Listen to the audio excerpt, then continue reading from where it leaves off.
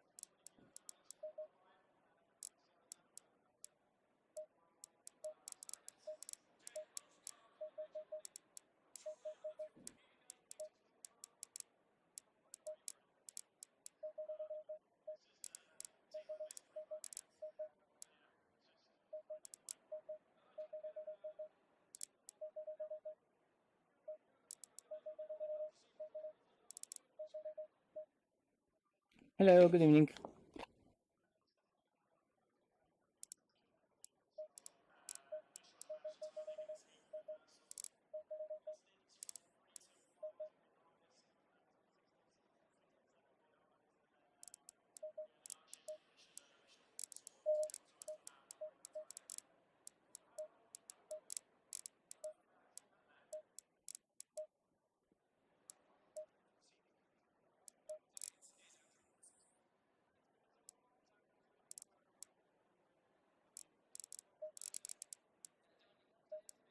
Okay, let's see. Hello everyone. I think I already said hello everyone. Never mind, let's get driving.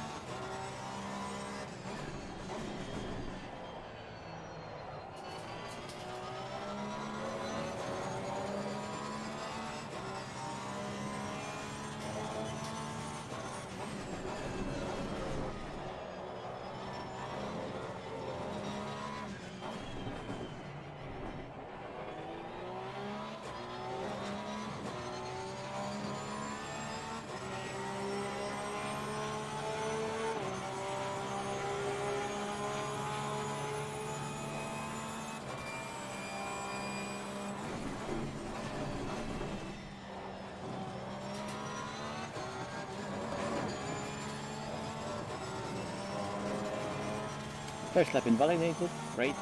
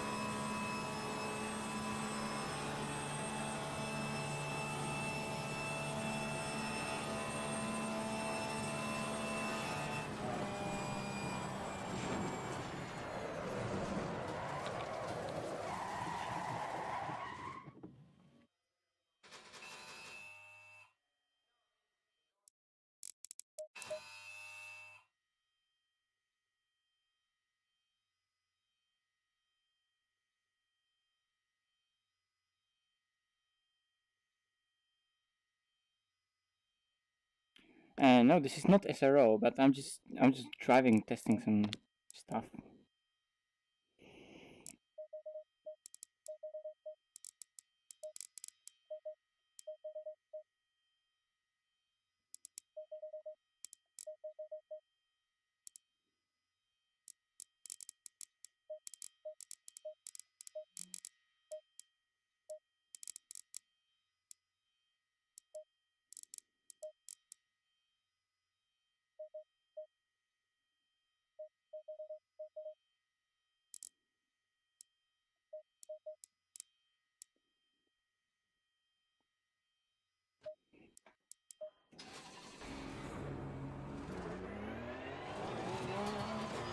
You all probably saw by now that lap that Rogers did.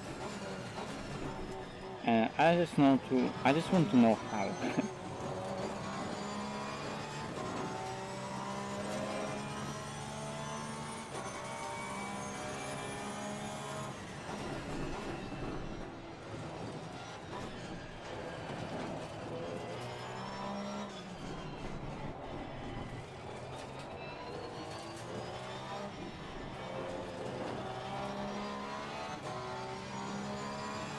Yep, the one.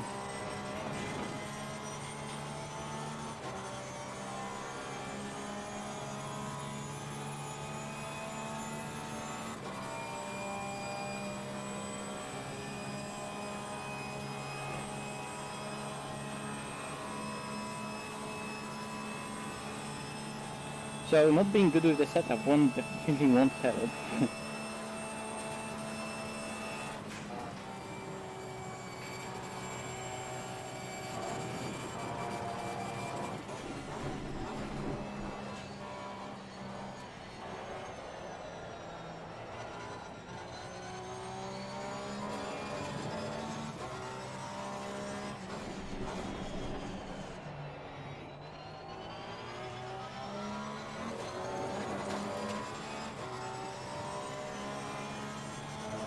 Nah, there's no racing. Hello.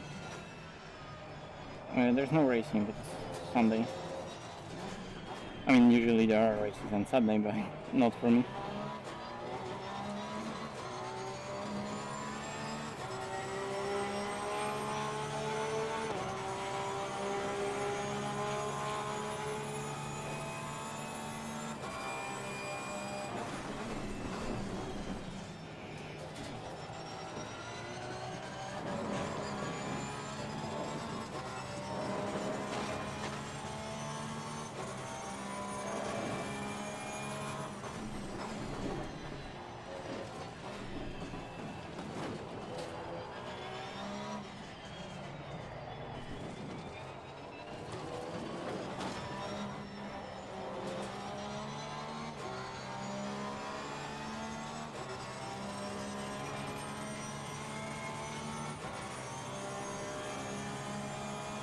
Yeah, the F1 race today was really, really good.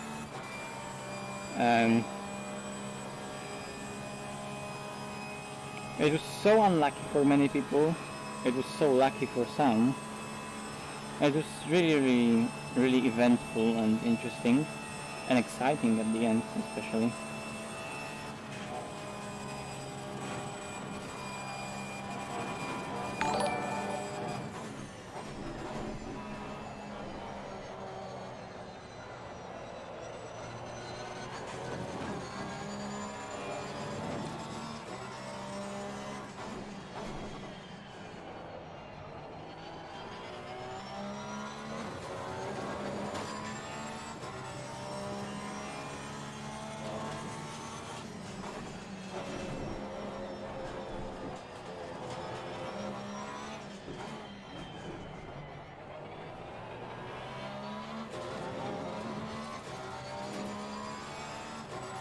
Thanks for subscribing.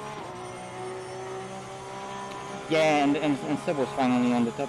Well, not on the top, but on the podium again.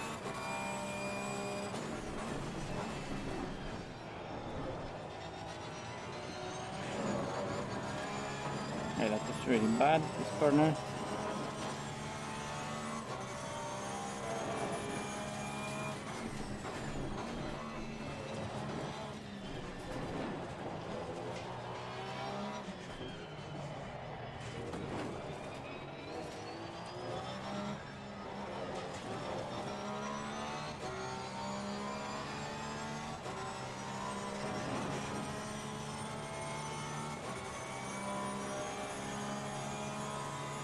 Okay, interesting. Really?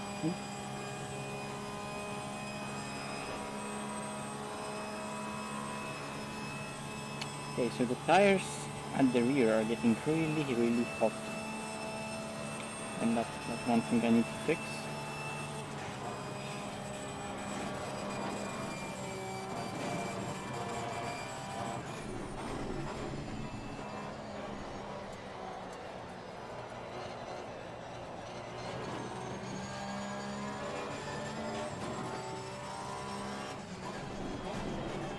Too much braking.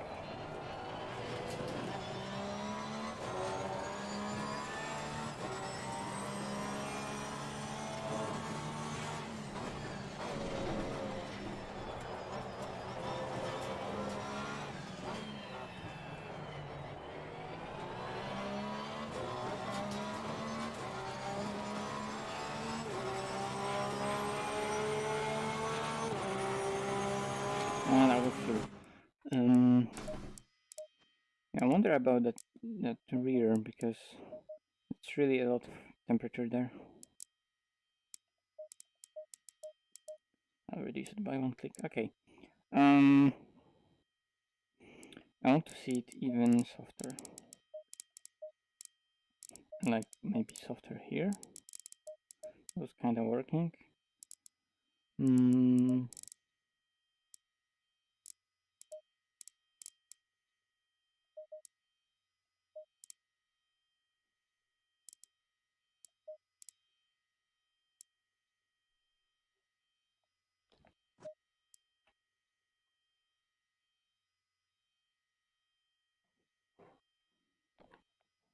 I don't know, let's see.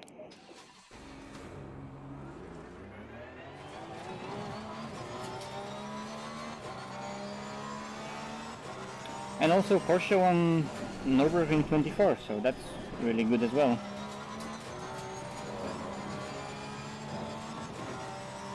Hello.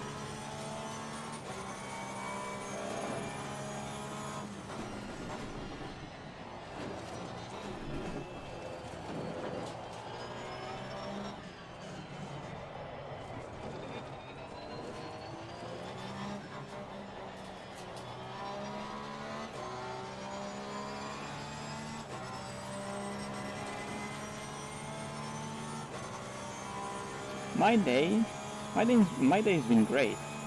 Mainly just watching F1 and 24. Although, yeah, it's a shame that Nürburgring 24 was cut short because of that long red flag in the night. So yeah, it definitely was a lot shorter than 24 hours. Still, it was a nice race, and Kevin Estra finally won. That's gone.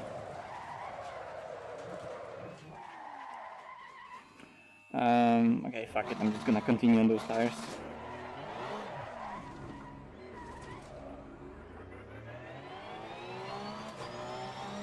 They're gonna be just so bad.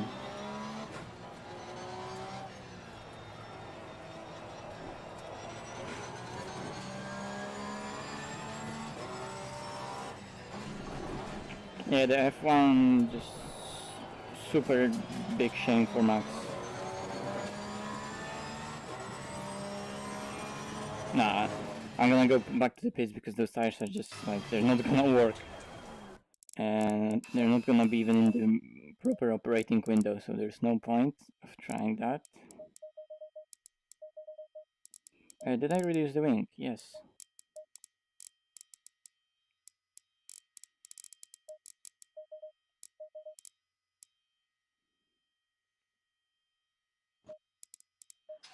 Well, you know, Lewis doesn't get any points because he fucked up turn 1, so the championship is at least still on. Because if Max wouldn't finish, and imagine if Lewis would won that race, the points gap would be again really big, and it would be really hard for Max to get those points back, I think. Definitely one of the best championship again, after really boring 2020 championship wise. although the season itself was really nice, especially in the midfield. 2020 was great. But at least the championship for the top, and that's finally great season again. Nah, I'm not racing. I'm just driving, testing some stuff, doing weird shit. But there are no races scheduled for today, unless I'll be like, okay, let's do something, and I don't know, I'll jump.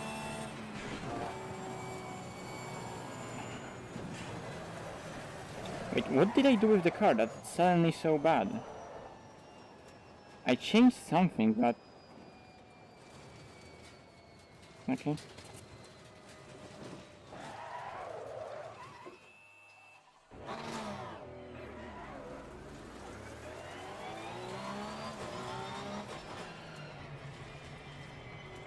I know! It's... it's almost a coincidence that I'm trying to drive right now in similar conditions in the same car at the same track with similarly stupid oversteer setup. What a coincidence, isn't it? Yeah, that lap was just insane. It was insane, but you also look at it, and it's so also unconventional. It's so different to what we used to seeing in ACC. Hello, Atta.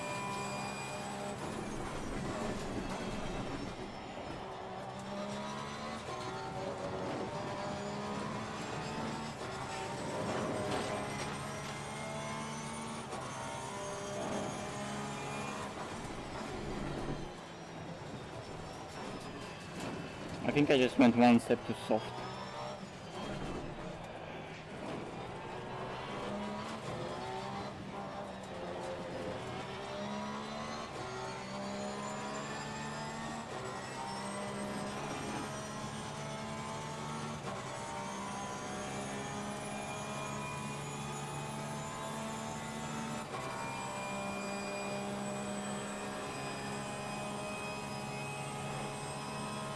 Well, my day for now is being free of disappointment and pain.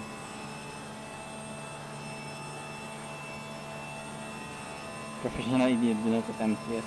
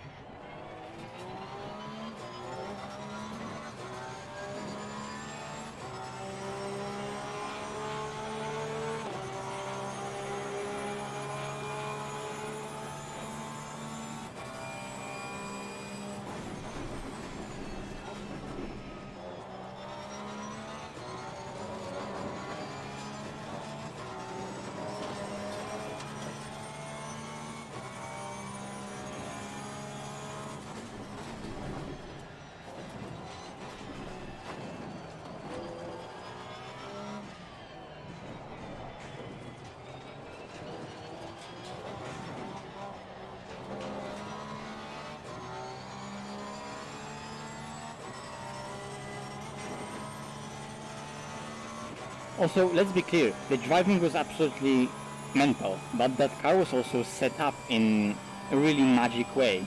Because, yes, it had tons of oversteer that had to be controlled, but no matter how much of that oversteer there was, it had to be set up in a way that it will be controllable. Okay, that was like... I just went too wide, okay? Look, and the guy is weaving! Why are you weaving, for fuck's sake? Capture that. We're going at 100 kph into the wall and he's just waving green flag. Ah, people.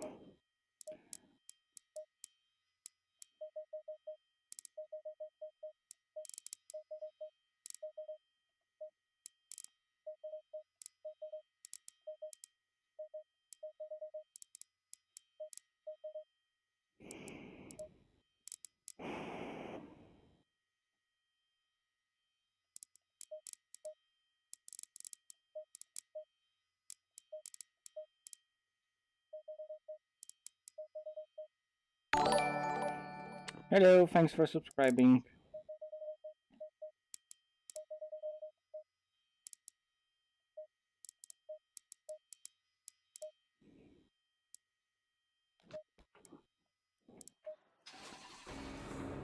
Because the rear was super unstable, but the front end of that car in slow corners was still so bitey. It was just turning in, and it had so much front grip.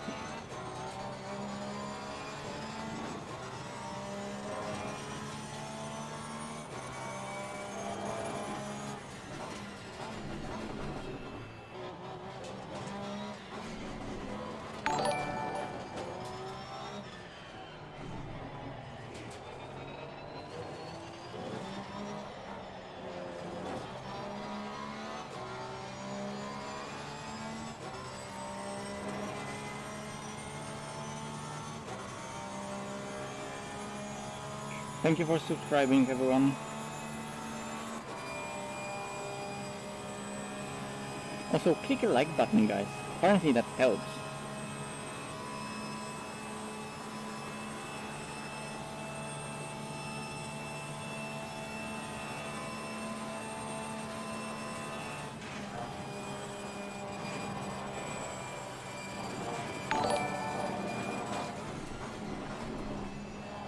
Oh yeah, it's time to add more wing.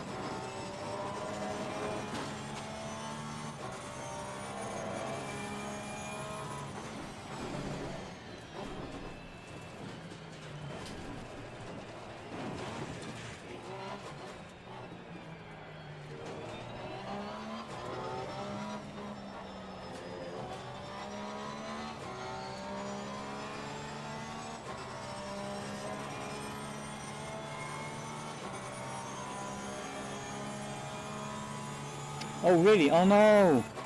Ah, that's such a shame, Chris. You know what's funny, Chris? Should I say that? No. I don't know. When you remember that season in AOR that I actually won because you had problems with the wheel, but you were absolutely monstrous. And you were so fast in that season. Anyway, by the way,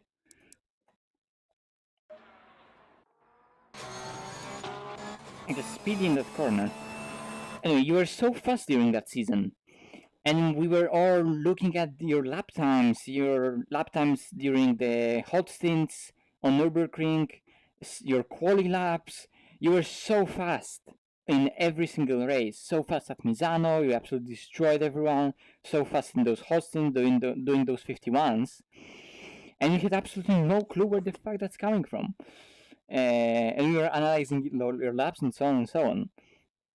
So it was similar to that we were looking at that Rogers laps and we were thinking like, yes, driving is amazing, and like your driving there was also amazing. It always is. But then you also look how the car behaves, and it was so different to what we are used to. And probably you and guys at GTWR, you're all really experienced and you have loads of knowledge and how ACC operates. But now we see Coanda, and they're on totally another level in how in depth they go into analyzing how that game works. And they're here, second proper race they're into, You can even see by their drivers, like they are, as an ACC driver or silver driver, that they don't even have time in ACC to even get like a license in game. And yet they're already at such high level. It's just absolutely amazing. Anyway, watching that corner, what was the speed I was carrying through here? Yep. Okay, so it was pretty nice. Thanks for subscribing. I'll actually just add wing. Also, I am second. I never was like top tier alien. Come on, like I have no idea why people think I'm good. I'm not. I'm not that good. Like I'm relatively fast, and I know my stuff, and I enjoy my Porsche, and I like to drive it, and I win some league races and so on. But like, I'm not like true alien, like inhuman skills like we saw from Rogers, right? 7 wing. We're doing 7 wing at PAUL RICARD.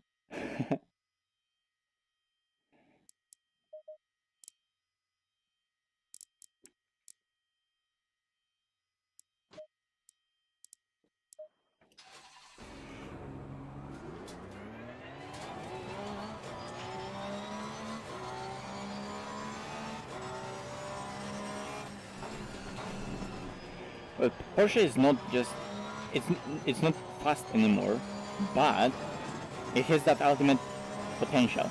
I'm interested in what would they do with that car if they would have to make a setup.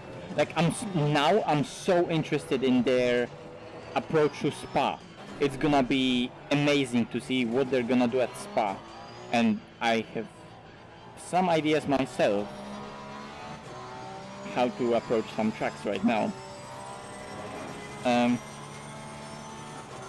Some new ideas that I will have to explore, but like, just imagine what could they maybe do with like car like a Porsche in like mixed conditions.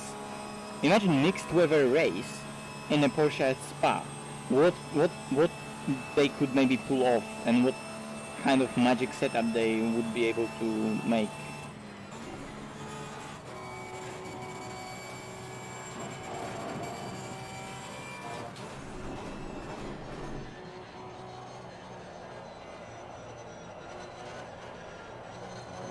Oh, okay.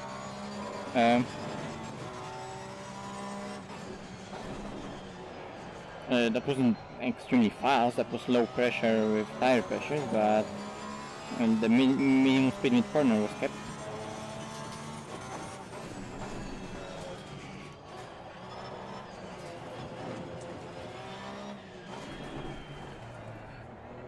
Yep, I'm Polish.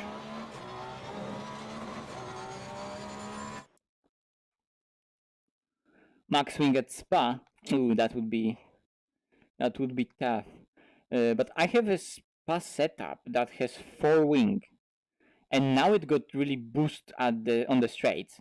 So I need to make a more aero oriented Spa setup, and 14 is definitely there. Polska górą.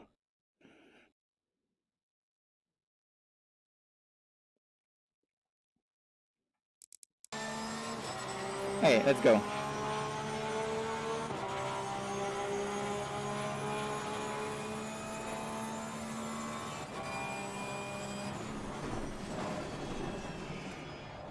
I'm braking too late. Imagine braking at braking point.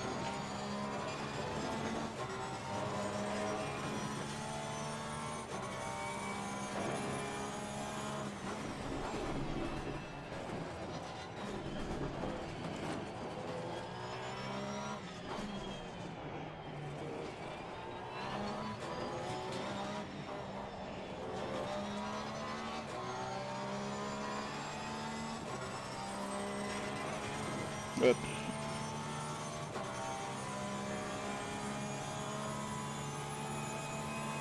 I'll send you later, maybe.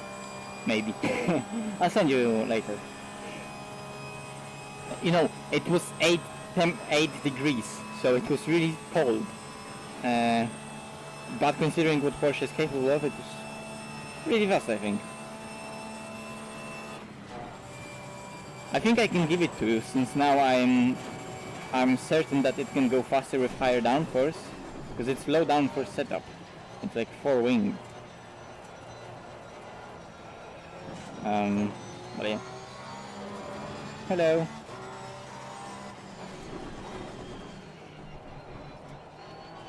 Chris, actually, one of those setups, yeah, that setup was like on one of my streams. I was streaming and I made that setup, and I just never shared it because I didn't want to share it. But like, if you really want that setup, I'll send it to you later anyway. But for anyone watching, if you really want my spa setup, it's somewhere there on my channel on one of the streams when I was making it.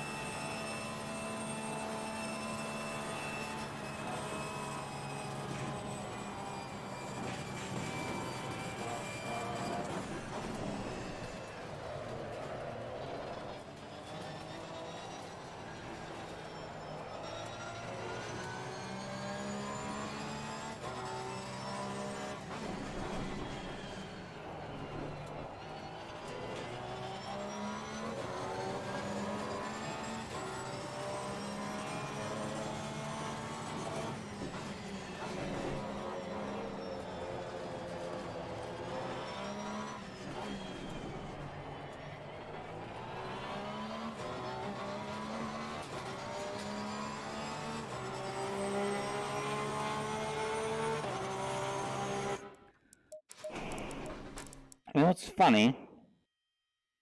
I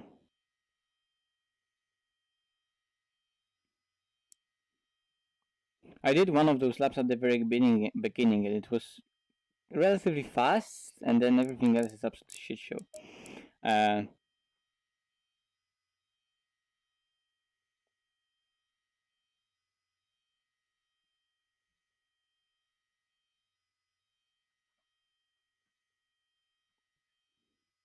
Yeah, AC. I think time trials for ACR season are before the season ends. I don't remember really. Wait, there was a question about something, so let me actually check it. Is racing in VR easier? It depends. Like with everything, it's just not like, oh, VR, it will make you faster. It's like direct drive wheel, it will make you faster. No, it's just different. It's lower resolution. You have more heat on your head because the ventilation of your head isn't as easy, so you get hot in it. It may be uncomfortable for you, uncomfortable for your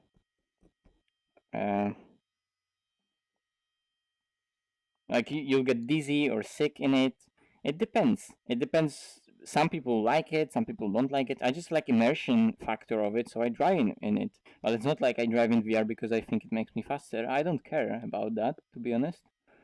I think that maybe it makes me a bit faster ultimately, as yes, there is some of that 3D perception. I can look around, but it doesn't really matter. People don't drive on single screen, and they are super fast.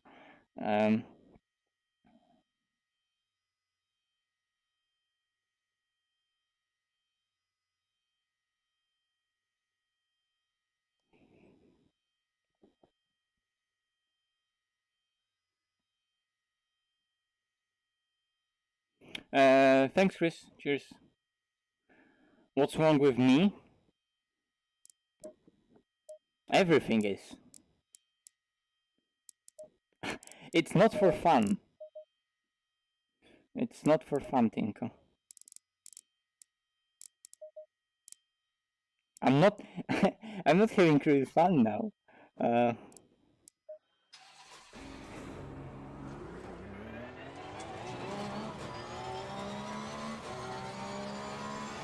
Yeah, I just realized that making a stream where I'm driving at PAUL Ricard could be, you know, a bit of a mistake.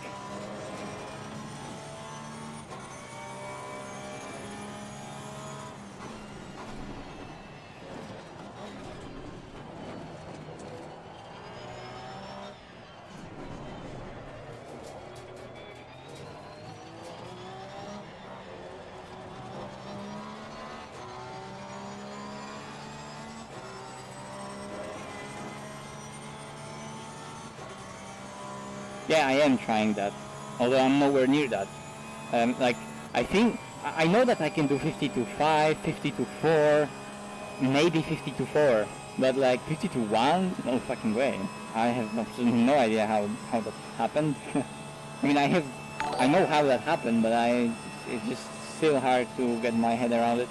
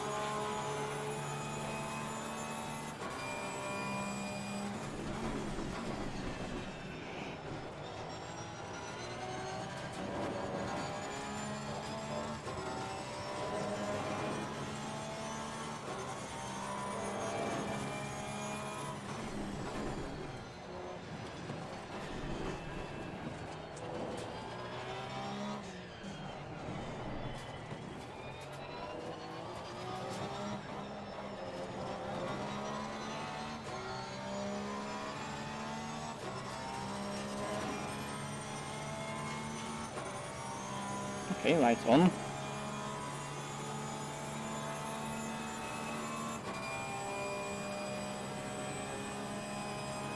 That felt like relatively decent.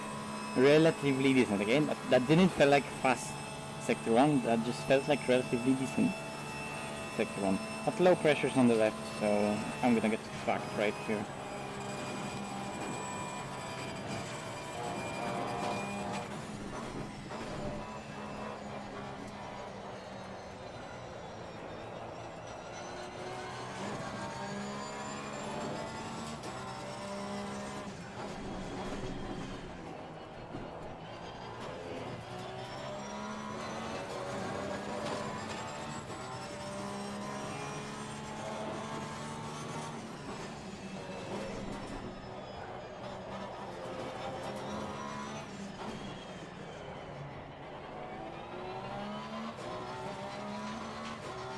Wait, what? I invalidated that somewhere. No. Okay. So that was 52.5.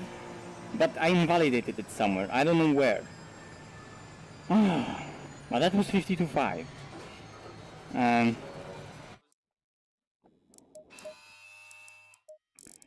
it was, yes! And it was really good first sector. Yes, finally, good first sector. So there is a time in first sector. In second sector, it was relatively good second sector. It's 17.17. People are saying it was 18.18 or 17.17. So I launched the session in a way, so it starts with 18.18 and it just goes into 17.17. So now it's just dipped from 1818 to 1717. That's what everyone is saying, that it was even 18 or 17. Niels in the video says it was 20, but everyone else says it's 1818 or 1717.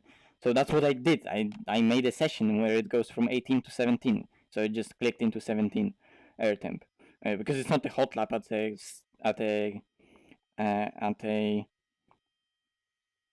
fixed conditions, which I could do on the server, but I don't have my own server, which I probably should do at some point, but I don't have that ability.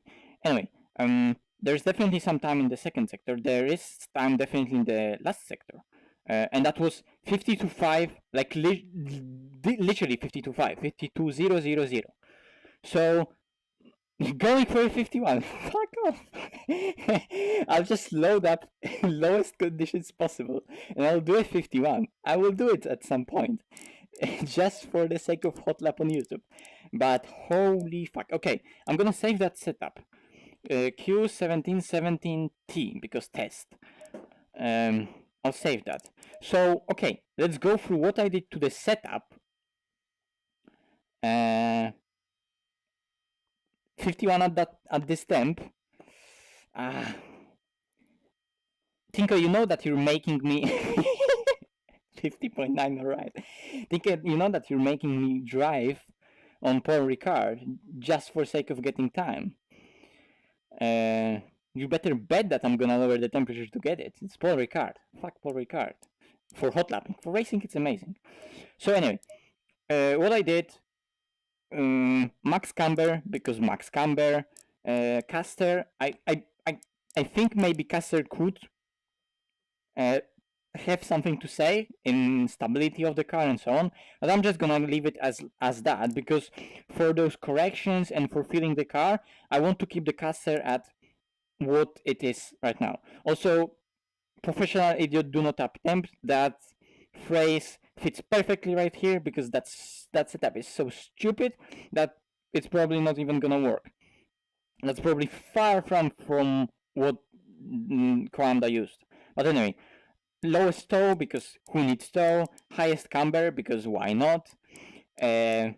Electronics, I use the same electronics as they used, and they work fine on PAUL RICARD, because you don't really need a high ABS, and that traction control on 1 and 3, I often use that for really fast laps on tracks where you don't necessarily need a lot of TC interventions, and also a lot, depending on the setup, some setups suit that, and some setups on the rear end is too peaky, and you need just higher TC1, so it engages earlier.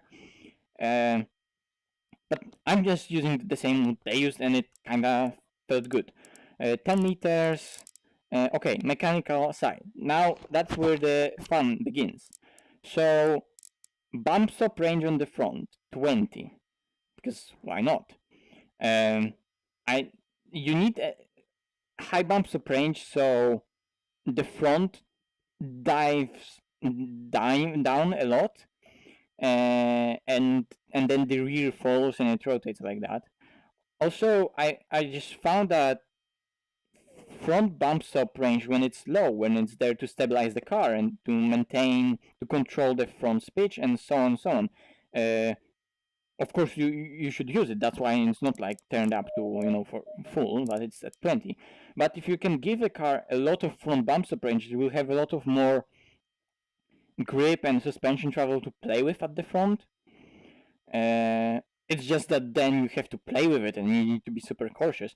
But it can use it and have really a lot of, maybe not ultimate grip, more of ultimate grip at the front, but it has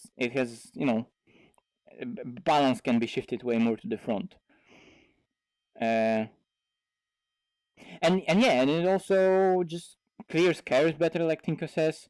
It just helps with the car's compliance, but then when you finally hit it, it needs to be maybe a bit harder. I don't know. Maybe I could try later with some softer stuff, but it's there, and when it's finally being hit on those fast corners, there I need it to be harder, so I made it harder.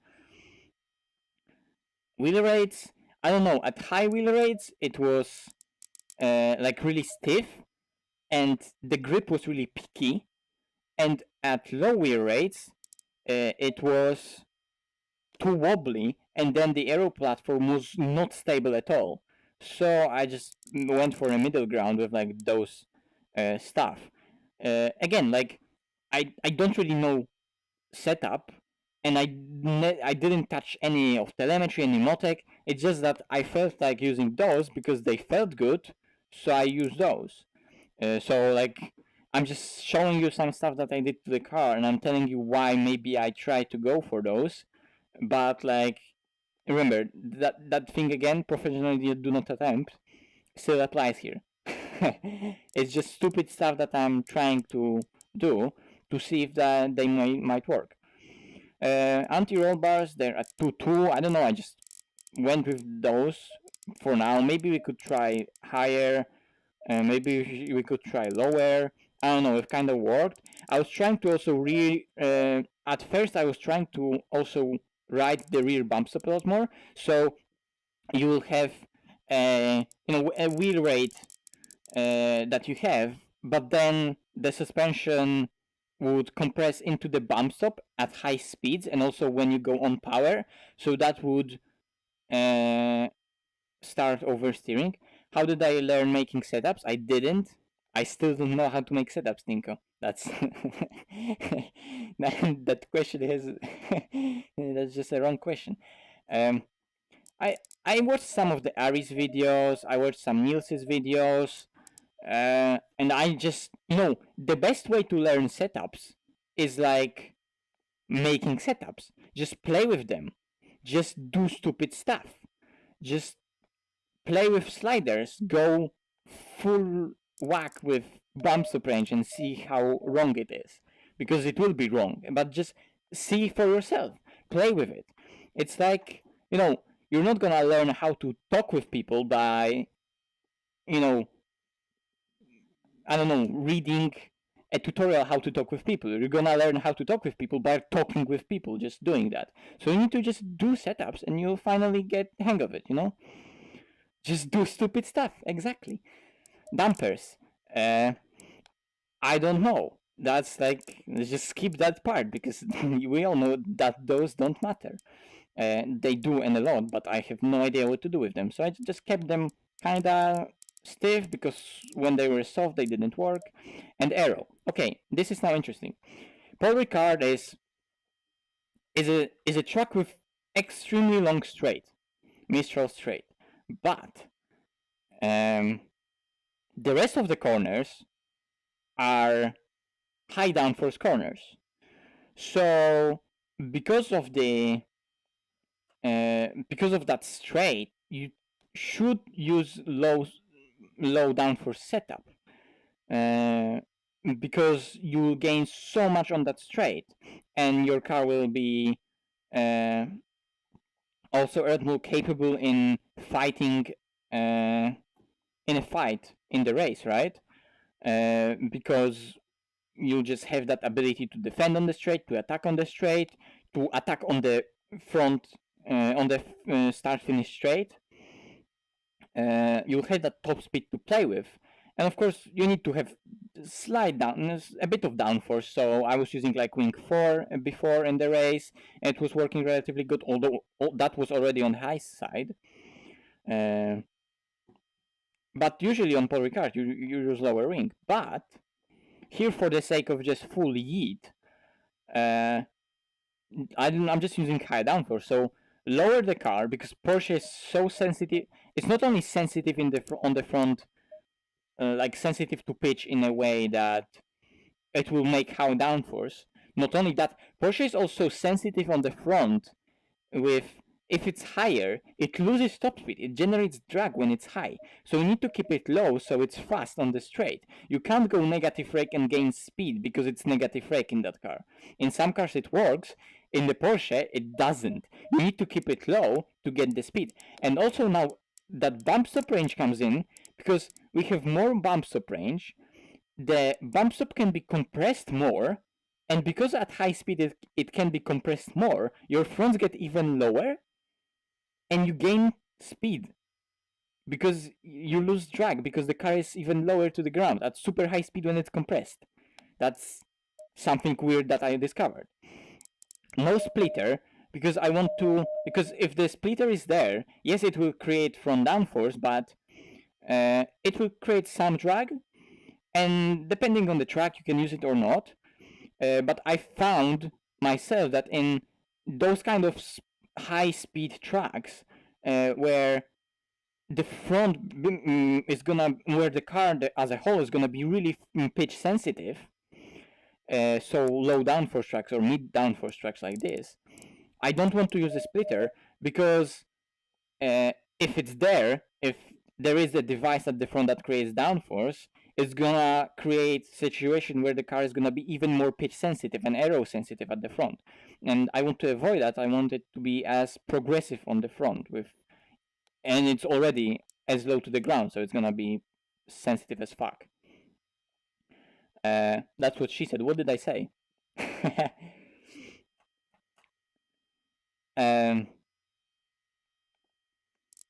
And at the rear, I just found that wing 7, I don't want to go higher than 7, to be honest. Wing 7, rake 66, that's what I am right now at. And that's where I ended up with that setup. That did the lap right now. But there's probably way more in dampers, way more... Actually, let's turn on Motec. So I'll be able to go to that later. And let's just drive more with that. But before that, I want to see that lap again. It was fucking invalidated. But I still don't know where it was invalidated because I'm almost sure that on the straight it wasn't invalidated. So it had to be in the third sector. Let's see. Bentley lap when? Maybe somewhere. Someone.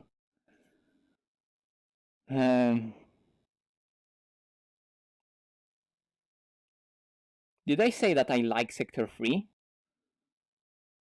I don't know. I like, for driving, that track isn't really exciting. It's just that that's where the competition was at, and that's where that super epic lap time came in, so that's where we are at. But Paul Ricard for racing is just nice. Oh, Ryan said Sector 3 is mega pog. Okay, so blame Ryan. I mean, it's not that bad. It's like Snetterton to some extent. It's just that this track looks shit. But the layout for racing is amazing.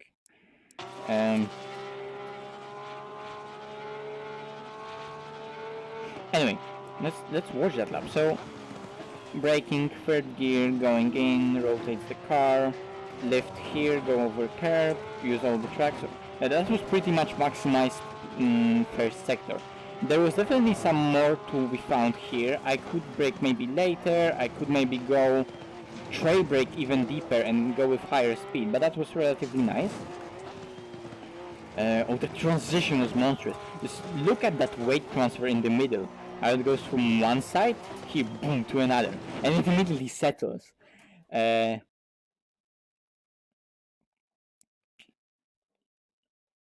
mean, I love Snetterton. I think Snetterton is way better track than Paul Ricard. It's just that some people put it in the same place as Paul Ricard in their, like, you know, where they think each track stacks up in terms of how good it is. So I think a lot of people put both Paul Ricard and Snetterton in the same place because they're just difficult tracks to drive on, and there are also tracks that people are not familiar with and are full of weird corners and really quirky corners, you know? And people don't like that. They want to feel good on the track. And like me personally, I love Snetterton. In my opinion, Snetterton is one of the best tracks in ACC. And Paul Ricard is not one of the best tracks in ACC even to drive on. It's good to race on, but Snetterton overall is amazing. It's way better than Paul Ricard. But for some reason, people put Snetterton in the same place as Paul Ricard, and I think it's just because I don't know, people don't know even Snetterton, so they don't even know how to drive on it. But it's amazing if you get the flow.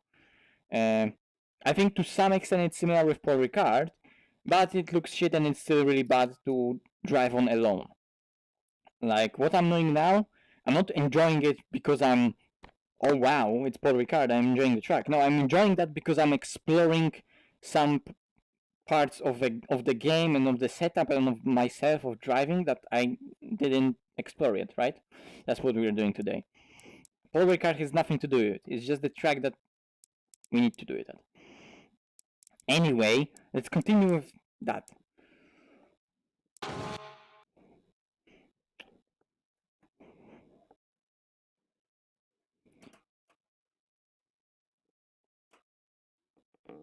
Snetterton curbs aren't that bad.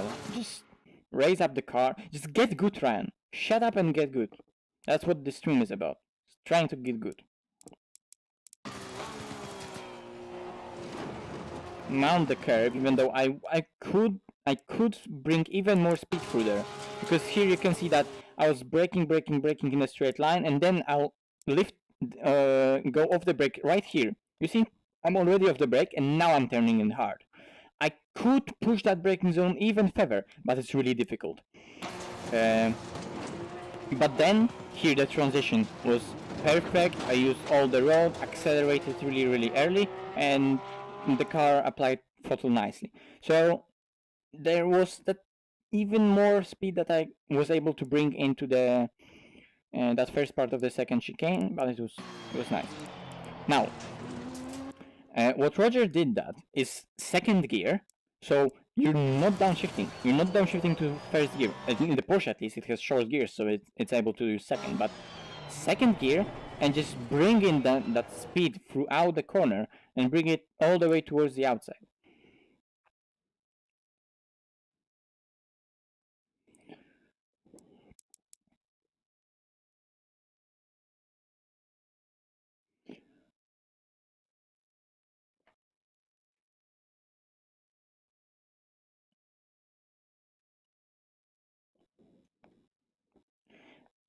Again, guys, I'm not saying Paul Ricard is nice track. It's nice track to race on, but as a track, it's bad. It's like to drive on, it's not really interesting. It looks shit. And like day racing at Paul Ricard is just weird and bad and awkward. But night races and racing in the pack, slipstreaming on the straight, amazing battle opportunities throughout Sector 3 and Sector 1, it's nice. But for driving alone, oh my god, fuck that track. It's like, you can hate it, and I understand it, because I also don't really like it for driving itself. But for racing, it's amazing, and there's no denying that. Unless you hate that track so much that you can't even be bothered to drive good in the race, and then you struggle, so you're just bad at it in racing because you didn't prepare, you're driving shit because you don't like the track, and it all builds up to your frustration. That's what can happen also. But objectively for racing, it's good.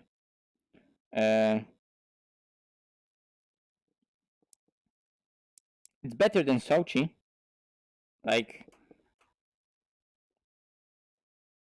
let's think about Paul Ricard and Sochi. And also remember that F1's version of Paul Ricard has that stupid chicane in the middle of the Mistral Straight, which ruins everything. Because the whole point of having that straight open is making that track be one fucking long straight, and then the rest of the track aero stuff. It is better than Sochi. Sochi's... What? No, Tinko. No. No. How can you say Sochi is better?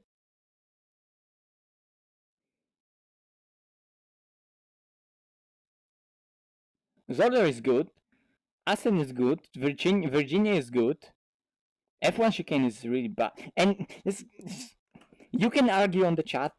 I go back to the lab. Anyway, second gear here, and just bring that speed into that corner. And then accelerate as early as possible and use all the road. Was that maybe a place where I deleted the lap? No, it was all within the track limits. Okay, so now you go as much to the outside so you can open this corner. And now you need to go off throttle to so the front bites. You move the weight forward, the rear rotates. You can climb that curb just a bit, but then you need to start accelerating as early as possible. I mean, that's basically a carbon copy of me describing my lap, how Niels did with Joshua's lap. But you can see already accelerating, traction control working, but that first initial acceleration zone is like almost in a straight line, right? So, boom, get into the corner, and then accelerate, initial acceleration, apply the traction, and go out of the corner, but then, again, go back to the inside because you need to prepare the exit, so you apply the throttle, get into the correct line and path that you're gonna take through those S's, let's call them, onto the straight, and take the path of least resistance here. Because, for example, if you would apply the throttle really early here, but not come back to the inside, you have to scrap so much speed out of the car again, coming onto the straight. It will be just not worth it. So it's that balance between here going as early on the throttle as possible, here, but then getting back to the inside relatively quickly, so you can do the transition and accelerate on that path of least resistance, right? And that's how you gain the speed in Sector 2. Because remember, Sector 2 begins right here. That exit is already Sector 2. Sector 1 ends after this corner. So you go through this corner, this is still Sector 1, and Sector 2 begins somewhere here. And the Sector 2 is about accelerating here and going and maximizing this corner, but also in a way that you can carry all that speed throughout the straight. And your Sector 2 time will be not only the straight, but also the exit. And Porsche can gain a lot on this part. Up to this point, the Porsche can gain on literally every other car. If you get the exit right. It's also a car where it's really difficult to get that right, unfortunately. But if you get it right, it can gain on pretty much every single car up until that point.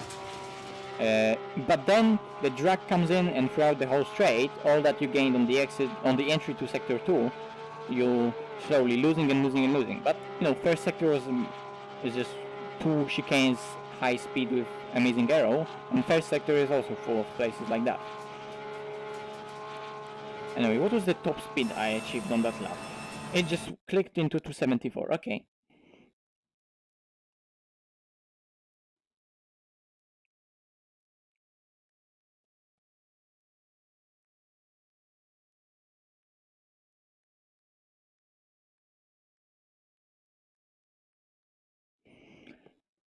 Look guys, we're just arguing which shit track is more shit. They're all bad. Like, I'm not saying Paul Ricard is amazing track, it's just bad track that happens to be good for racing. But driving on it is still a pain, and it's not really nice. And as an object, as a track, as a place, it's not really nice. It's flat. It has those stripes that not many people like. But as an event and as a racing venue, it's not that bad considering the racing that it provides. But the track itself is shit. But like Sochi, this is really shit. Never mind. That corner. Brake, immediately on throttle.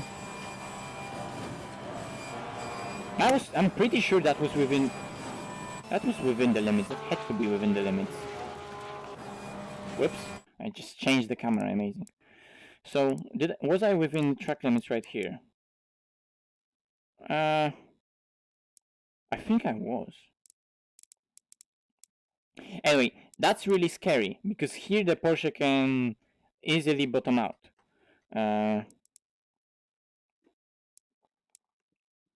right here. Whoa! Why is... Okay. My free camera was like stuck. So the project could bottom out right here on those high curbs, because you put all that load into the front of the car, and the front can bottom out, and you saw that on Niels's stream, not stream, on Niels's video, on the analysis of that what happened. And it happened to me to a certain extent also here. So it's really, really difficult. If you're gonna get over that curb especially, oh, you're gonna struggle. So you can maybe touch that curb. Like it's hard to really decide what you should actually do here. Because if you go over that curb, thanks for subscribing, if you go over that curb, you could maybe get some additional rotation, but also it could totally stall your front aero, make the car jump, and it won't settle down again. So you really need to be on top of the car. Because here, you'll have a moment like this. It bottoms out, and you can see, it bottoms out and goes up, it washes out, but then it needs to be settled.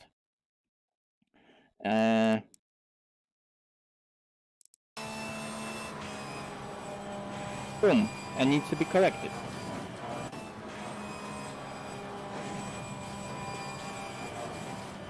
Anyway, this corner.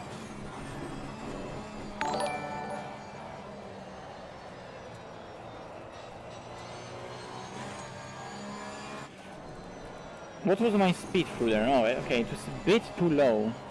It could be a bit higher. Yeah, it could be higher. It could be higher.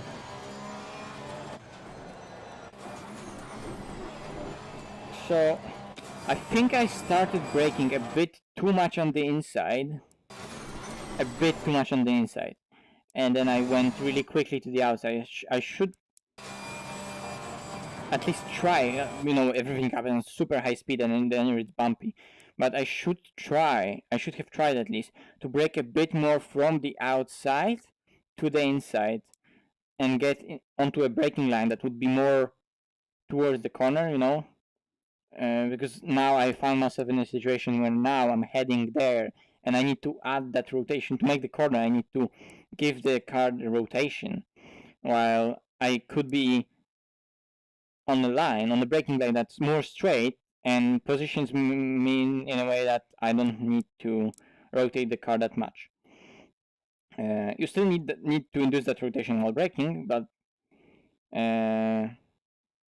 then you can see I immediately go from oversteering to just using the fronts, and it should be more balanced throughout the corner. And there, because of that understeer that I later got, because like I used a lot of rear rotation in the entry, but then I didn't really have it throughout the rest of the corner. So I should go with the line that would be more stable here, but then also I would have more confidence to continue with that rotation throughout the corner. And here I just settled it down and used the fronts. And then I just had to wait with the car a lot for the fronts to do the work. Nevertheless, the line was nice. At least after that braking, that could be altered a bit. It was still good, you know, from the outside to the inside, to the outside, to the inside. Wait on the throttle and use all the exit. You could use even more road there.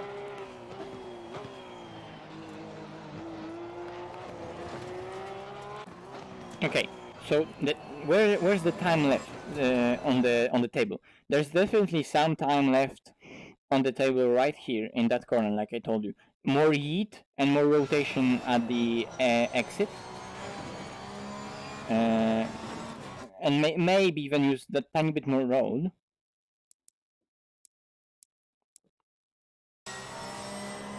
I can't open the HUD because I'm in VR. I don't know why, but in VR you can't open HUD and you can't show braking inputs. So you'd have to go back in the stream and watch the lap later.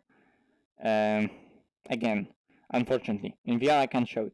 Maybe I can go back to watching the lap after driving, when I'm gonna, I don't know, go into Motec or some shit. I don't know what I'm even gonna do later. But anyway, this braking zone right here is super tricky, because again, it's a braking zone where you can't really slam on the brakes, but you know, you want to brake as late as possible, so you need to brake as much as possible, as late in the corner as possible, but the corner itself doesn't allow you to fully slam on them, because it bends, so you would either lock the tires or lock the rears, lock the fronts, go and use too much of ABS. You know, you need to distribute that grip that you have available for both turning and braking. So you need to be a bit easier with the brake right here. That's also what Niels pointed out on his video. So, you know, 80-90% of the brakes and trail brake deeper into the apex. With the Porsche, especially with setups oversteer like that, that can just then rotate throughout the corner and then complete that rotation at the end, because it just wants to rotate, you can stick to the inside. So you'll stick to the inside here immediately. I went a bit too wide, to be honest. I could transition to the inside a bit earlier and then brake more in the straight line and deeper, but I stayed just a tiny bit too much towards the outside. Then I wasn't able to brake hard enough, but at the same time, because I knew that, oh, it's a bit wrong, I made that braking way earlier, and therefore I also stopped braking way earlier. So you can see that I stopped braking way before the apex and way before where the point that I'm able to go on the throttle. It's really long corner, and it's hard to judge when you can go on the brakes and when you can go off the brakes. And also, because the trail braking and managing the front grip is so hard here, you know, the same braking point with different execution of the braking will give you way different end product and end car's position at the exit. So it needs a lot of precision here in how you position the car, also precision in how you're gonna brake, and if you're gonna do it too early, you're just gonna lose time and you'll have to wait throughout the mid corner. If you're gonna do it too late, you're gonna either ruin the whole exit, or you're gonna lock the car, it's gonna spin, it's gonna go wide. It's really difficult corner. And it's so long, so it's also hard to judge. But this braking here, it could be more straight and deeper. So more to the inside, straight, deeper, then get that rotation and similar exit, but without touching that curb. And you know, the exit would be also a bit straighter, with that rotation that would be not here, but just tiny bit later in the corner, you know? And the exit would be more straight. So there was a time left. On that 50-1, Rogers also had definitely even more oversteer setup, that's for sure, we know that. Here, avoiding the curb, I was testing a lot of stuff, using the curb, not using the curb.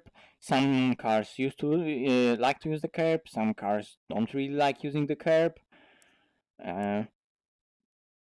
Some setups will, you know, will allow you to use the curb and rotate the car. Some setups just will unsettle the car, and yes, you'll kind of go through shortest path, but you'll have to slow down or settle, or again wait for the car to settle after it goes through a curb. So avoid it at the start, then you can cut it a bit, you know, to make the shorter line here and transition to the left of the track. And then the braking. Here I think I slowed down a bit too much. Also, you know, I had to. I didn't have that much rotation in the car, and I would be able to induce more rotation with better trail braking. I probably didn't trail brake enough, but here, again, you need to brake late, but to brake late, your trail braking needs to be so precise, and here you need to make a perfect trail braking up into the apex. And then, of course, immediately on the throttle, release the steering, open the corner to the exit to accelerate straight out of the corner, because you know, you have the straight after the corner, so you need to maximize the exit. And that was 52. 5. Where did I invalidate it though? So it was either this corner on the inside, we already covered that. This corner, mid corner, no. On the exit, no. On the exit here, I don't think so.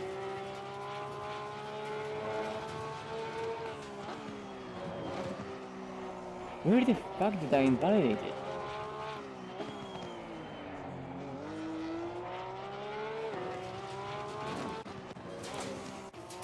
I'm almost sure it wasn't invalidated.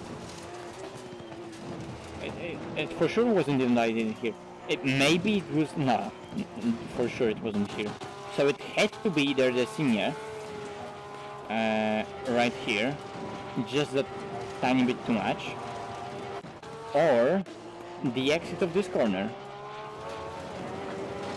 Maybe it was. I don't know.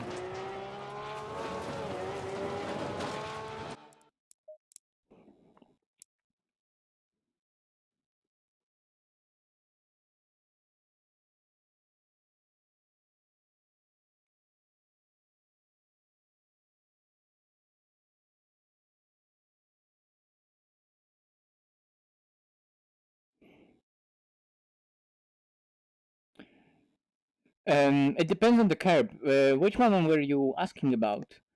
But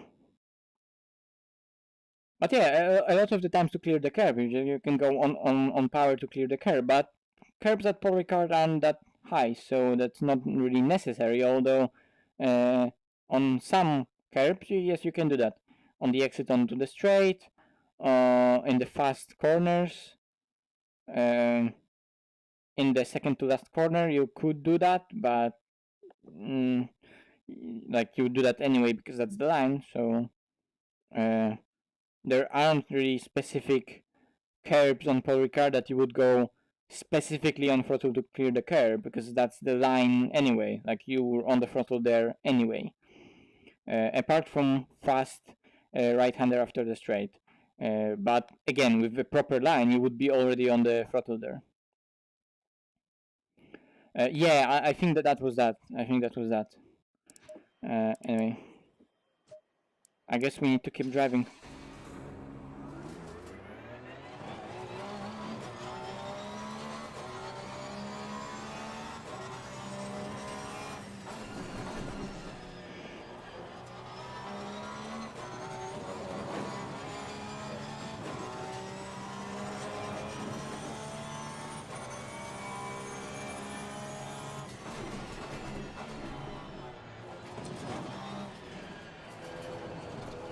Oh, okay. I don't know the names on PAUL RICARD circuits, so...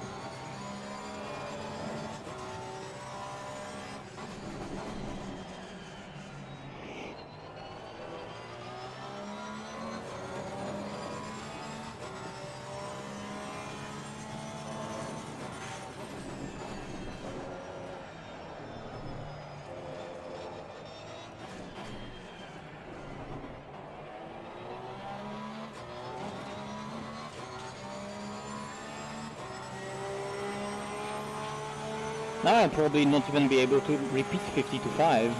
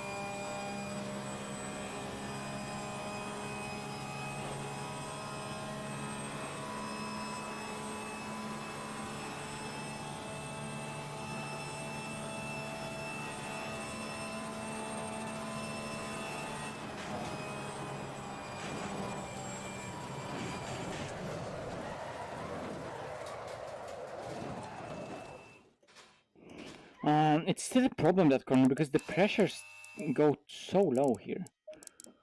I need to up them a bit, because it goes so low, there's just no support on the outside. And to heat up the tires a bit more, and also throughout the rest of the hub, then it's super hot. And throughout the straight, that one outside tire goes so low in pressure, and gives you no support to senior.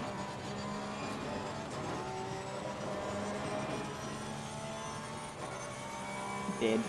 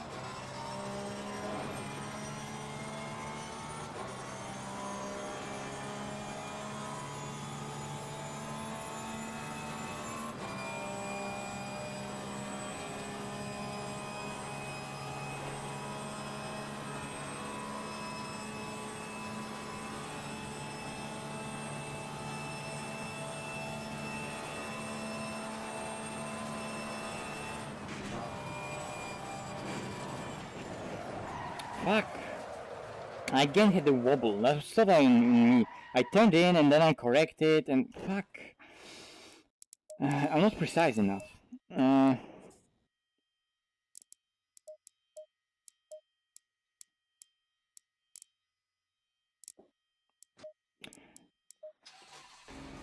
That's times 2.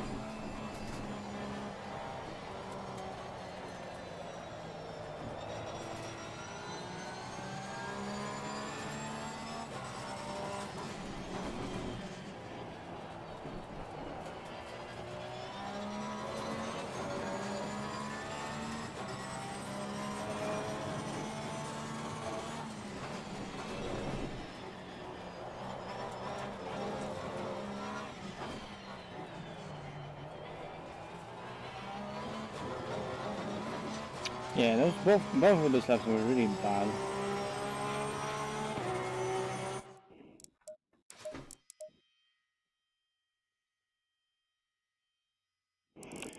Interesting. The second sector was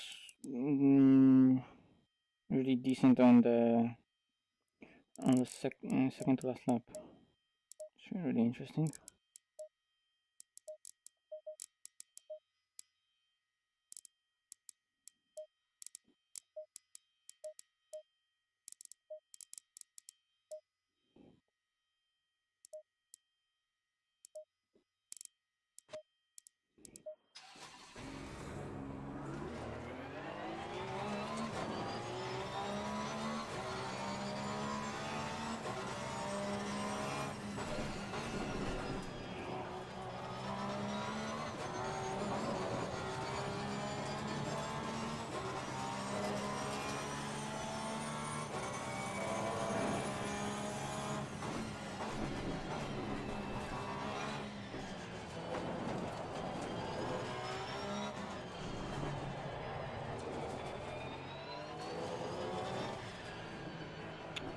Well, what do you mean by that bad? Like, you know, there's no context to that question. It's not the best car out on Spa, but it's also not that bad. It's worse than others, yes, but top speed is also always gonna be lower. There's, you know, lap time is also lower. Holy fuck.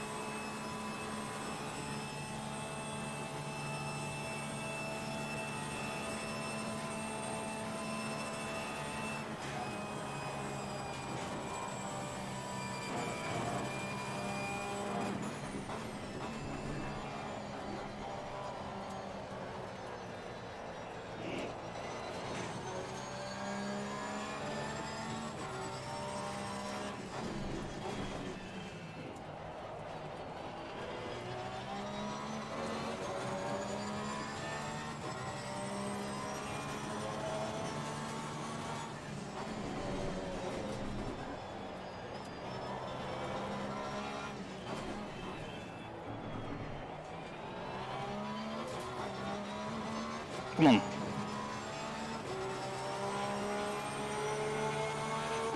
No, what? I thought it would be faster. Okay. Hello. Thank you. Thank you for subscribing. No, that felt faster. Okay. Okay. So I lost in the second sector. So in the second sector, I lost the whole 2/10, and I lost a. So I got personal best third sector. Temperature also dropped by, but I lost in the second sector. That's interesting. I want to check that right now, because on that invalidated 52.5 that I did, where was it? Here. Okay. The middle sector was 32.1, but here I can see that there's the whole 10th in there. And there's definitely a 10th in the first sector, there's no denying. But the last sector was... there's definitely something in the last corner. It felt nice. I want to check out the replay. Temperature dropped.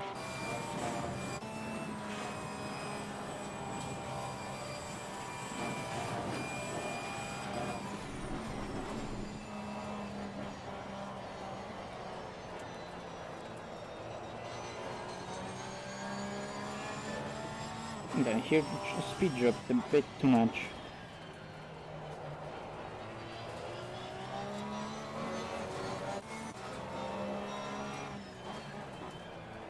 Oh, and there I lost the time on the entry.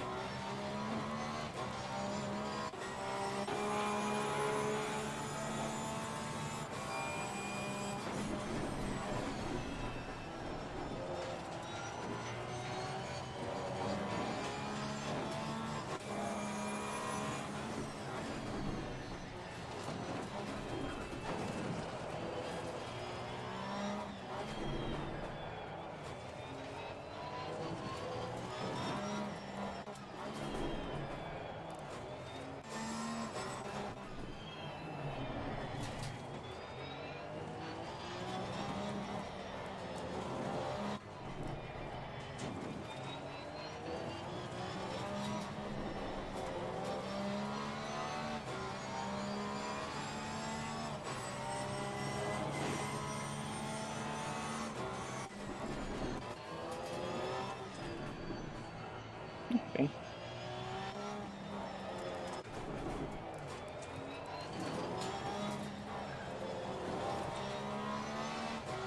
Yeah, a bit too late. Okay.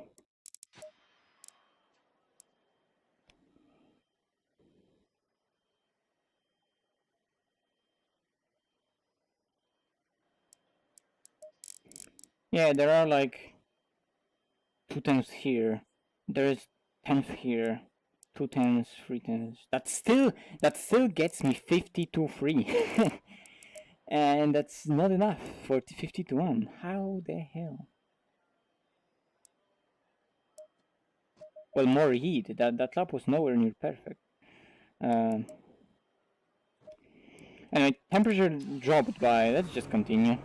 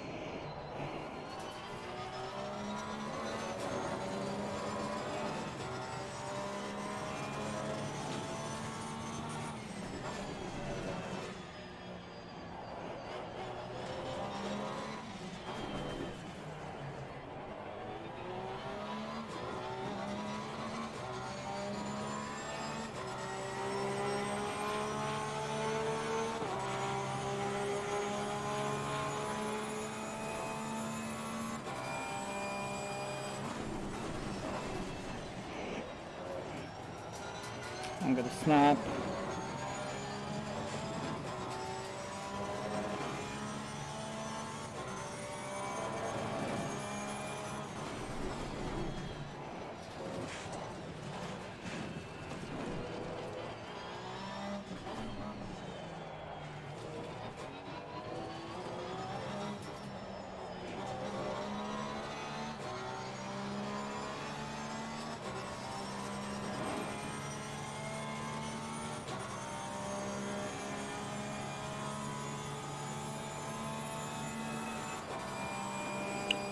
I want to check something though. On that lap before, right now, on the outlap, the double left-hander felt nice.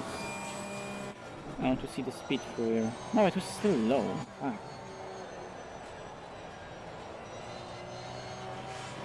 Well, it was not bad, I guess.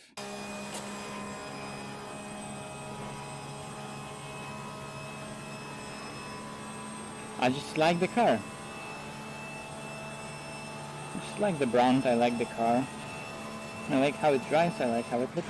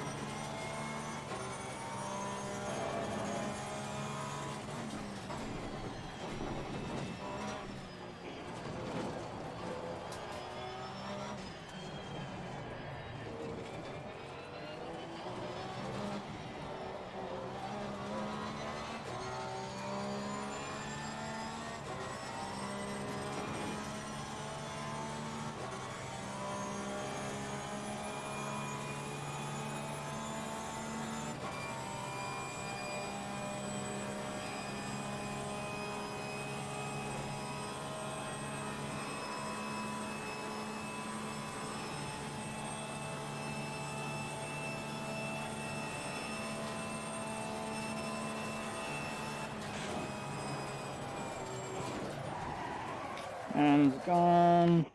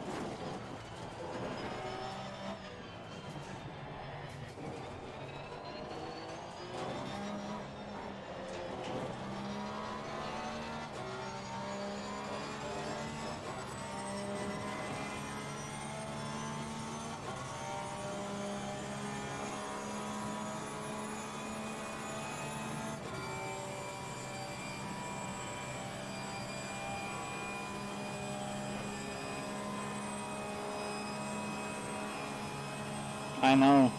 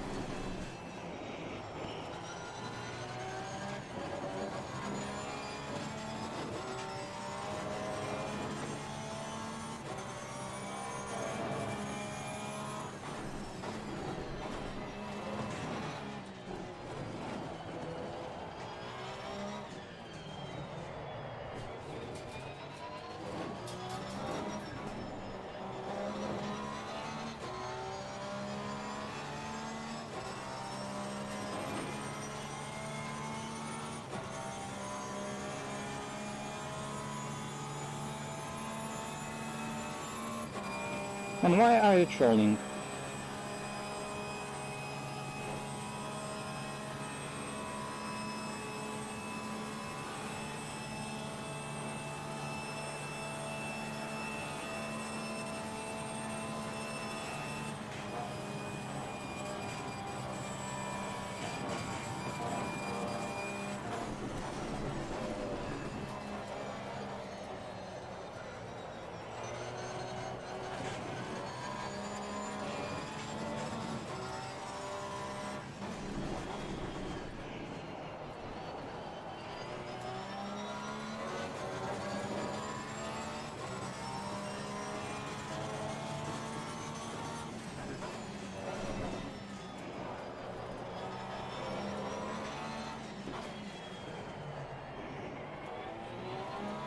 I lost it all on the last final corner, just bottled it.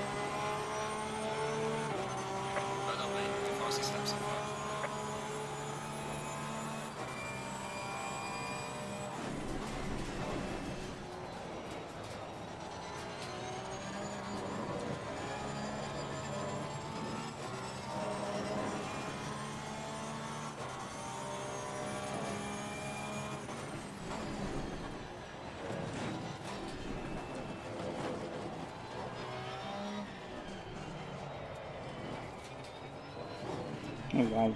Okay.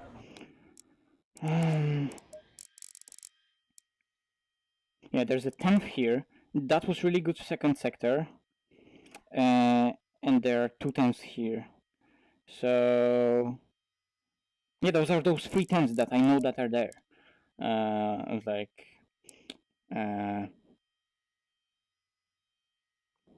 yeah. I need a second, guys.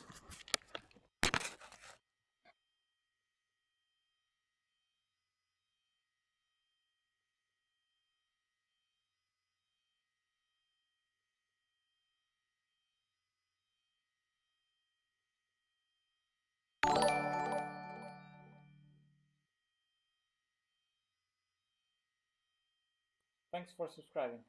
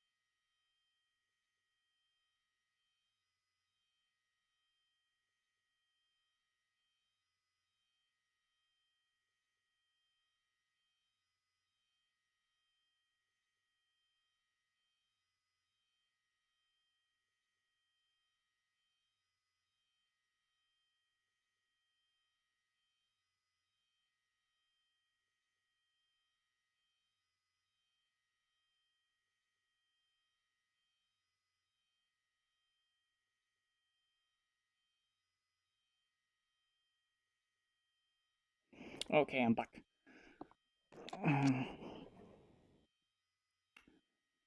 So yeah.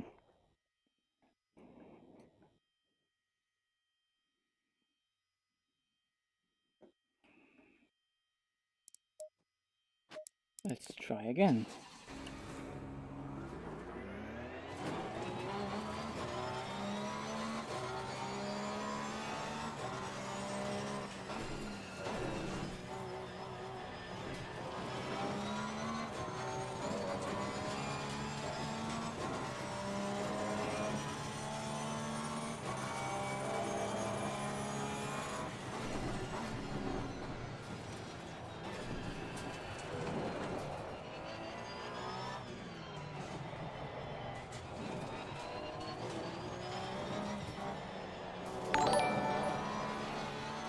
Thank you, hello.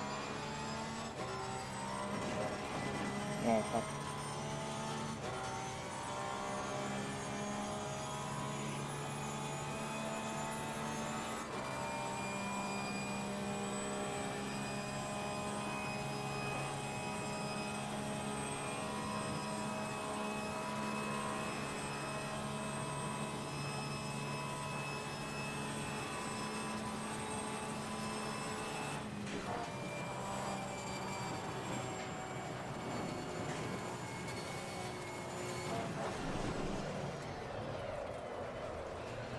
Oh my god, it just snapped.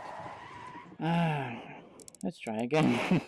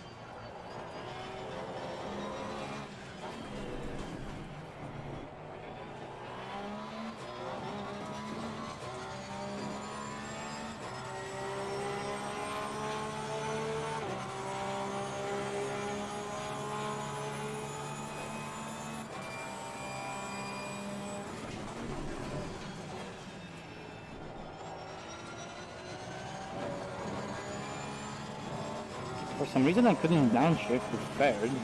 That was weird.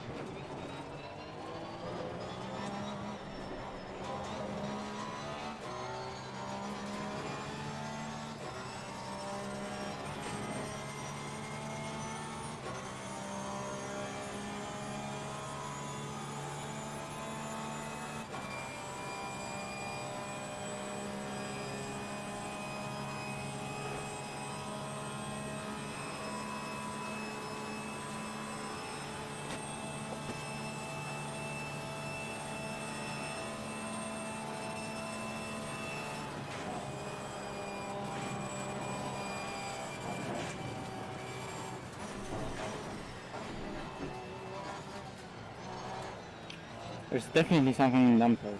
Oh my god. I just realized I should maybe try to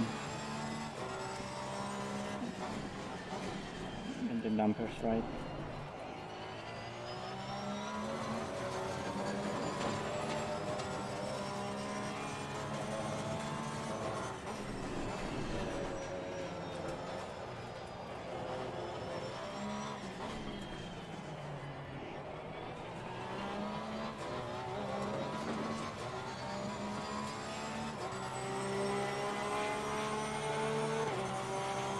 It depends.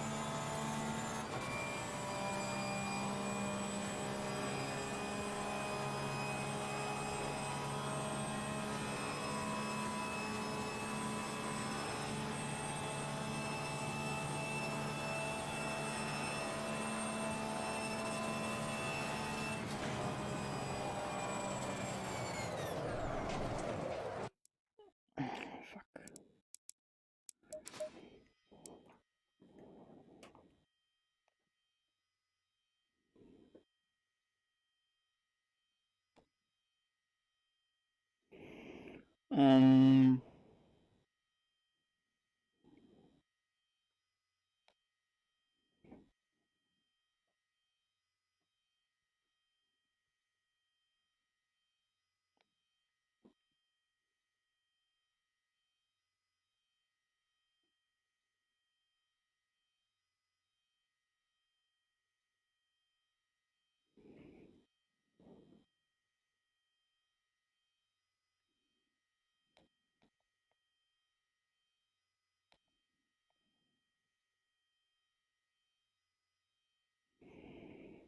never mind.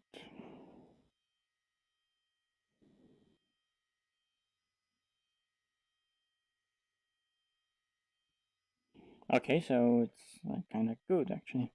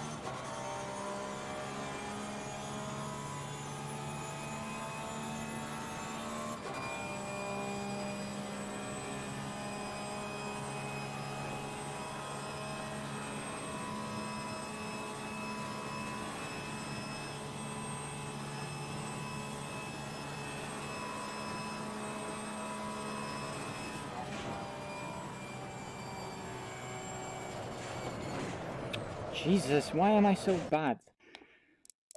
I'm not even focusing right now, like trying to drive like a robot that doesn't work.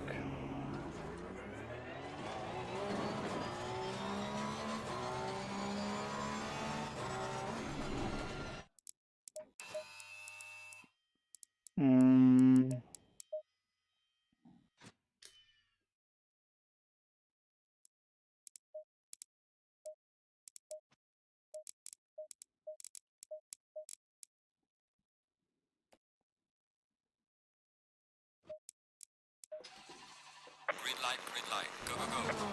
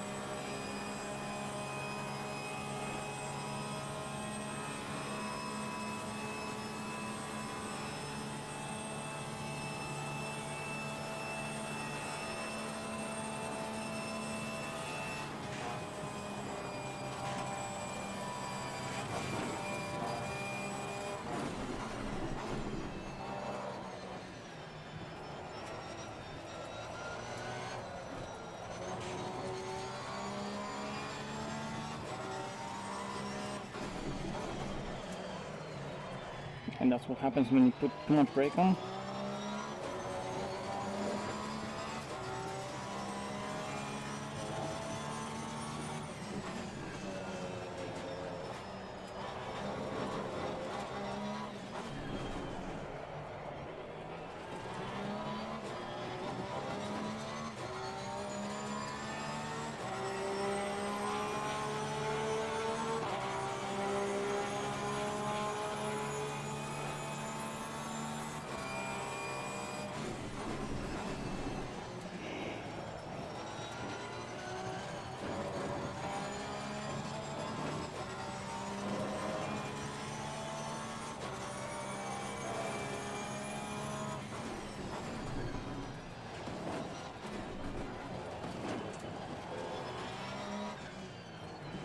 fuck.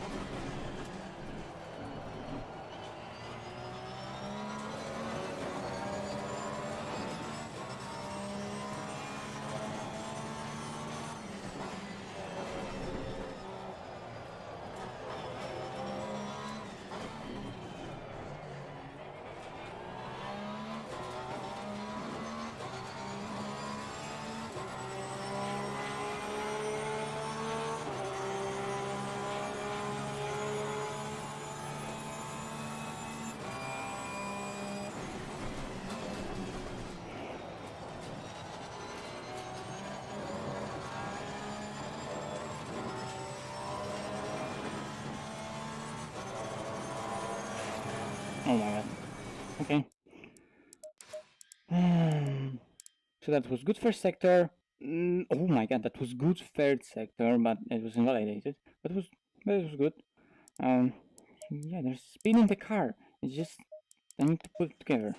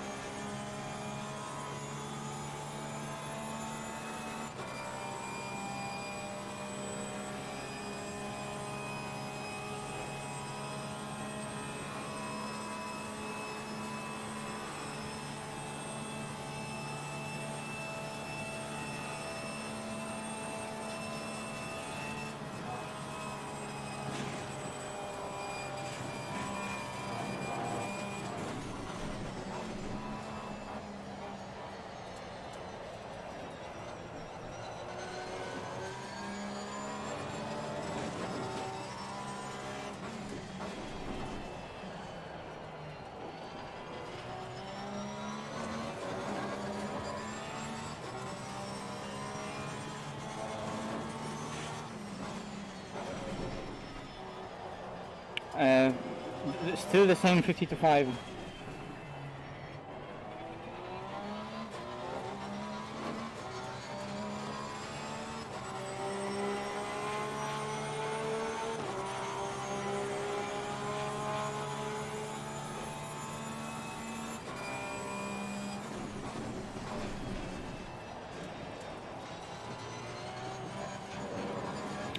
This setup is understeering.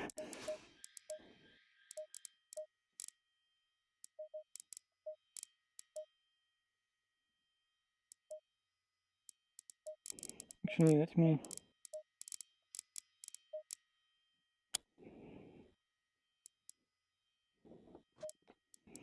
What do you mean not bad? Where the fuck do you think are 4 fucking tenths?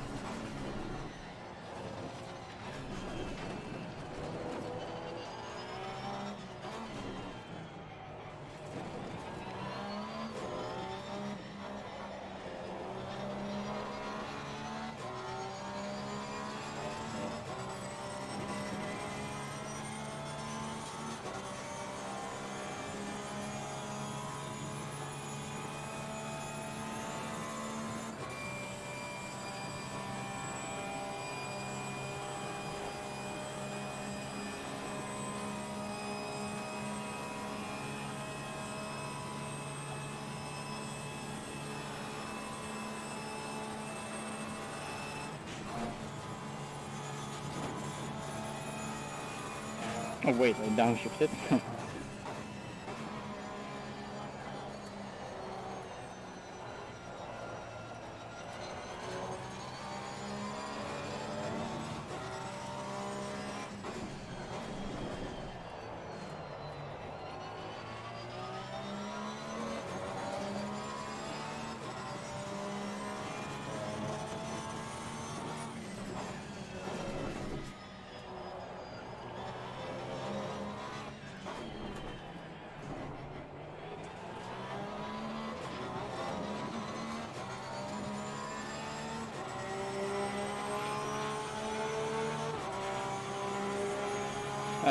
I didn't get it to look nice. It doesn't look nice.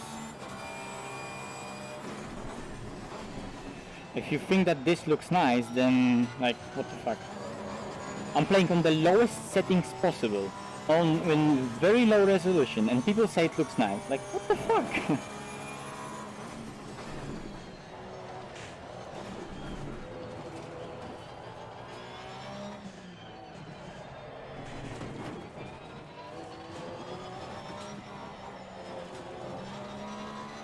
And at the same time, people complaining that the game looks shit and blurry are like, yeah, it looks shit and blurry. Then again, I'm playing on low settings, and people come to my streams and tell me, oh, that looks nice, how did you get it to look nice? I didn't, it's just lowest quality. It's literally lowest settings apart from post-processing, lowest possible.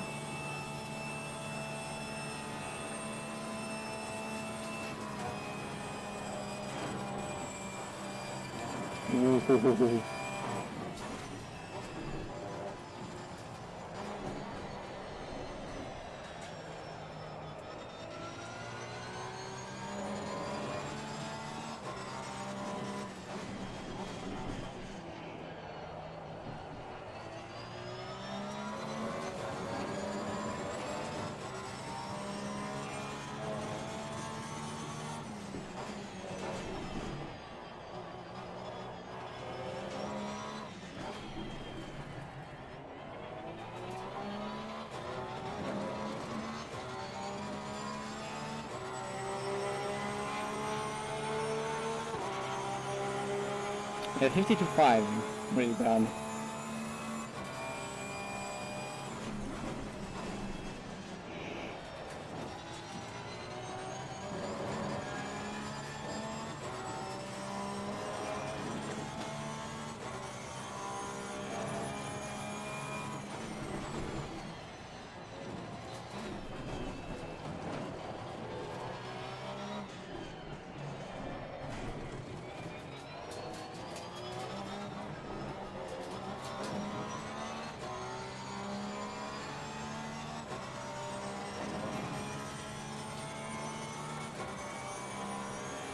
Well, I'm not trying to beat it, I'm trying to get relatively close to it.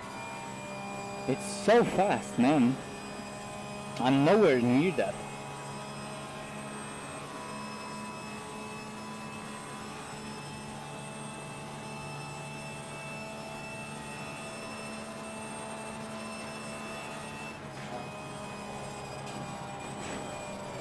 No, it's too stiff on the rear now.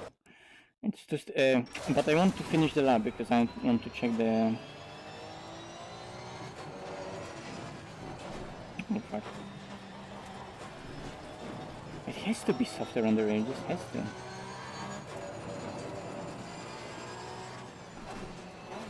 How close did you get?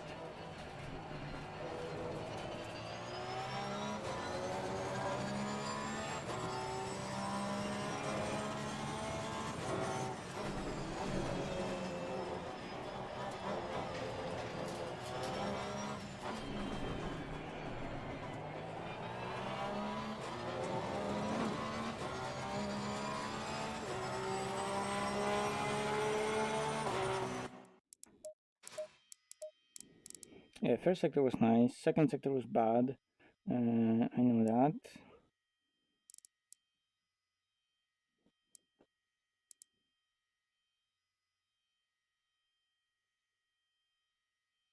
So, like, for it to be... Oh, okay. For it to be 50 to 1, let's just imagine what it needs to be. So, if the middle sector is 33.1, middle sector 33.1, so the other two need to be 49 point something, and the first sector 30 point something, and those point something and point something in the first sector need to be like 0, 0, 0 together, right? So it needs to be 0.8 first sector, 0.1, and 0.2.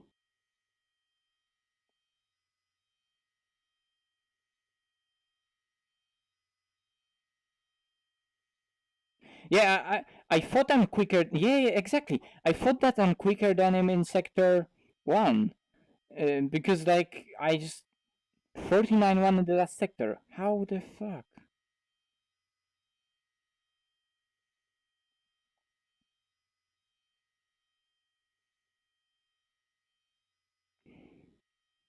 So I need to prioritize that exit a lot more.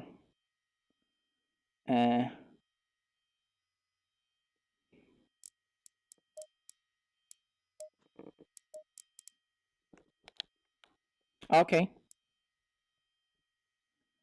Yeah, I will try that right now.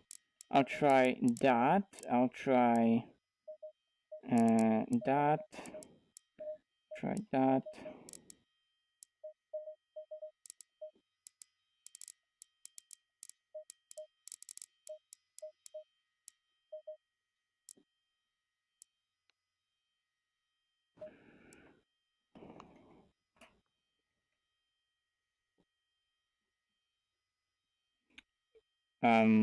Actually, give me a second, guys. Give me a second.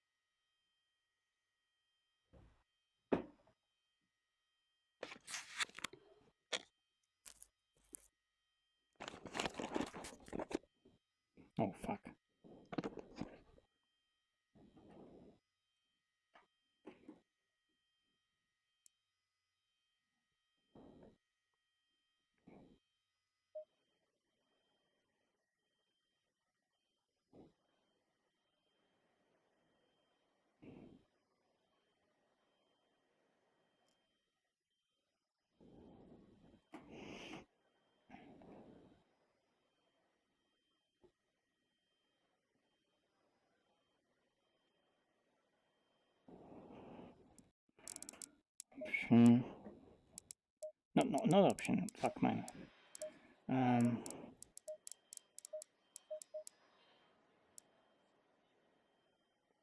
Maybe full splitter?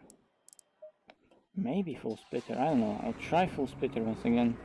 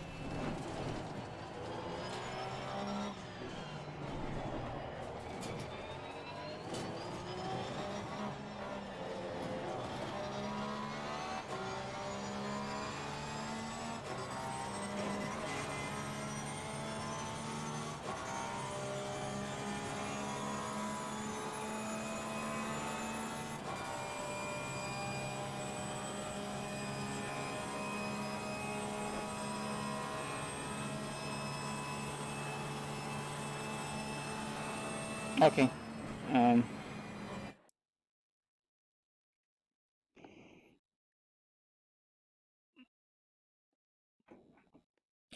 So you have 39, 30, 41. Fuck my life. So low 30, oh, low 32. Jesus. Okay, so that would, at least I know that it's 173. So that's closer to 50 to 2 than 50 to 1. Always something.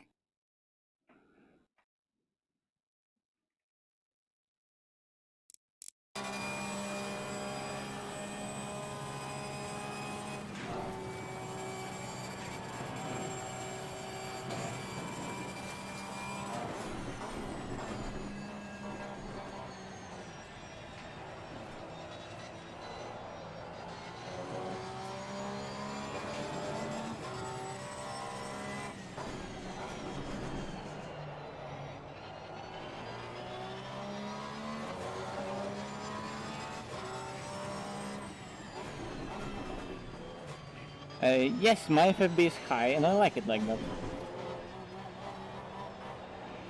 If you type in exclamation mark FFB, you'll get a video of all my settings.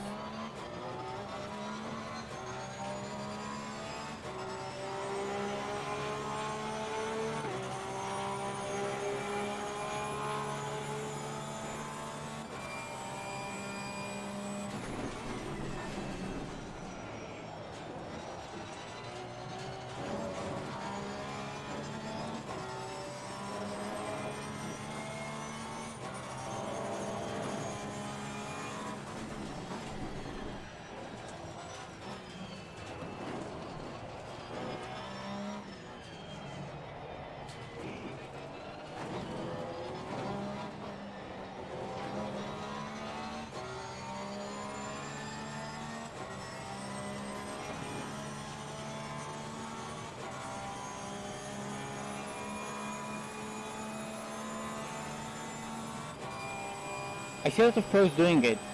Do you think, well, you mean a lot of pros going high force feedback? From what I heard, a lot of pros don't like high force feedback because it's tiring and, I don't know.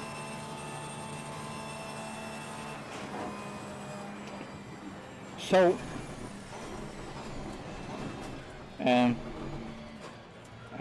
I was about to press escape, but I want to finish the lap to check the first sector time. So I did 275 on this straight, and he was doing 274. So he has just a better exit onto the straight because he didn't have that much top speed. So his strength is in acceleration and the exit.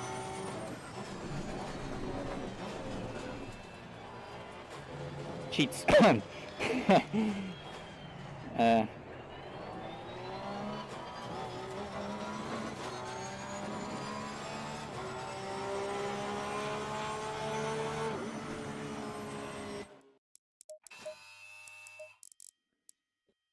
Yeah, 30.9. Ooh. Okay. Ooh, guys. 30.9, 30 it looks familiar. It looks familiar, doesn't it? It looks familiar. So now I only need to find 4 fucking tenths in sector 3. Let's go. Let's go. I can feel it being there. It's all coming together.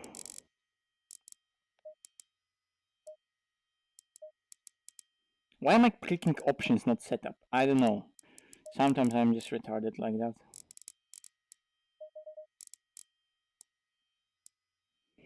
Let's go full splitter.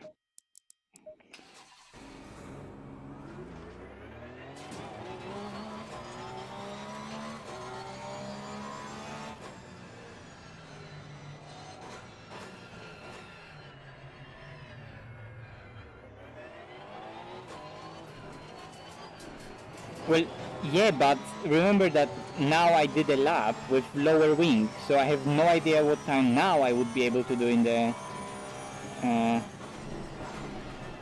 last sector, you know? Because it may be that now my car is gonna be able to only do like...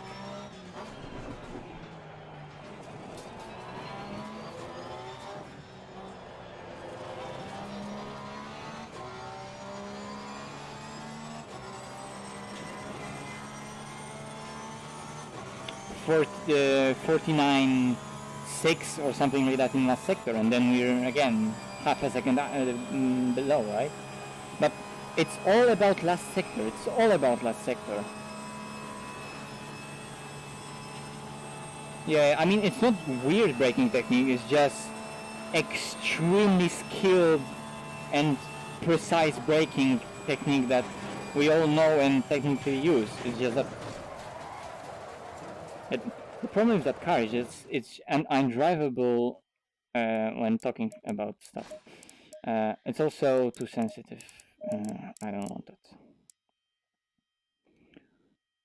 Let's believe in number 6. 6 wings, 6 rewrite height.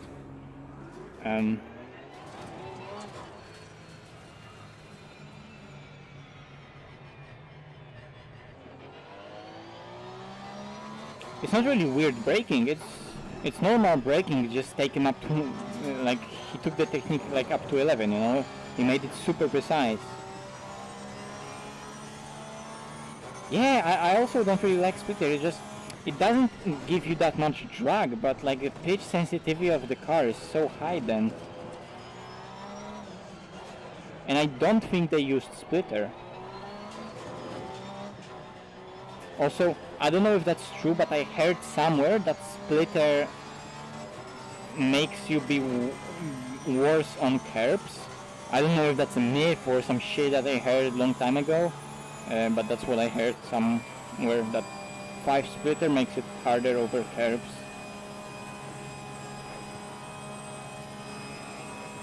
Hello.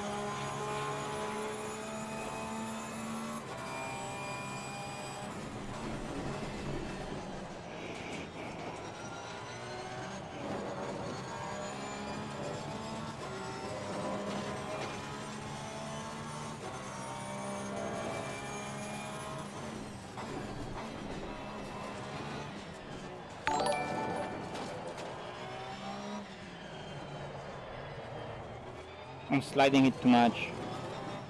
here on the entry.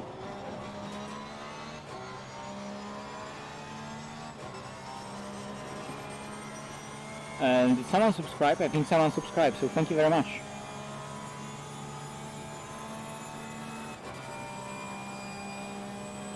And there's unders here now. It's front tires limited after I settle it down.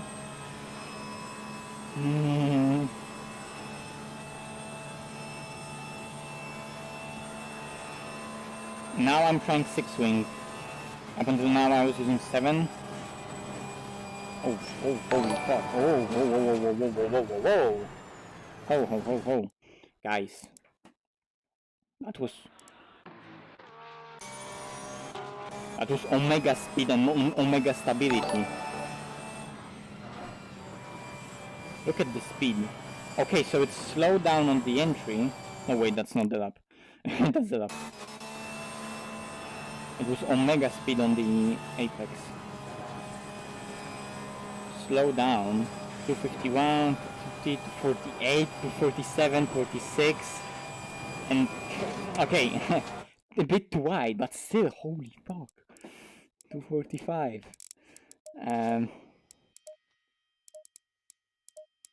More rake, I think more rake.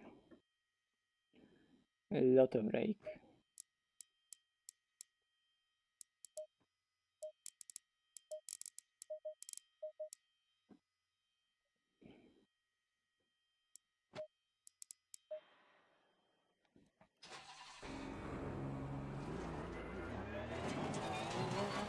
Yeah, the Porsche is a scary car. If I would give you this setup right now, you would be scared twice as much.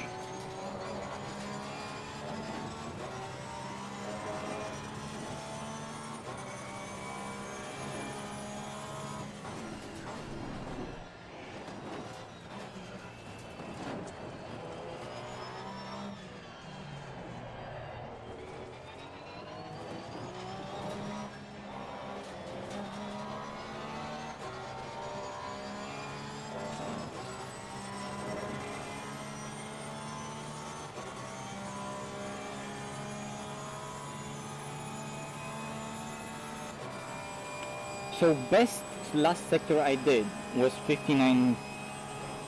Was 49.3. Going higher and lower than that 2 times. Dang.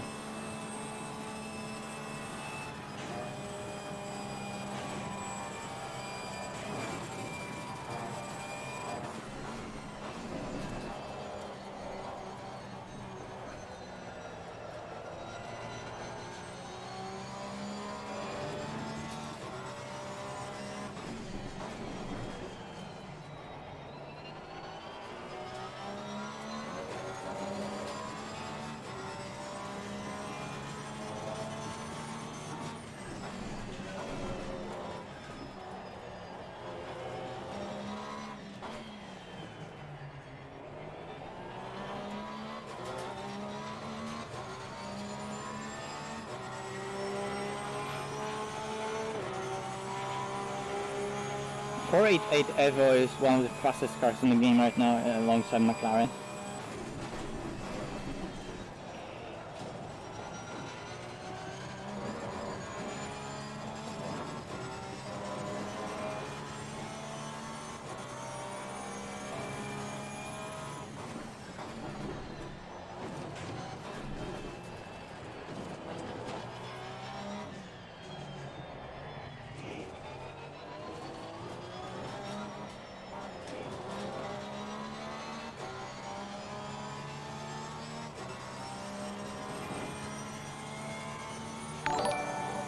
Thank you!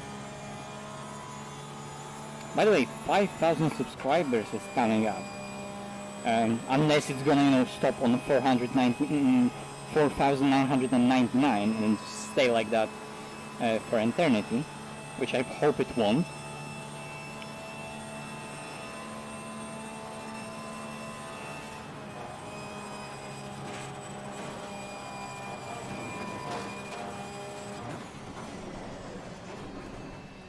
Fuck.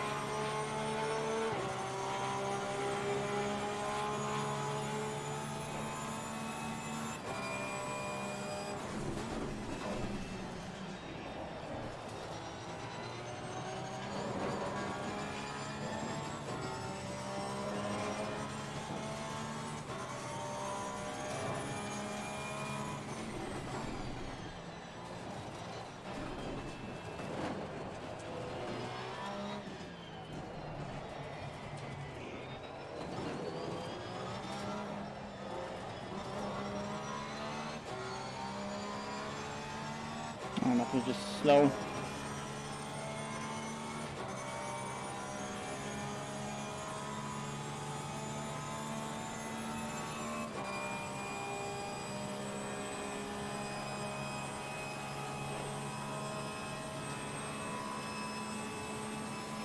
It is really fun, it is.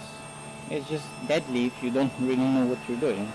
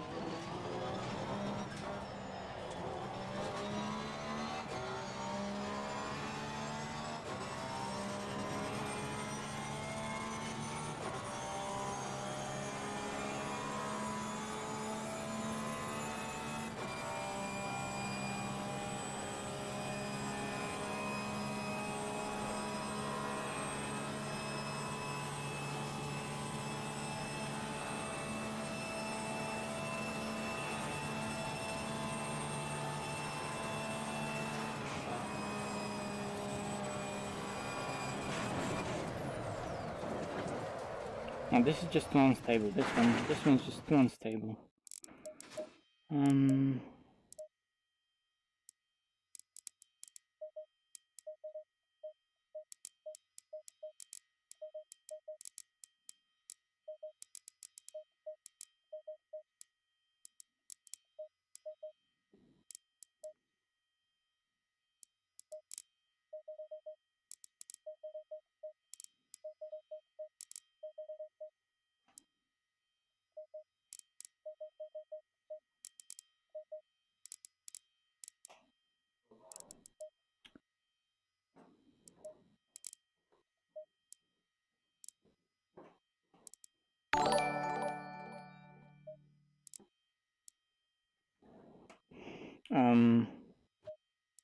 I think that will be too much.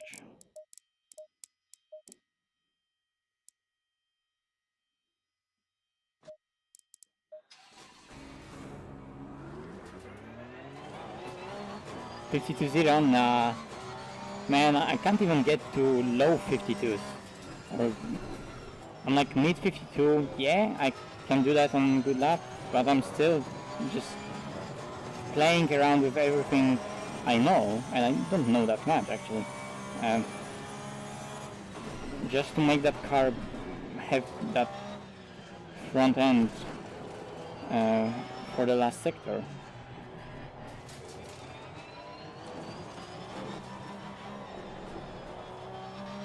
I mean, who knows?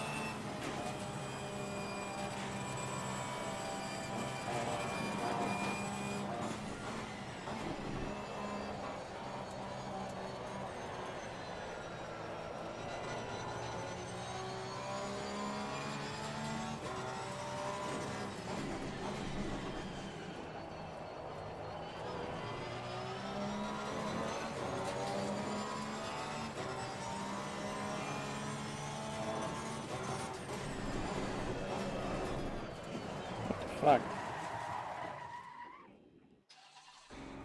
It snaps here in such a weird way. Just lock the brakes, I think.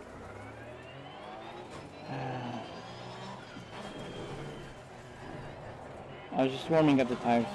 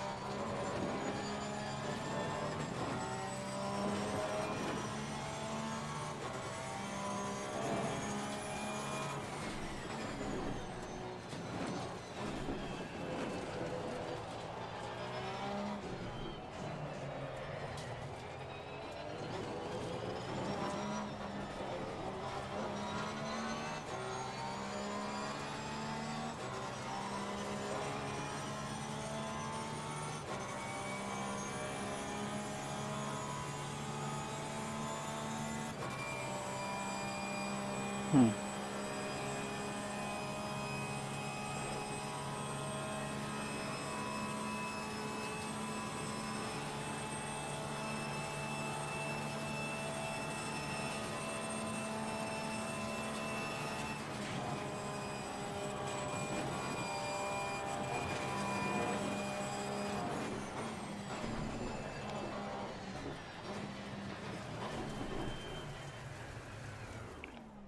Damn it. Yeah, I want to finish the lap to see the sector.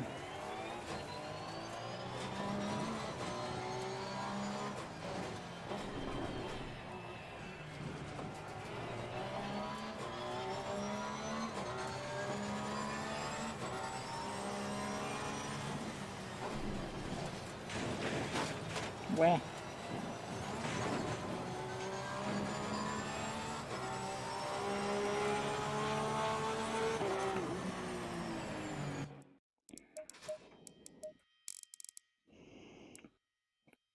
Verse 1. Okay.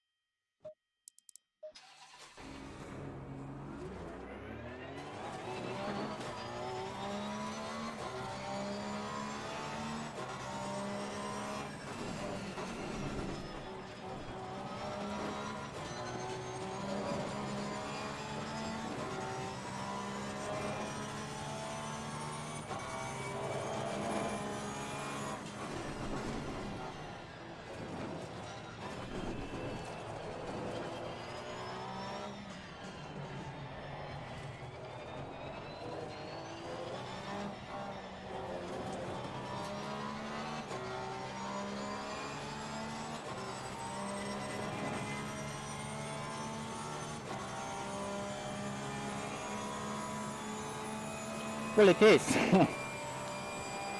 It is.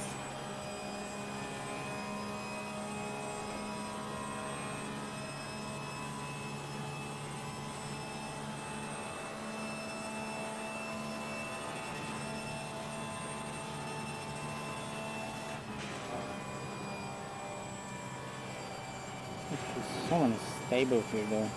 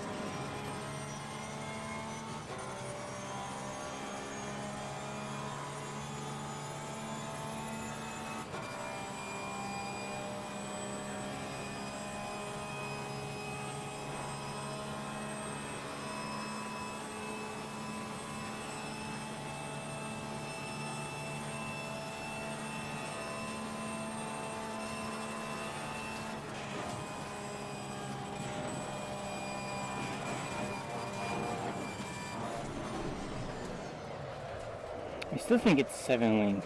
It should be 7 link. I still think it's 7.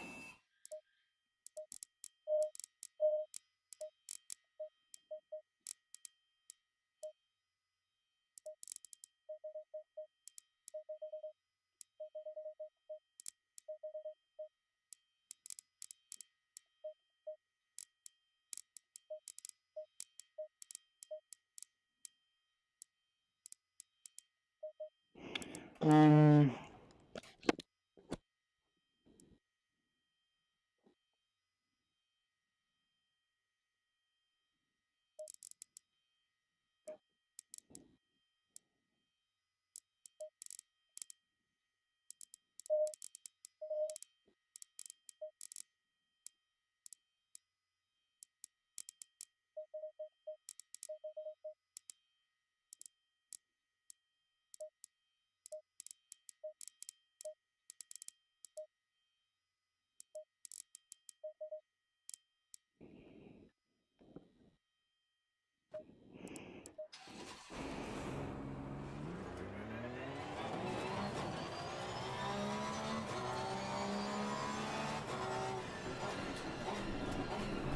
um, that too, but it also just gives a lot more kind of travel to the front tires, a lot more suspension travel that you can play with.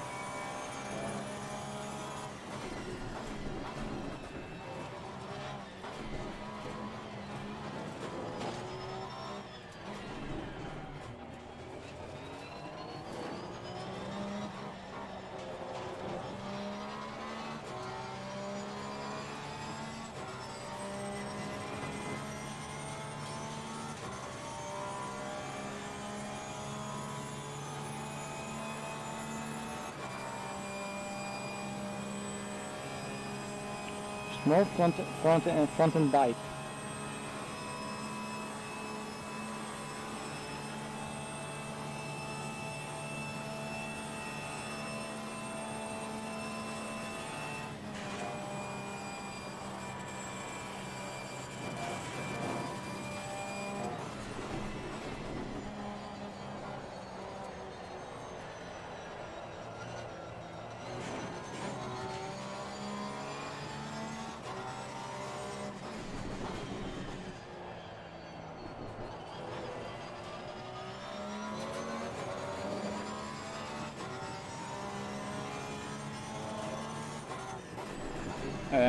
I don't even remember now.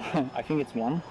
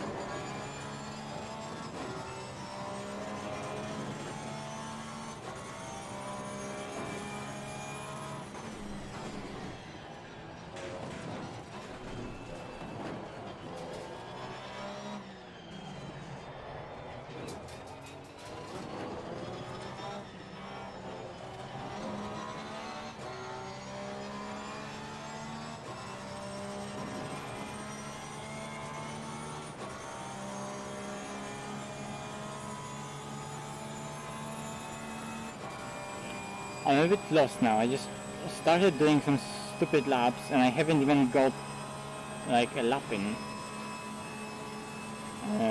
So I'm just playing around. And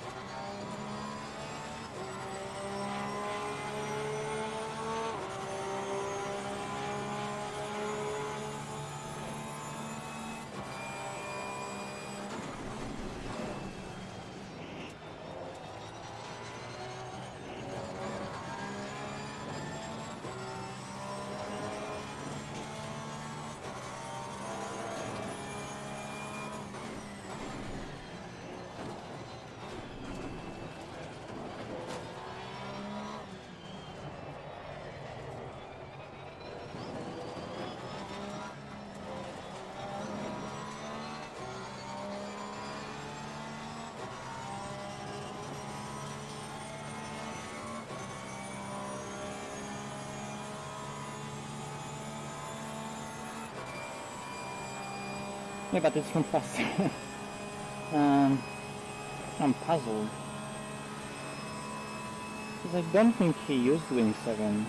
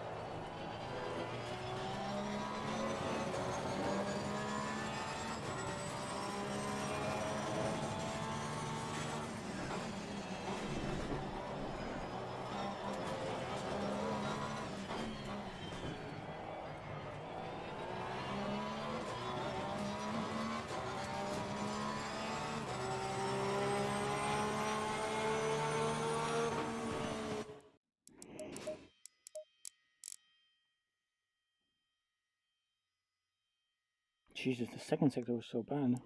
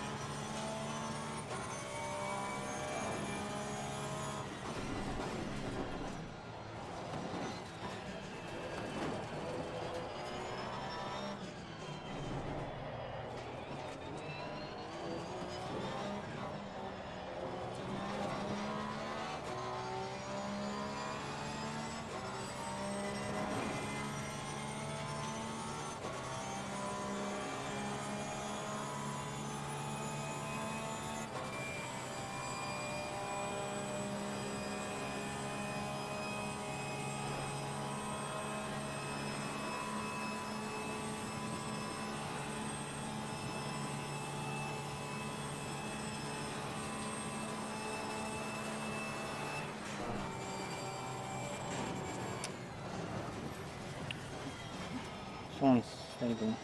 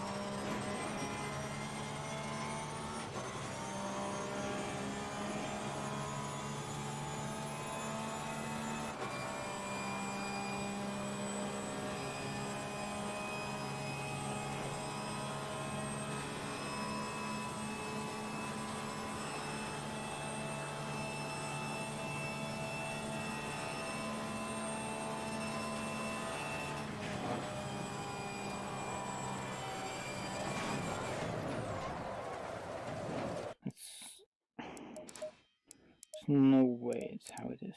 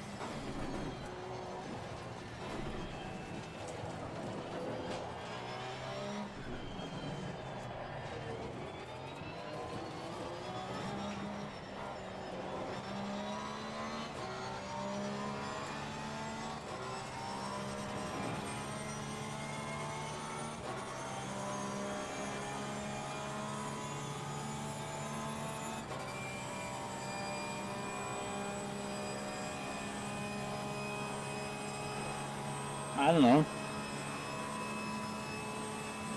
Like, seriously, I don't know. Cup car.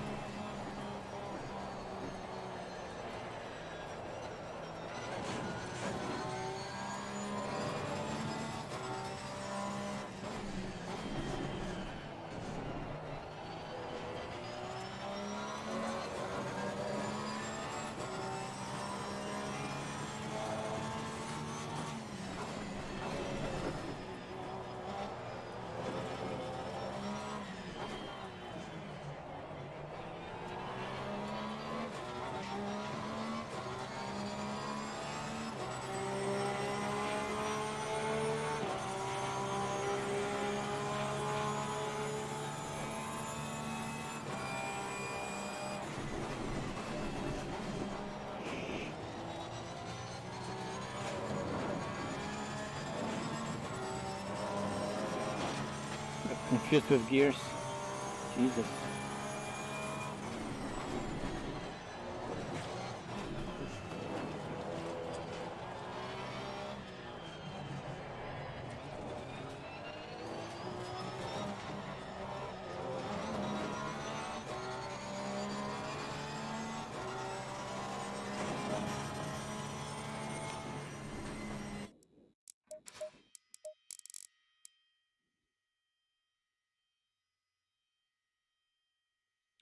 just too bad.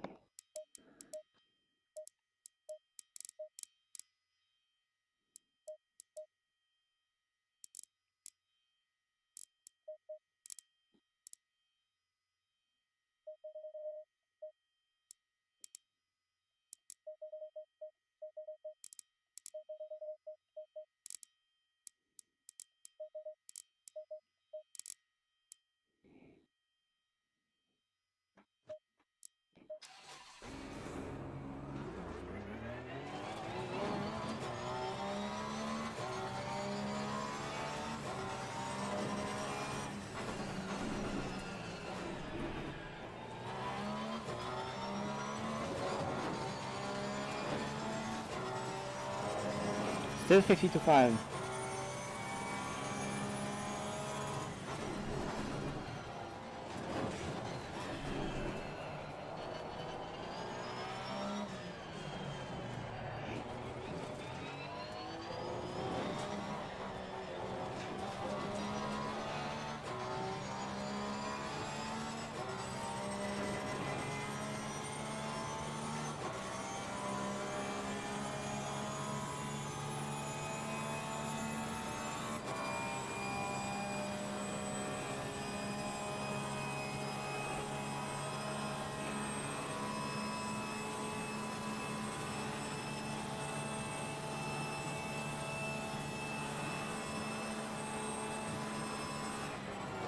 Fuck! No!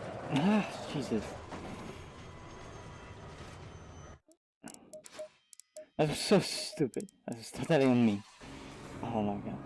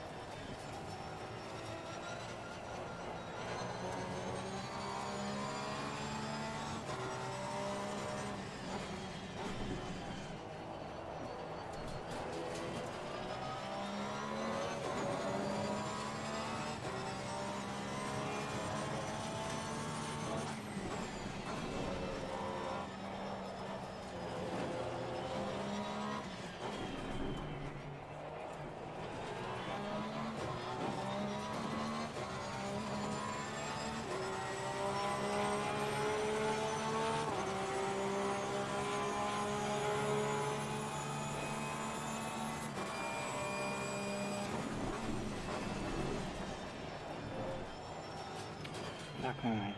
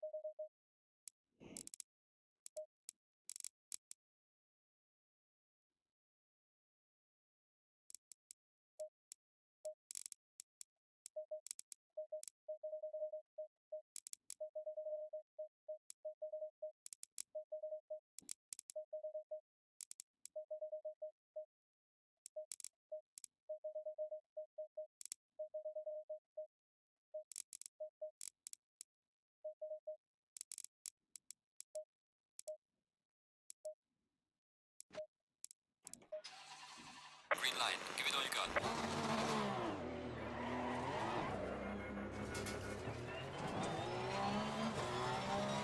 Yep.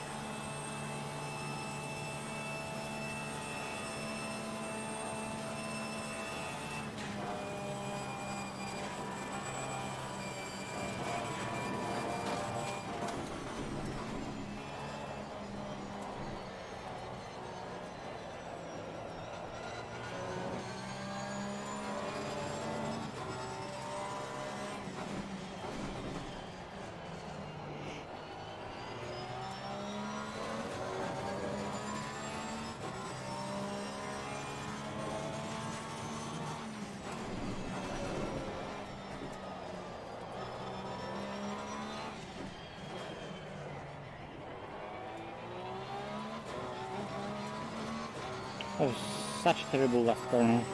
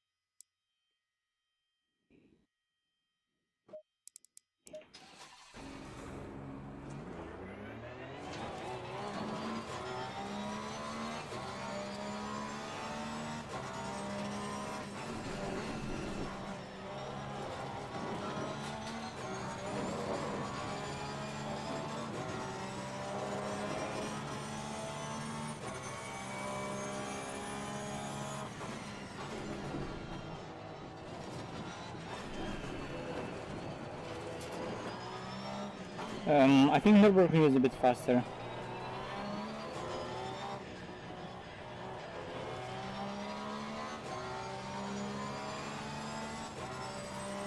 Because, like, we're struggling to get into 52, and I mean, I'm not struggling to get into 52s, but like, we need some magic to get into 52s.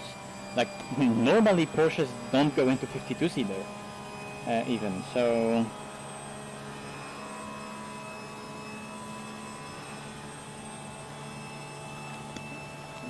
yeah.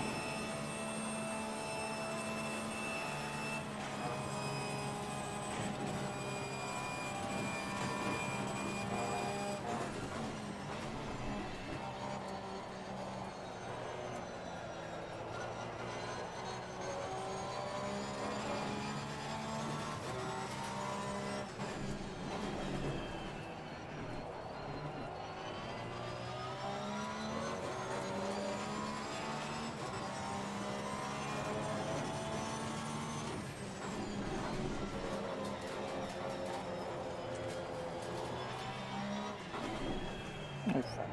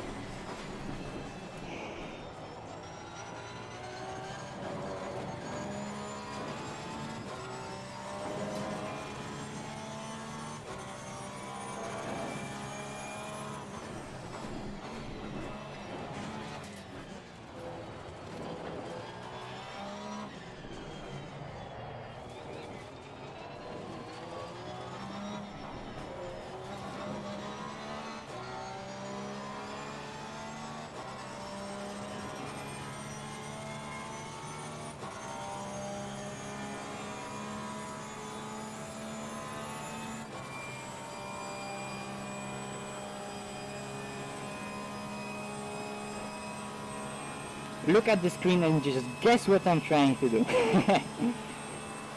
Yeah, the lap is just amazing.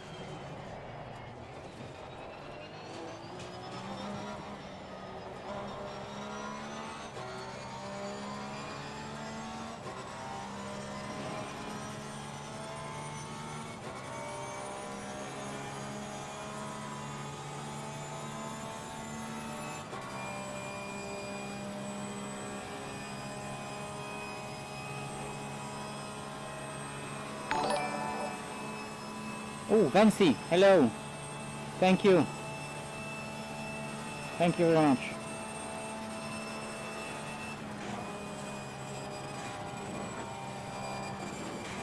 It's wide.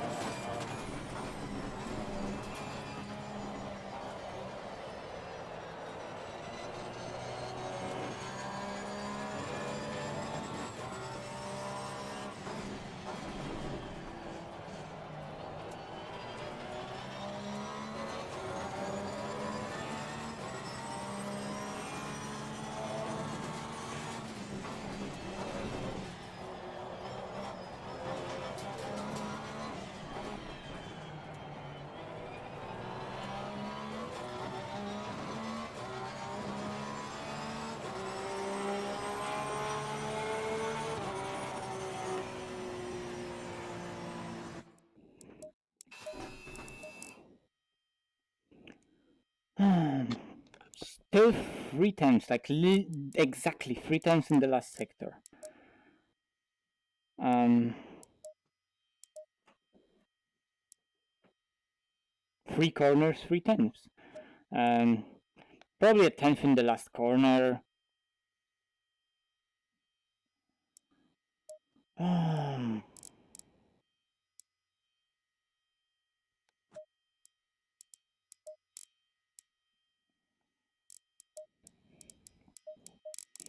But yeah, that was a bit under Siri this time. From all things.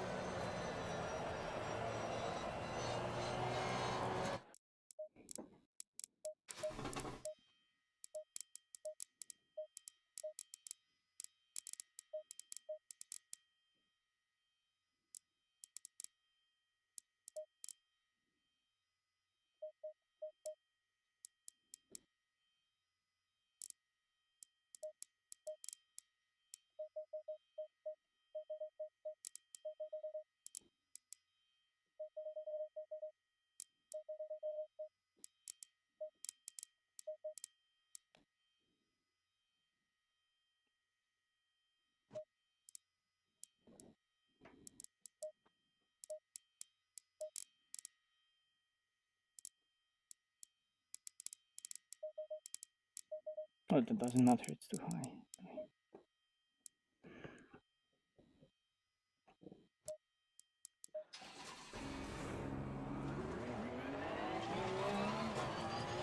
Yeah, it's hard, isn't it?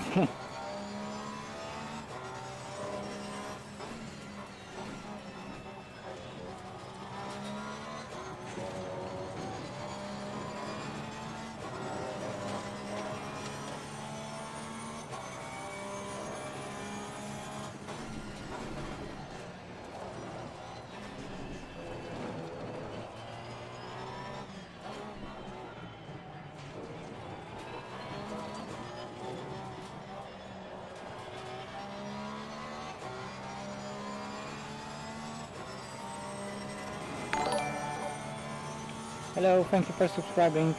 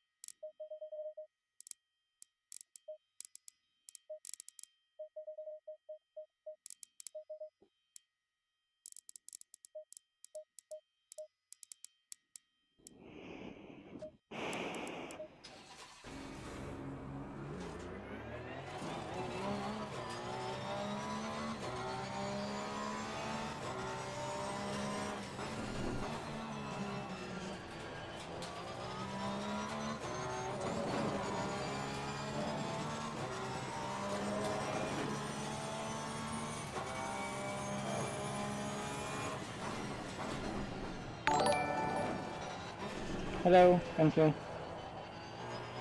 Yep.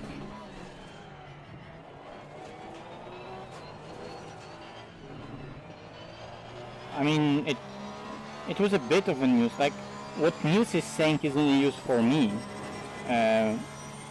It's just that I didn't see a lap at all. So Newsys analysis allowed me to at least watch the lap. So it was useful for me at least in this way. But that video overall, it's really good video. Everyone should watch that really, because it's a great breakdown of that lap.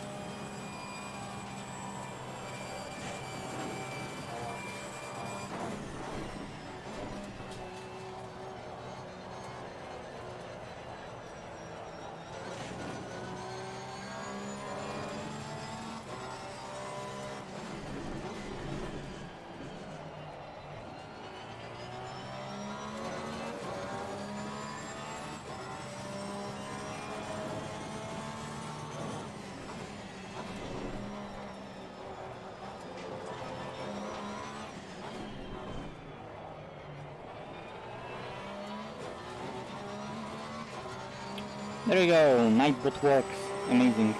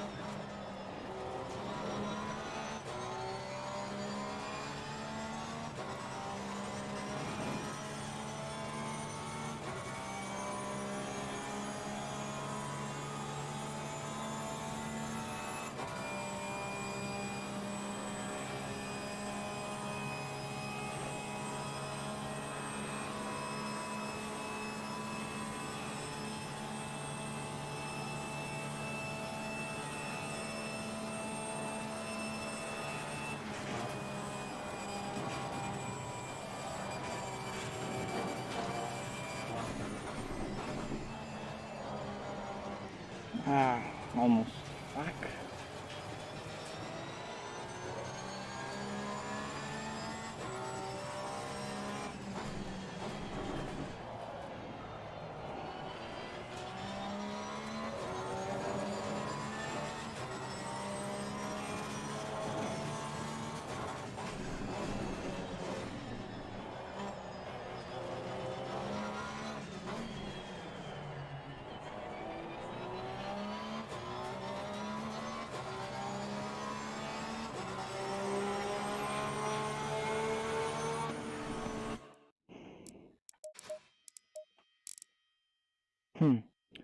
Yeah, but we don't have that top speed.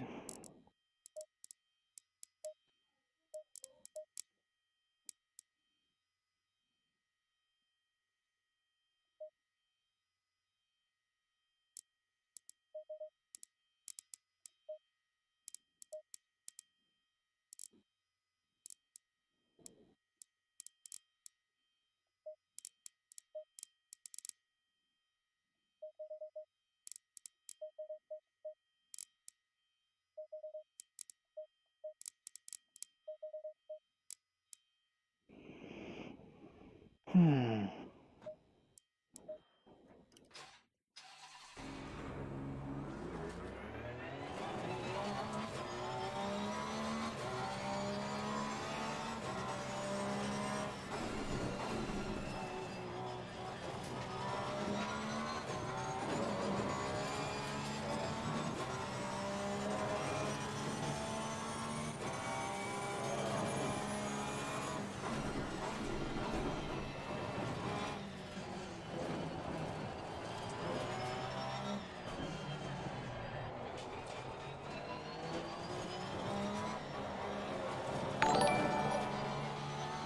Hello, thank you.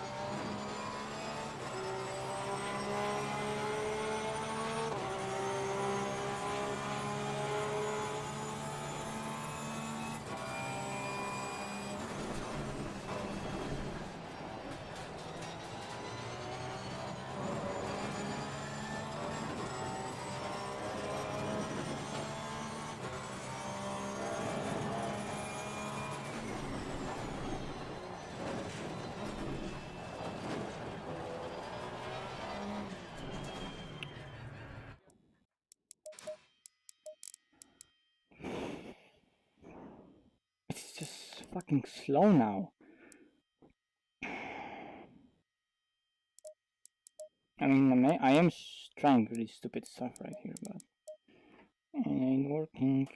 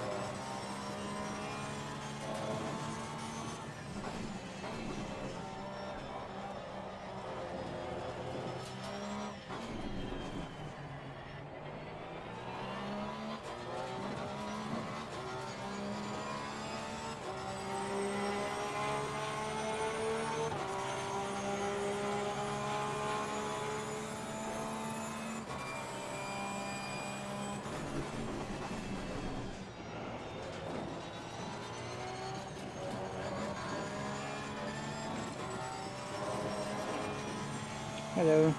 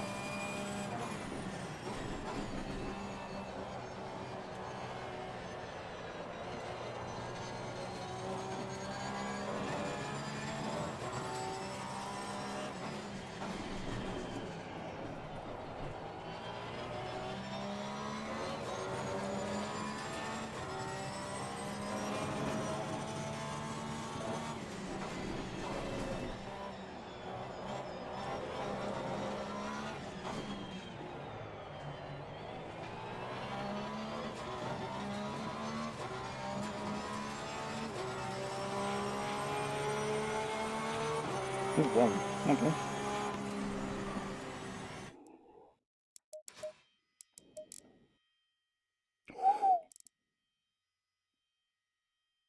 What? How the fuck did I do 31.9 in the middle?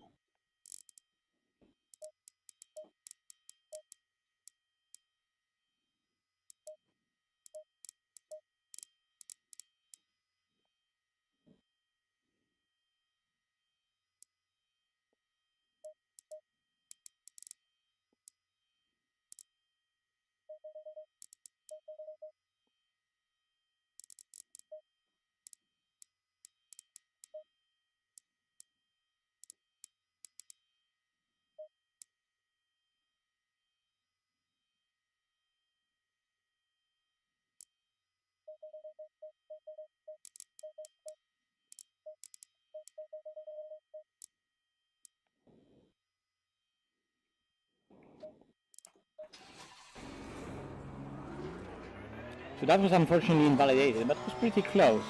50 to 3.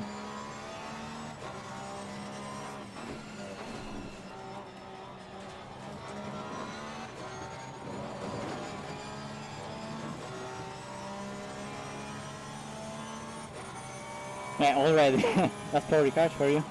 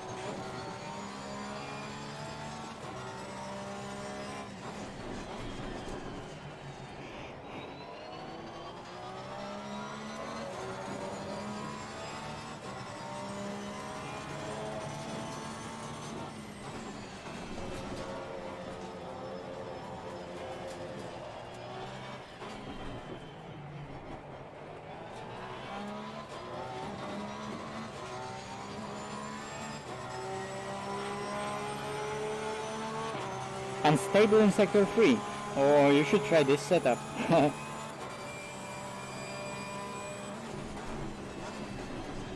Aggressive preset is just super safe and understeering sector 3 compared to this, believe me.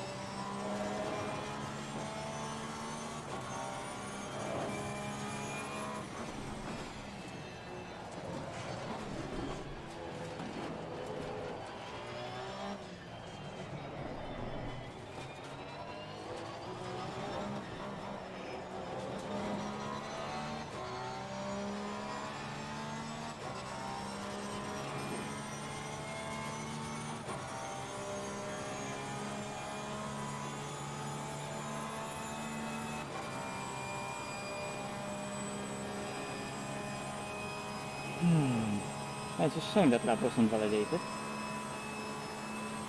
Some from the first sector, some from the second and the last sector.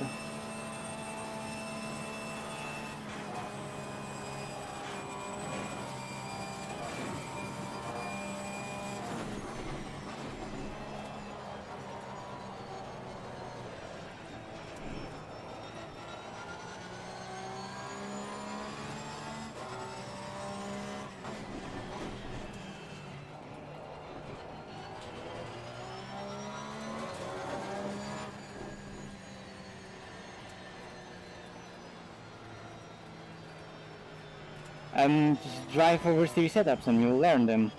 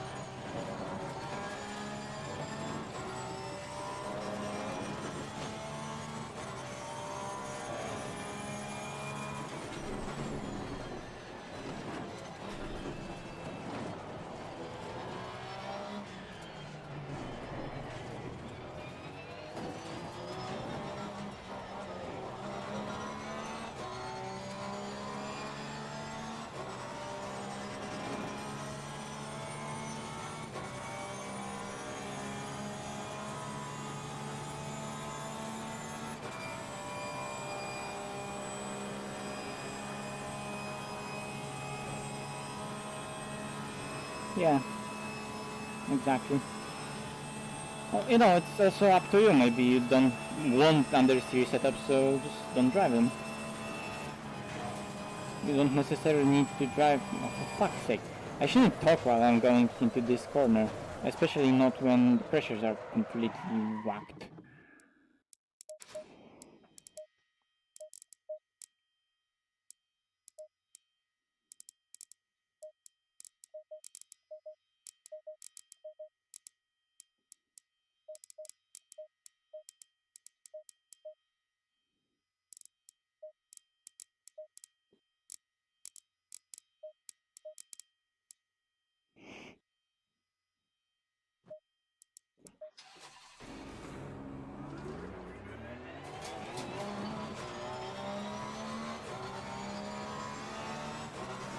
But yeah, to be honest, it's up to you.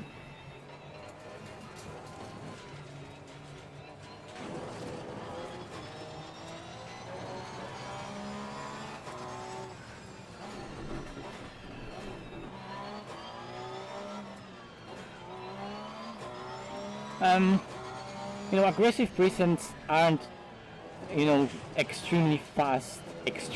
They are fast and competitive, but they aren't extremely fast because they need that stability, and they are um, they are compromised in a way that will allow everyone to be up to pace and have good balance. But you know, a faster setup usually comes with more rotation and more oversteer. It's not necessarily oversteer or, you know, rear sliding. It's just more natural rotation that you're more comfortable with. Aggressives are really good, but and they don't need much changes to be competitive in. Although, you know, super extremely fast alien setups, yeah, those are totally different. But you know,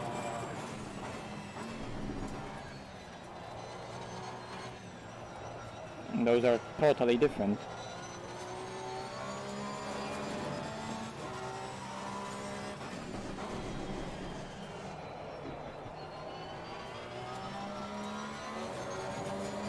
Hi, Cryptic.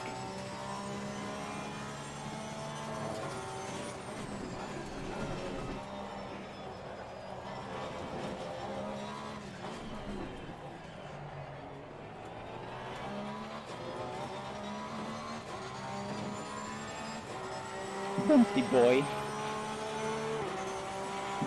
Black Gold says a true Bentley boy.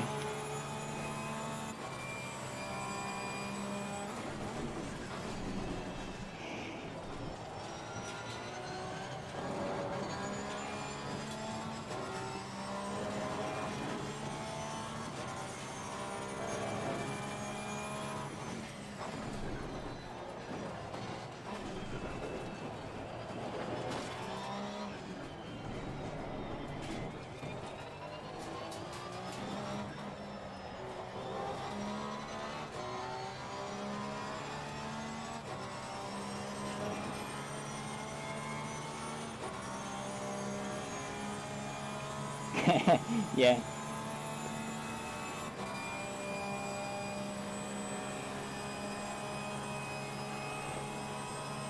He's lucky because the car is extremely strong right now overall as a car.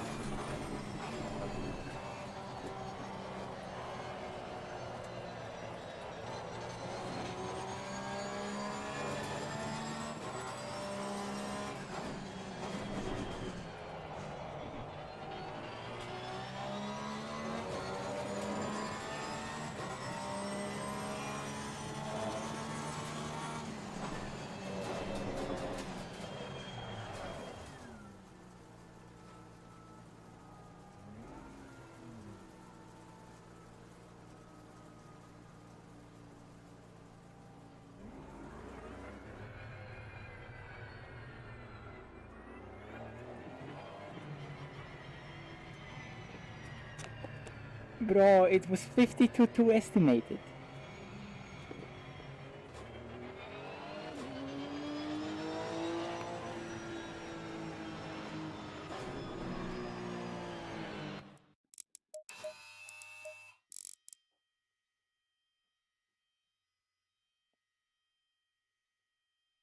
And there's more in it. I know that. Let's go again. Let's go again. I'm gonna actually save that.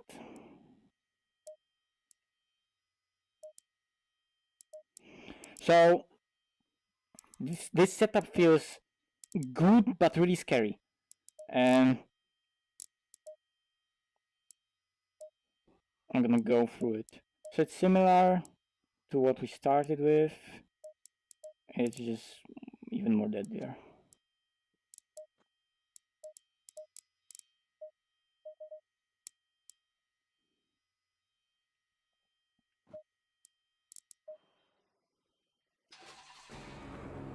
Anyway, let's go again.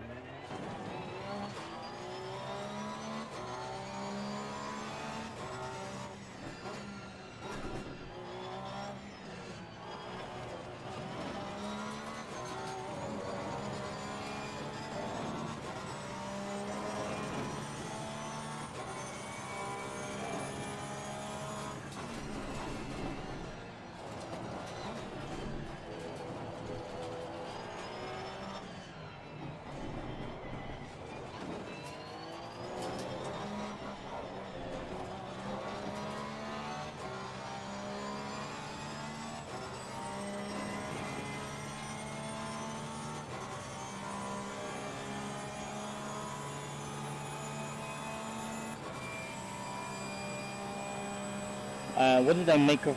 Well, I didn't participate in it, and but what I think of it is that Holanda is just on another level that we didn't see yet, and taking that corner with talking is impossible, and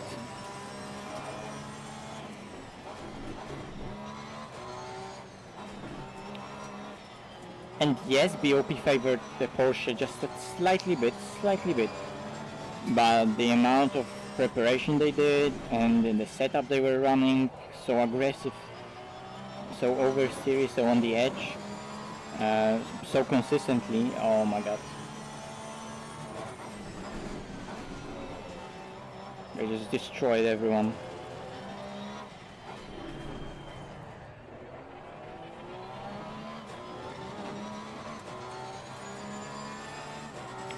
I just did 52.3 but invalidated it, and now I also almost binned a 52.2. Well, almost binned. I binned what would have been almost a 52.2. Let's put it that way.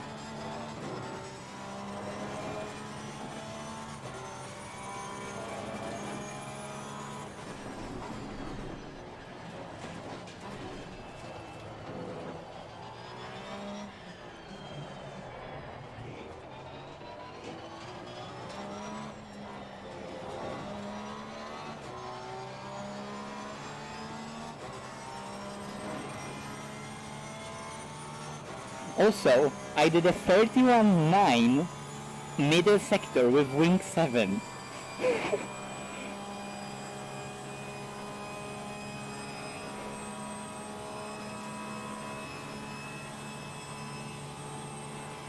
Now, there's definitely, his teammates can do that. There's so much more in the car overall, guys.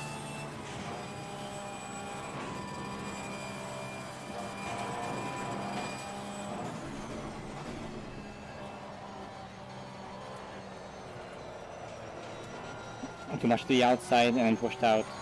Kinda need to be on the inside because the outside is off camber. I think that was 31.0. 31.0, 31.9, 49.3 that I invalidated, that's why it's free.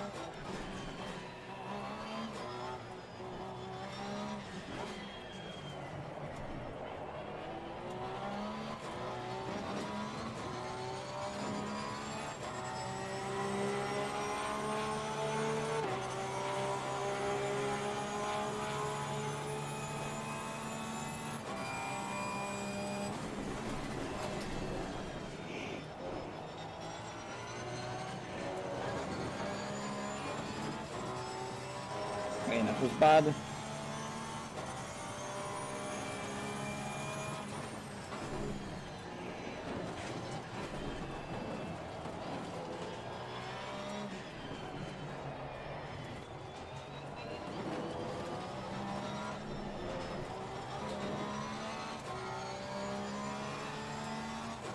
Again, I have absolutely no idea how did I get the exit here.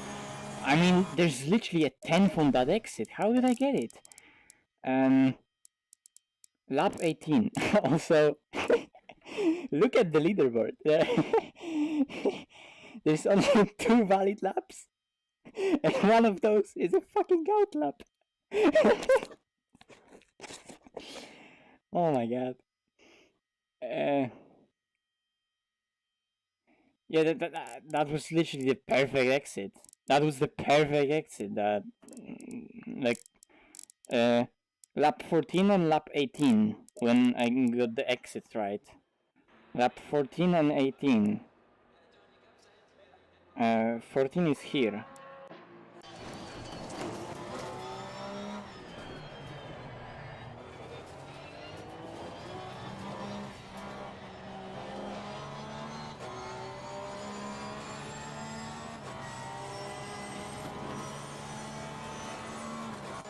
So first, here I took it wide, so here it could be faster, and here just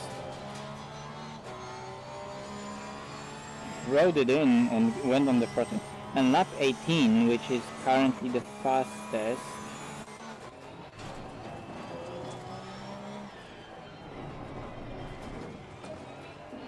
something early.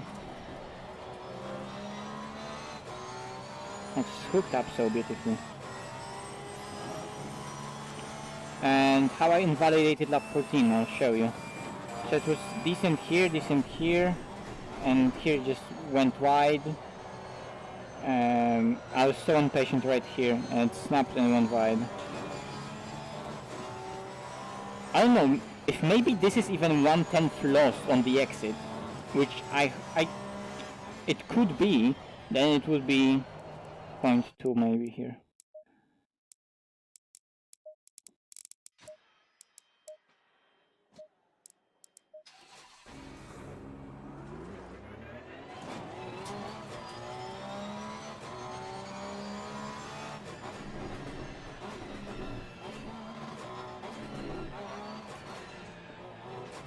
Yeah, 0.2, like, I can... Is it there? I think 0.2 is there. What? Oh yeah,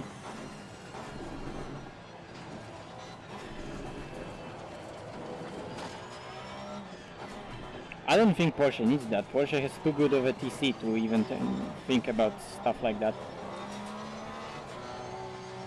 But they were presumably turning it off for this corner right here, which I don't think makes even a difference.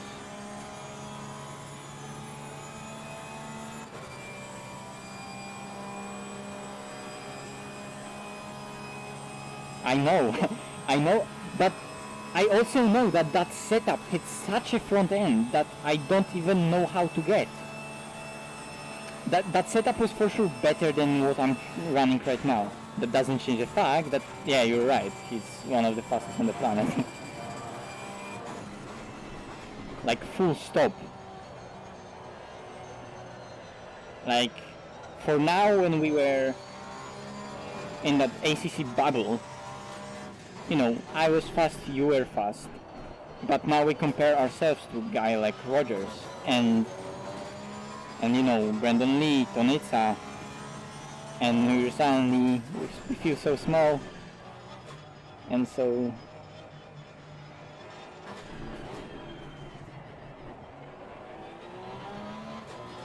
I think their setup is similar to mine. I think they're similarly trying to extend front bump stop, and probably their dampers are totally different.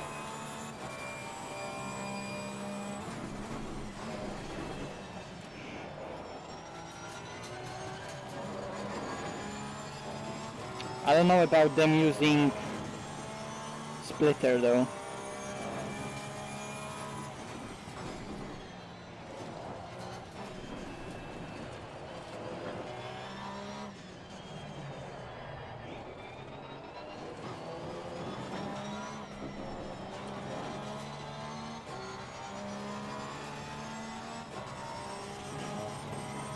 That was so bad. That was really bad. That was also invalidated, but anyway.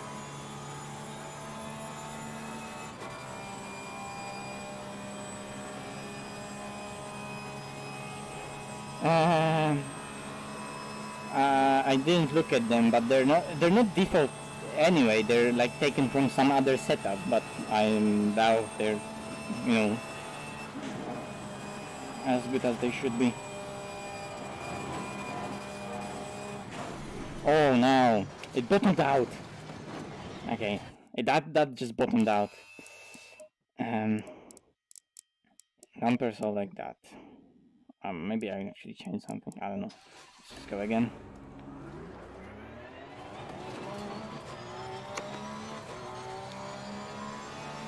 Consistency dropped to 77. Damn.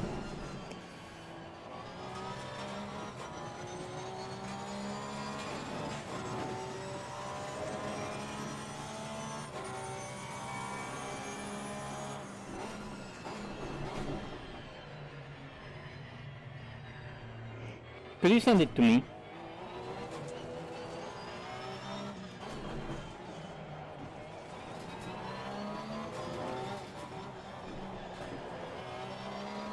I won't show it on the stream, I'll just go through dampers real quick. Off camera, like I'll, you know, hide it.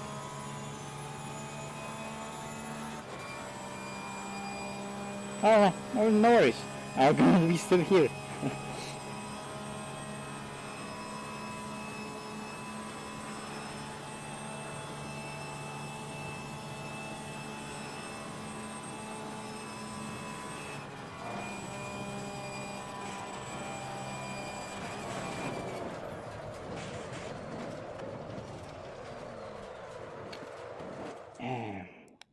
Yep.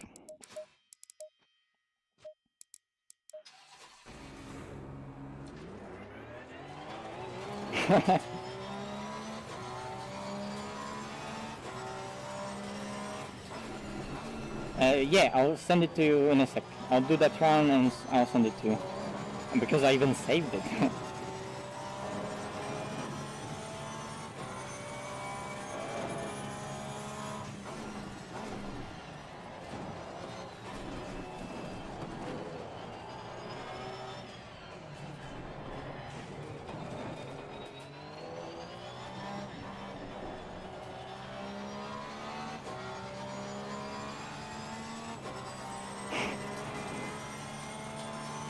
I don't know, Kevin. 50? Maybe in a McLaren, maybe in a Ferrari. In a Porsche, I don't know. I doubt that. Like 51 in lower temps? Yes. No.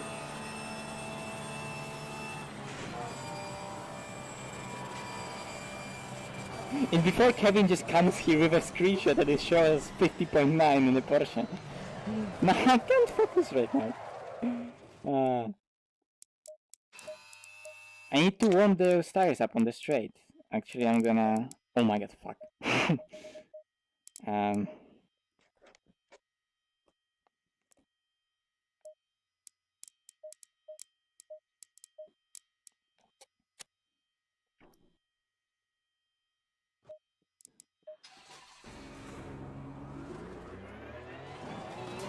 Don't reach out. I know! It was an outlap. So I thought, yeah.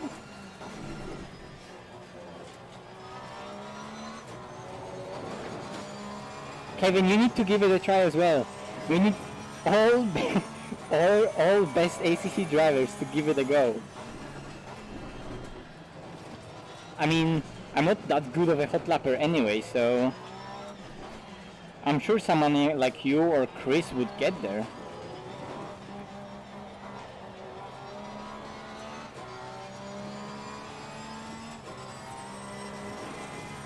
Nah, Cryptic. I'm driving way better than you right now. Captain. You are one of the best, Kevin. Just give it a go.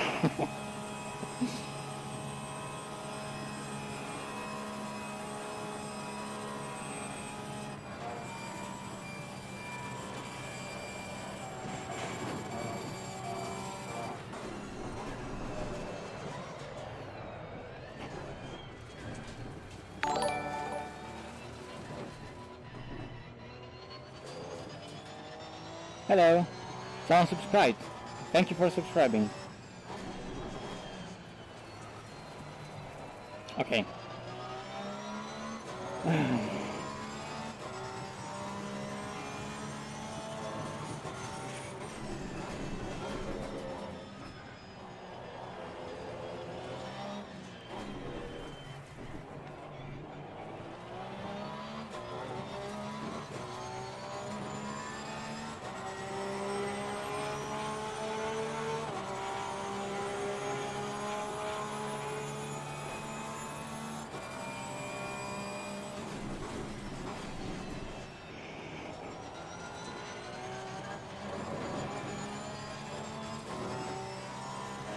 That was beautiful, turn on.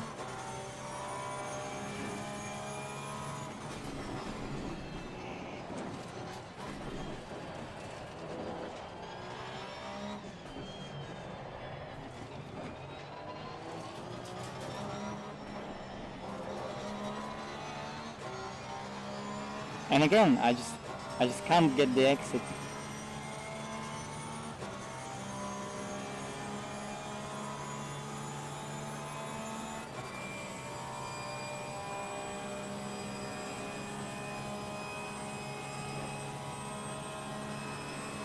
I think maybe Tauscher could beat it. Maybe Pfeffer.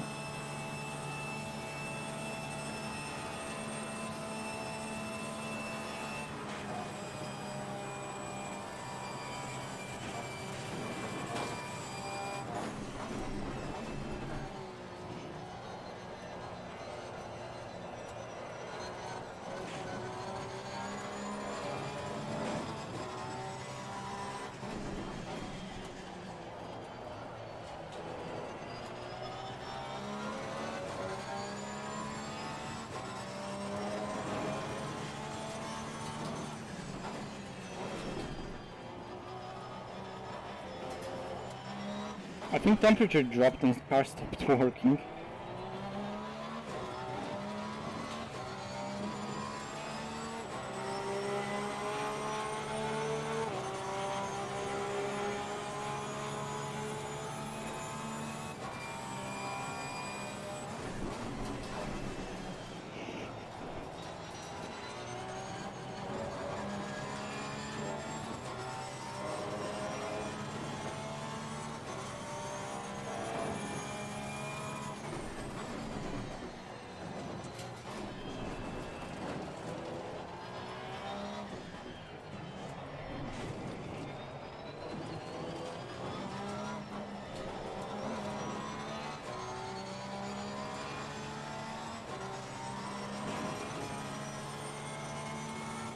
Ah, such a bad exit.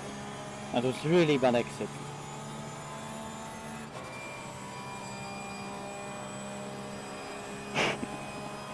Well, that assumes, Ryan, that I'll beat it in 24 hours, which I don't think I will.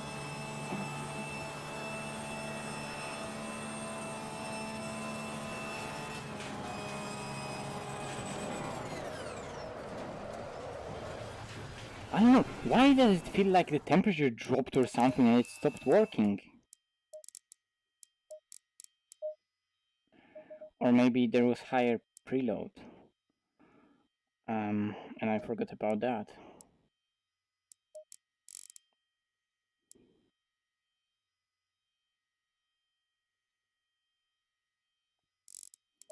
Anyway, Chris, I'll send you the setup. Just, I don't know, maybe change that preload, I don't know. Because that preload is shit. I'm gonna restart the... Where is the desktop? Oh, wait, there's desktop, never mind. Restart the session, because I think like temperatures dropped, I don't know, balance of the car went shit. Setups.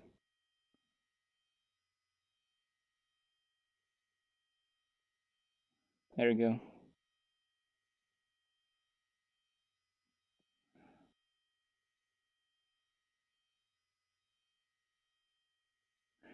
Well, I don't know, because that's on entry. I think higher on entry will help. On the exit, it will make it more oversteer, but that's kind of what I want.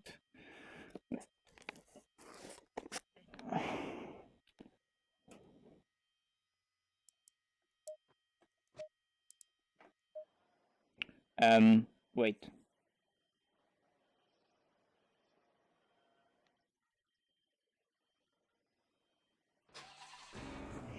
Oh yeah, and I'm just gonna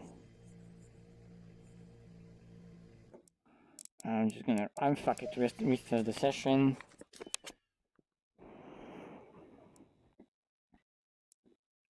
$50-1 on the first flyer. Green light, show them what you got.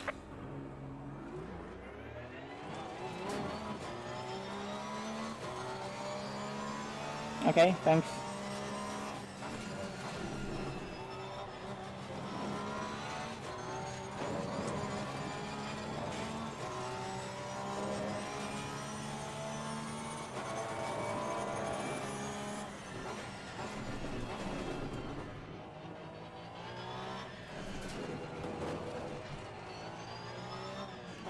I think I'm actually, I don't know. I think I have more wing than, maybe they have lower rear and, I don't know. Maybe they have lower rear. Because I'm not doing 74. I don't think I'm doing 74. I think I'm just at the very top of 73. So maybe lower reg, because with 6 wing I'm doing 75. With 7 wing I'm doing 73. So I'm confused.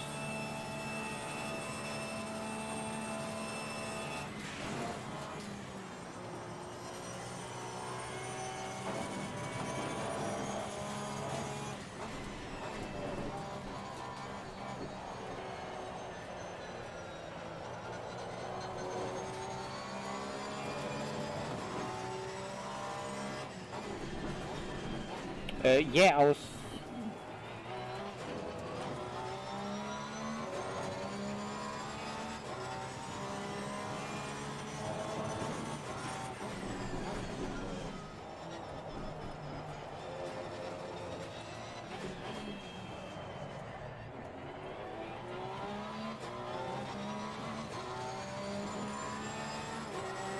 I'll try 7 wing, but lower the right height.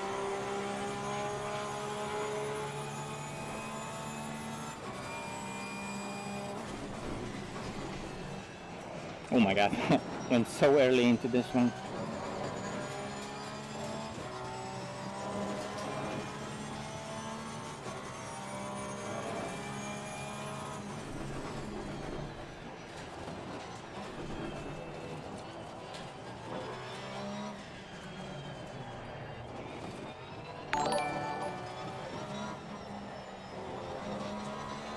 Someone subscribed, thank you.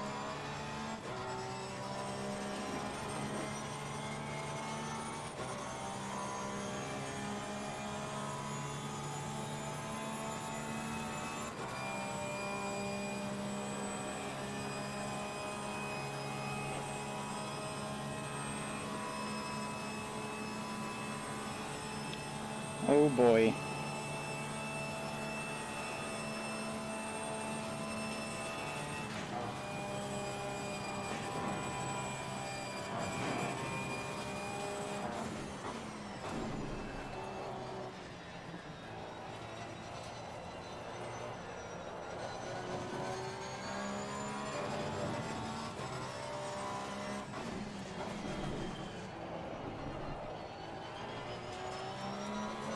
The problem is that the approach we're taking requires extreme precision with inputs, and I'm not precise with inputs. I'm just so rough with the inputs. I'm playing around with brakes, and that doesn't work for me. It's super hard.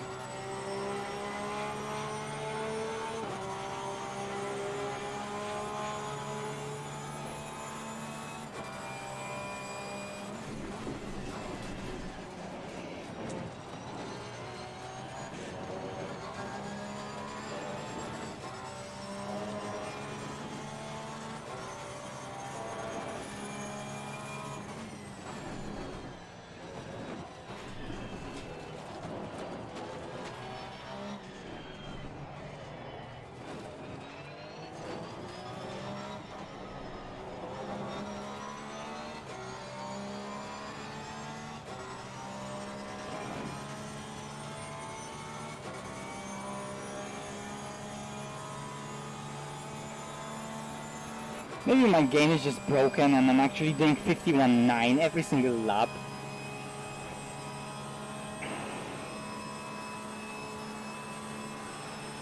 I guess if anything it would be broken in the other way.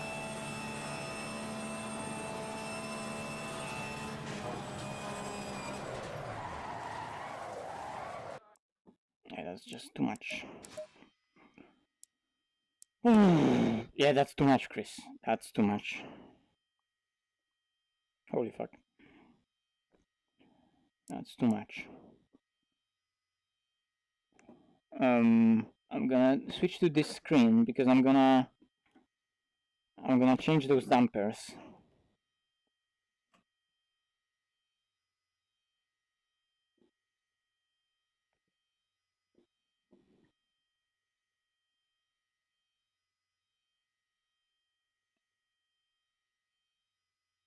Paul Ricard.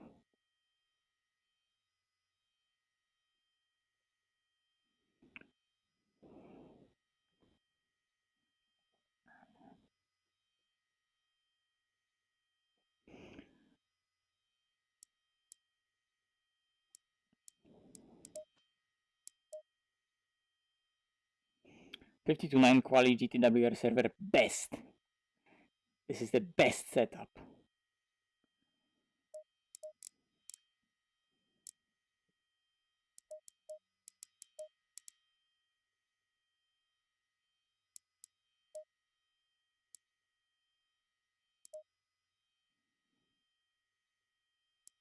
Yeah, looks relatively decent.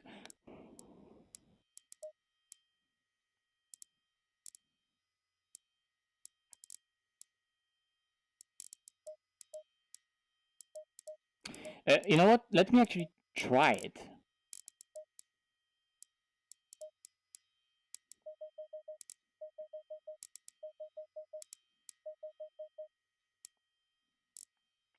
Before I even change the dampers. Not this, not this. This.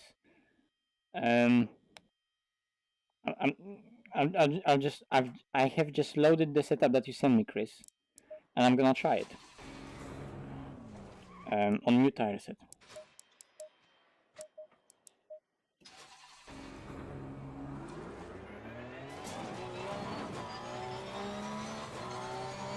What?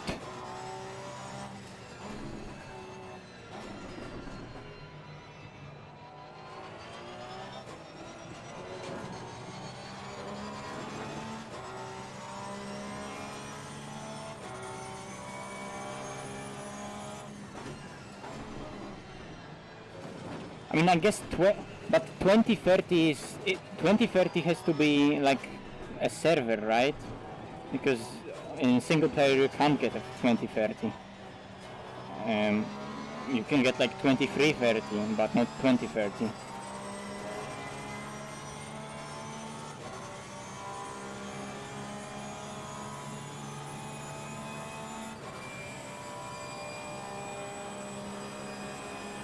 So yeah, so he has only like 2 degrees more, so he only has 2 degrees more track temperature, air temperature, but he has 12 degrees more air temperature, Jesus. So he has only 2 more, 2 degrees more, Jesus, I'm confused. So yeah, so he has only 2 degrees more air temperature, but he has 12 degrees more track temperature that he gives him more grip. And that's still not 0.1.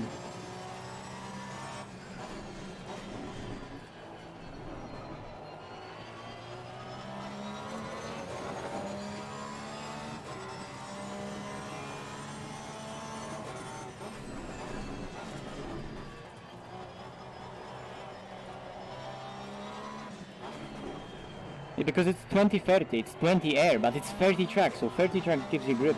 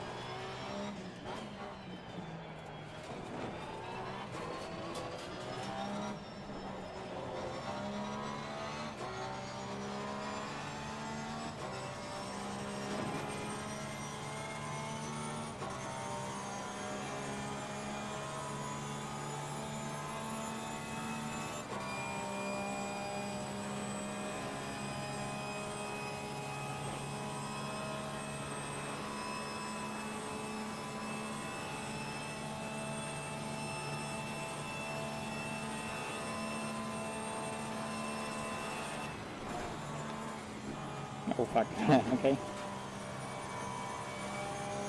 I forgot how to drive.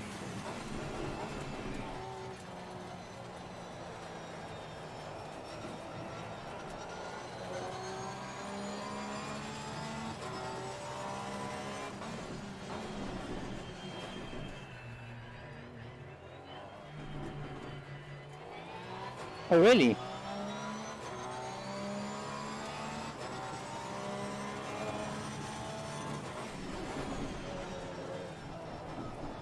Yeah, because I wanted...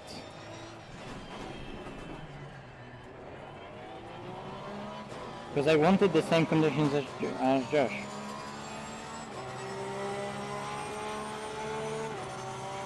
I'll see, I'll try.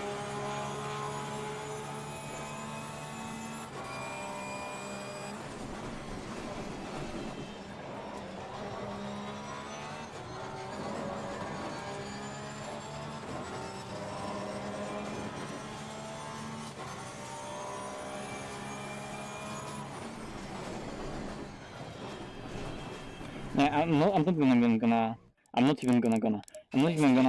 get used to this setup. There's no point. Dampers. Give me a second.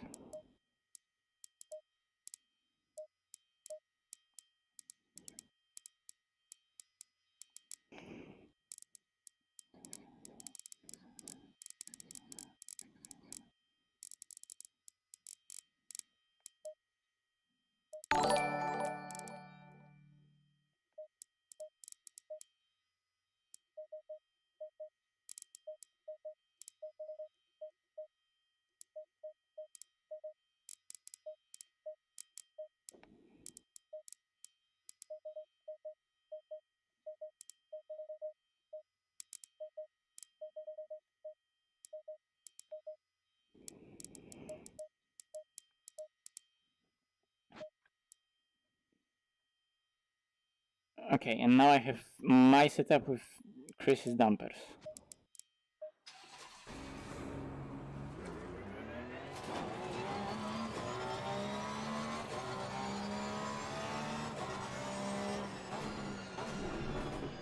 Yep.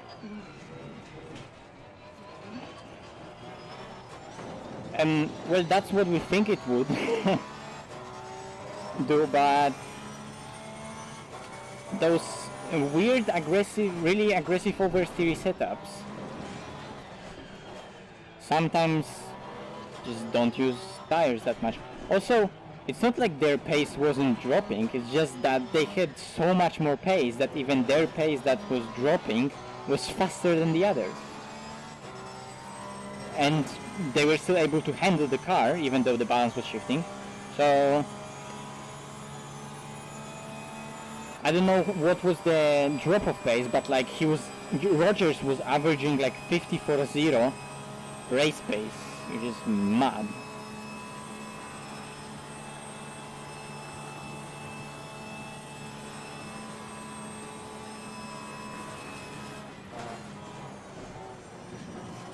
Wait.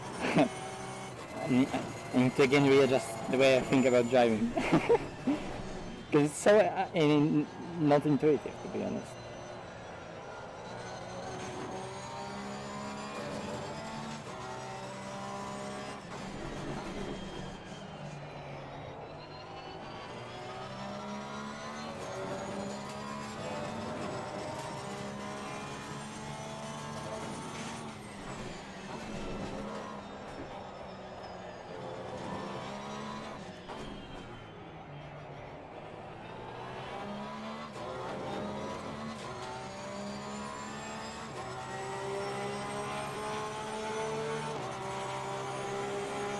No, I don't think it would work though.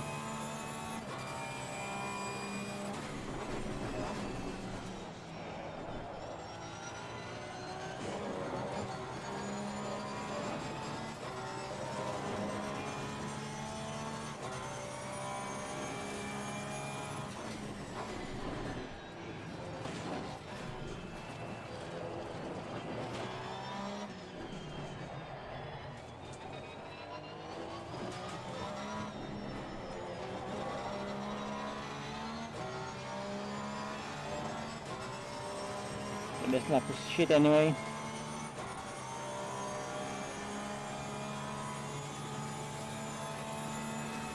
Ooh, yeah, that's a good question. I don't know. With my T300, I struggle.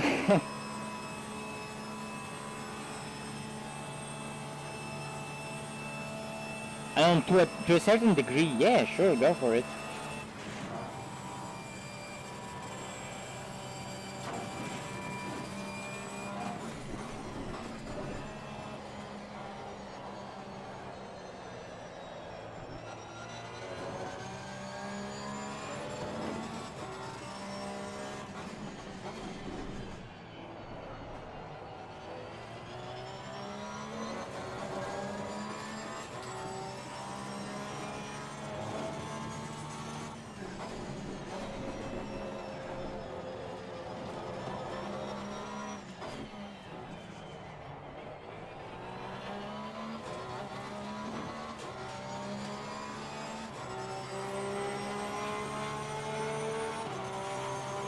Yeah, but he's also in different high profile, yeah.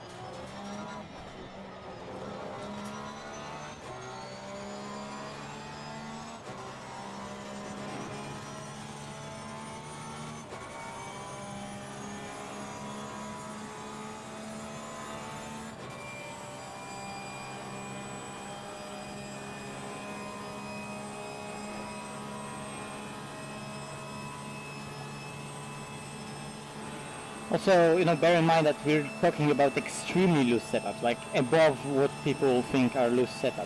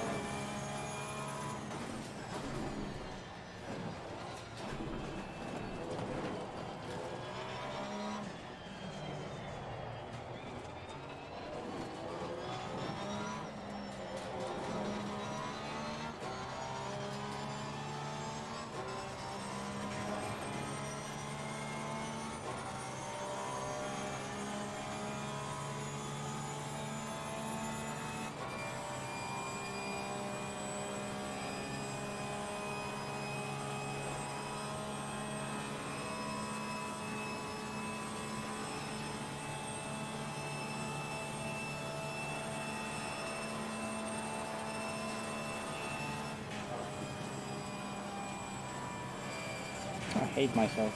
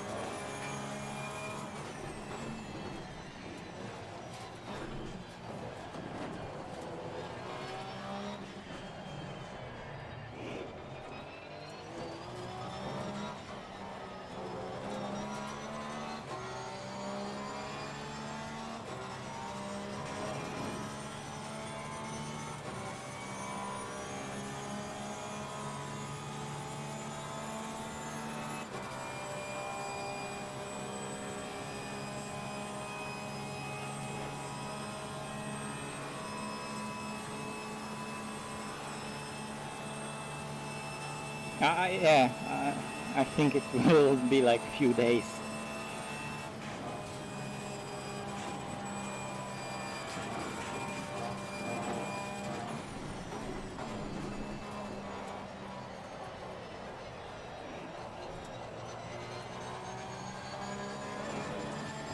Also, now it's just understeering.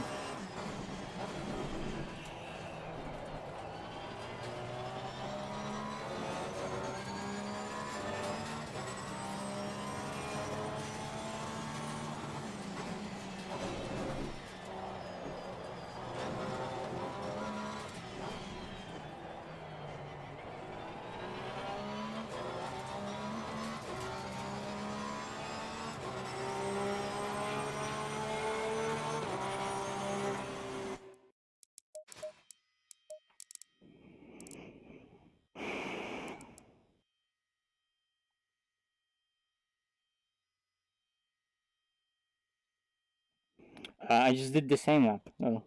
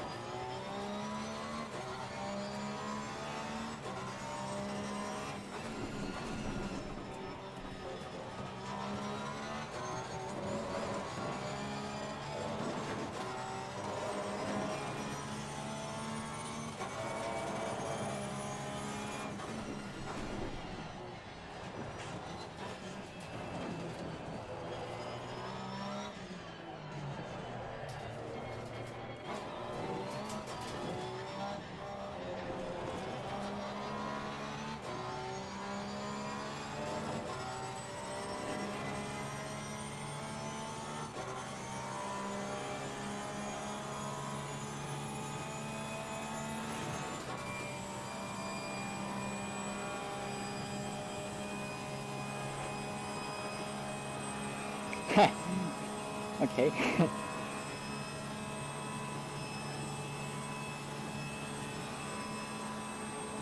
Hey, that I don't know, man, but that's only test that diff.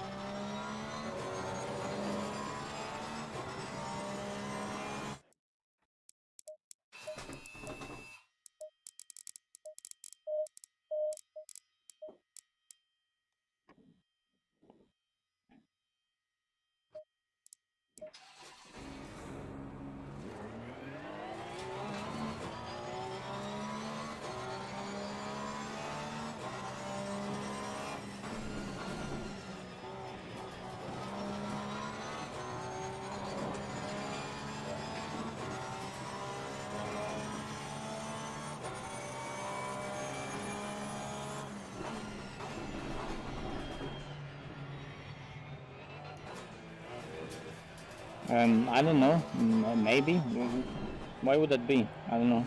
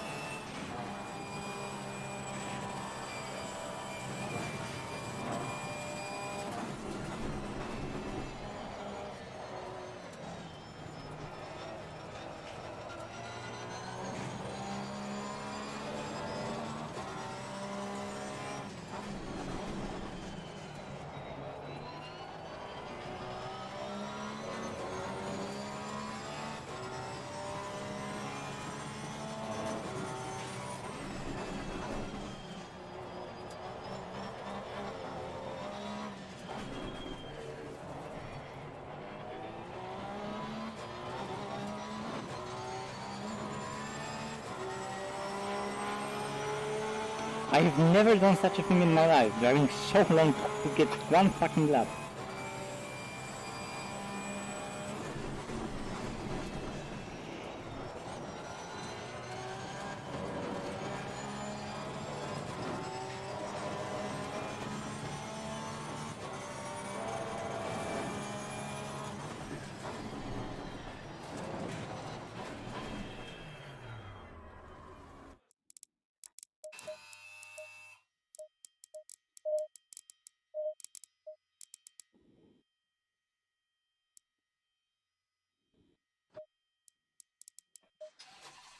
I'll just decrease top speed.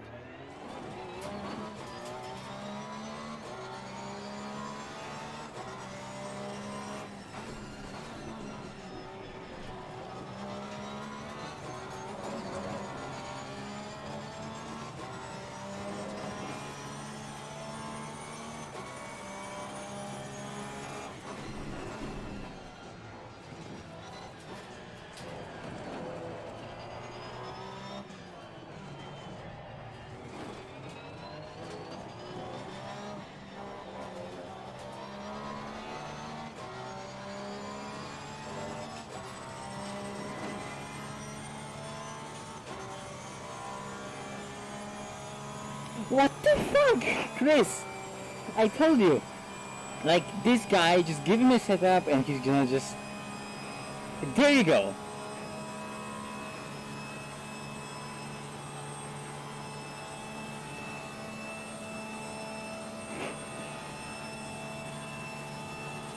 I'm just bad. Oh wait, I changed something but I forgot to change the other thing.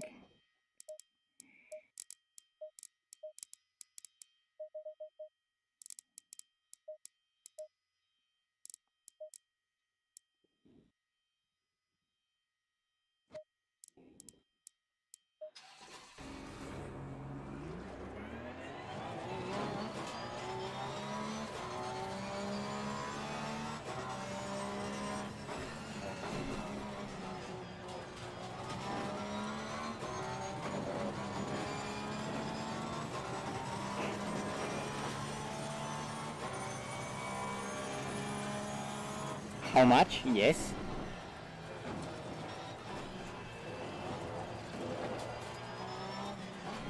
I mean, like, I know that that time is in the car that Chris did.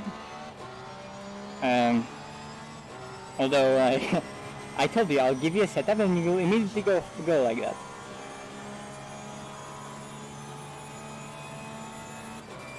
I mean, we knew that oversteer setup is the way to go. It's just that, and like, I have setups similar to that myself. It's just that this is even more extreme.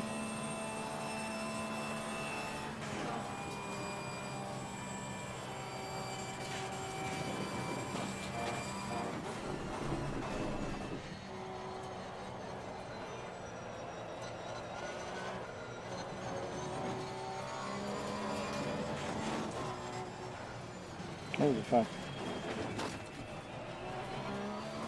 Pressures are so low also.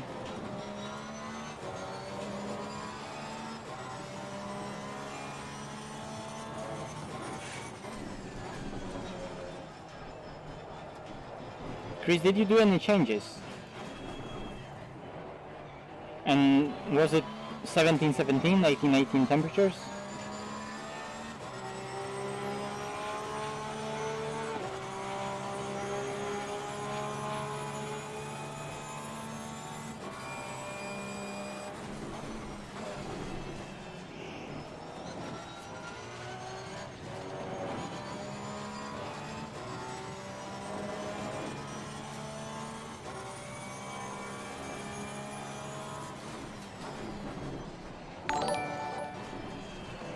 Hello, thank you.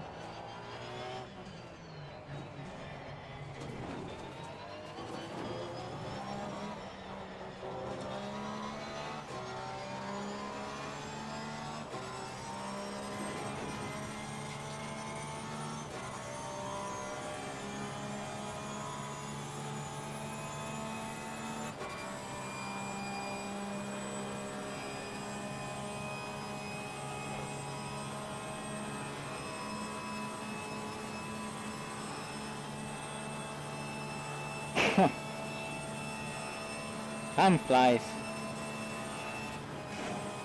Alright, bottomed out.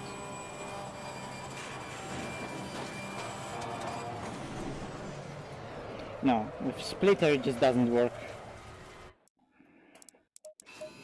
Doesn't work with the splitter.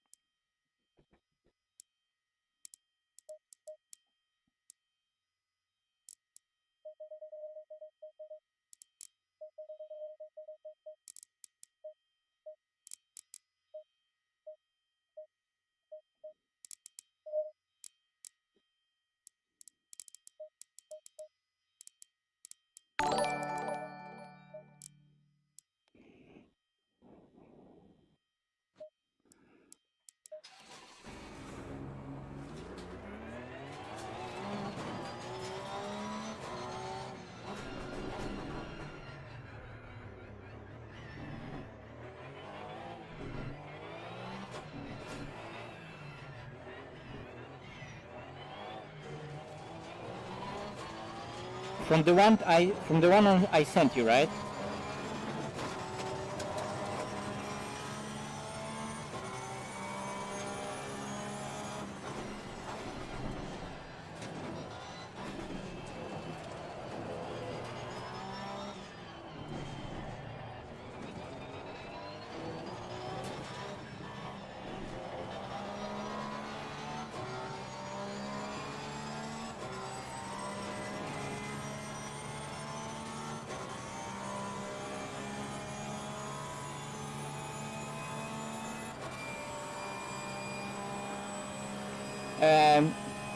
When it's compressed, yes. On high speeds and high loads, yes. Okay, I'll try that, Chris. Thanks.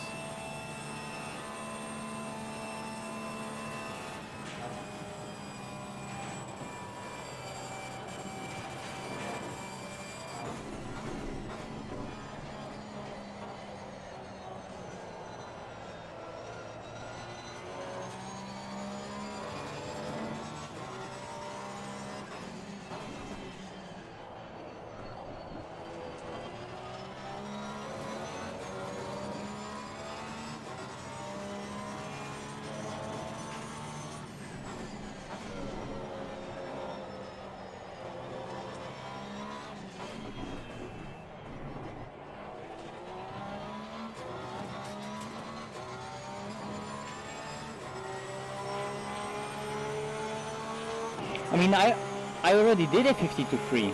It's just that I invalidated it while going wide and losing a 10.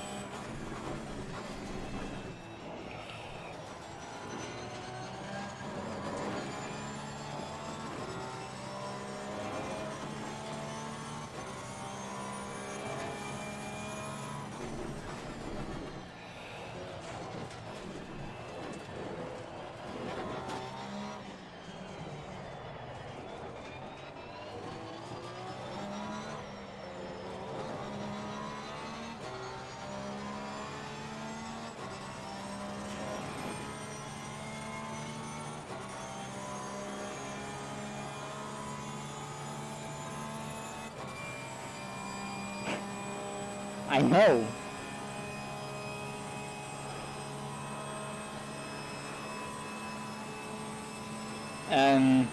Nah. Oh man, to beat the time it's gonna take a while.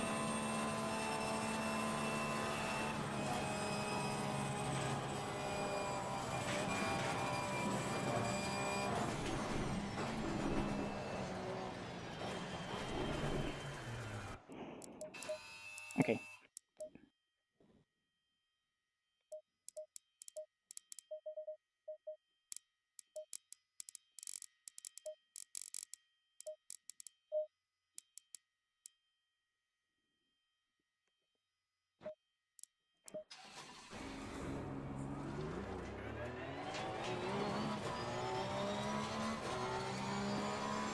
I'm telling you, I'm shit. I'm here just trying to get the time, and I give you a setup and you do a point free just like that. Be it after watching me do it and trying to do that, so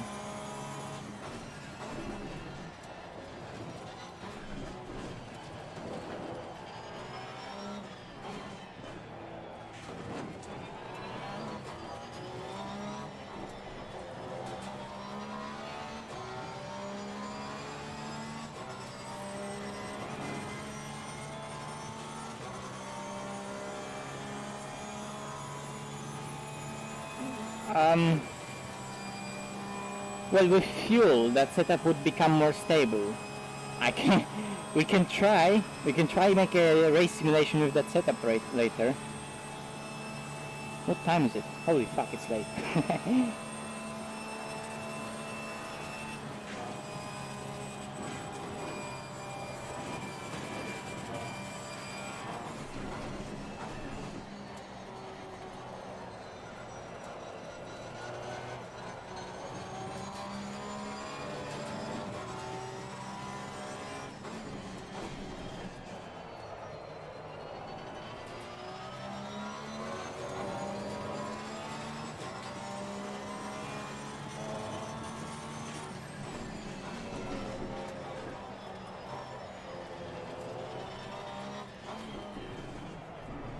Also, you Chris had advantage of doing 6 hours of fucking Pro Ricard in a weekend.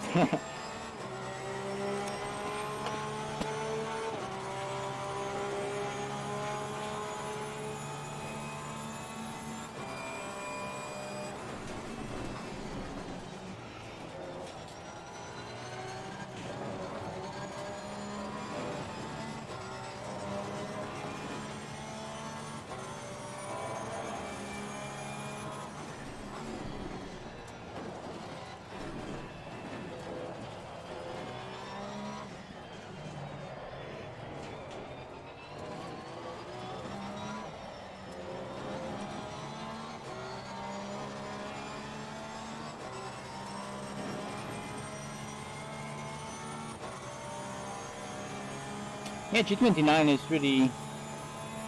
I can do a 49 with a Bentley. Go on. Hi, hello.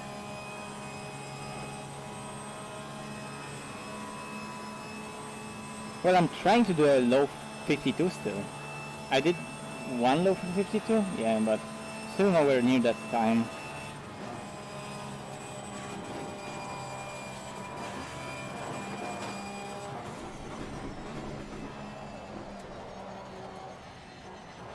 Too wide, way too wide.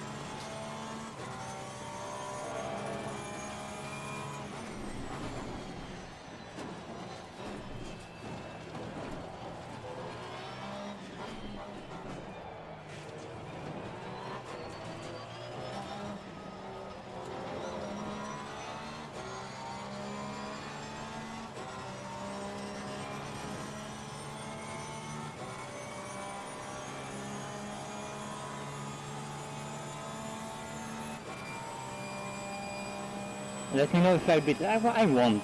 I'm confident that I won't beat it.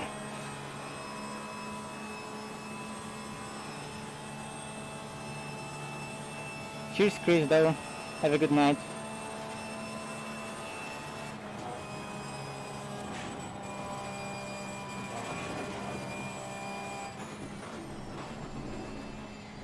Oh, it got so unstable on the very exit. What if...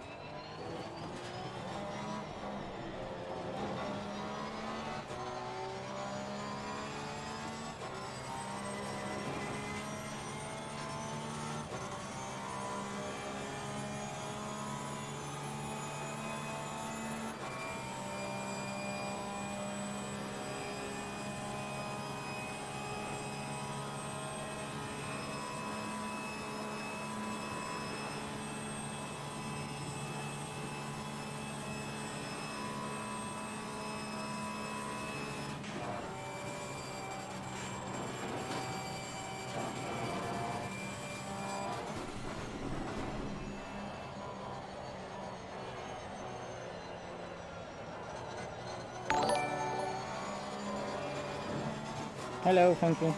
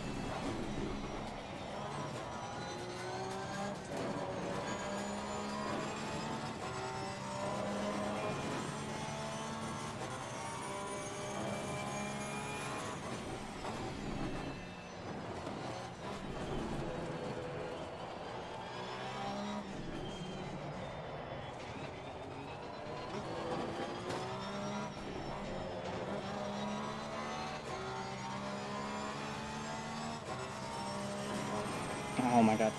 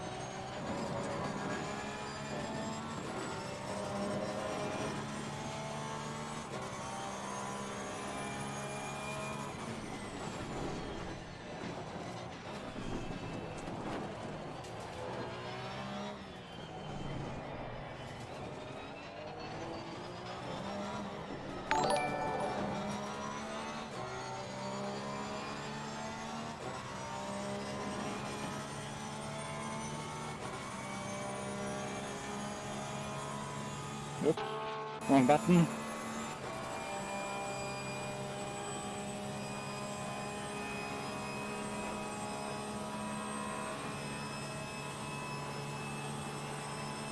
Well, I'm doing coaching. If you want to find out what you're doing wrong, I could help you.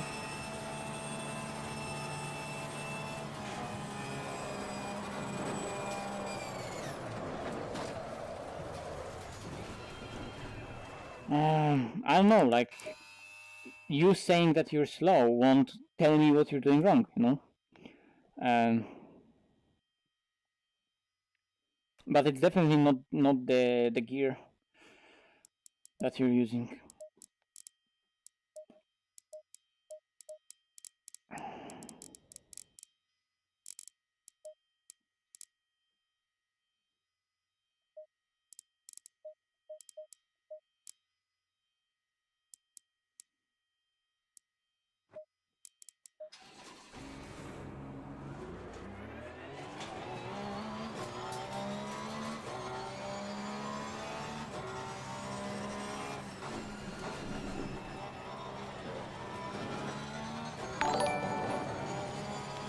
Thanks for subscribing.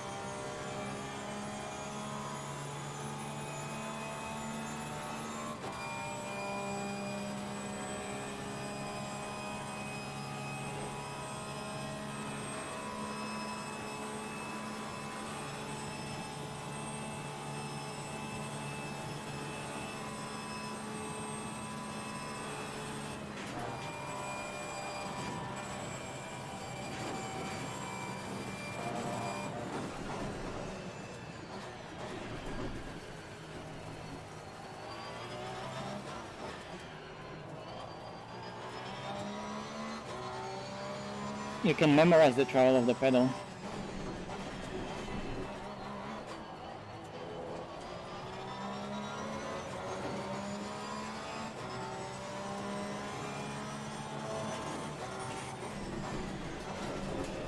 No, I have T300. It's the same for me. T3PAs aren't necessarily far better than pedals from G-Series wheels. Especially not if they're so used as mine.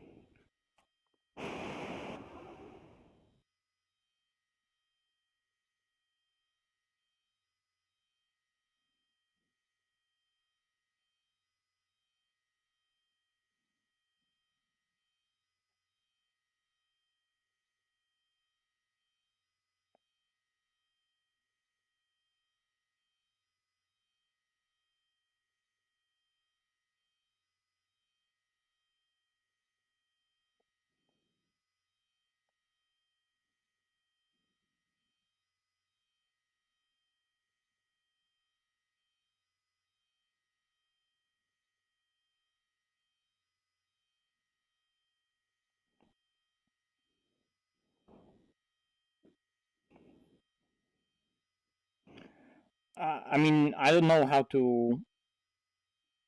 how how much of an effect can different pedals have with the game. It shouldn't be that different. Yeah, just simple trail braking rules apply.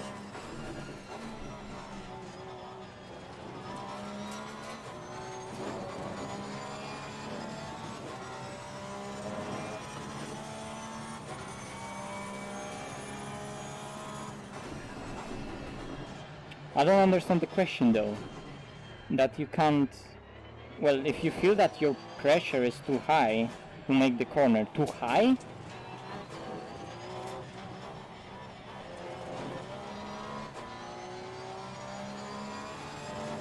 well, if you feel it's too high, then brake later or brake less, or don't brake as much.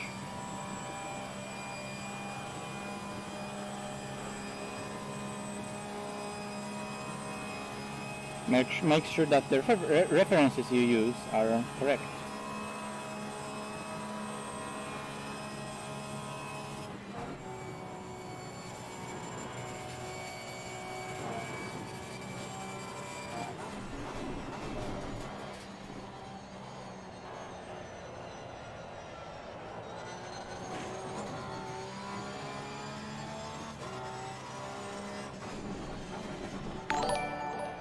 Hello, thank you.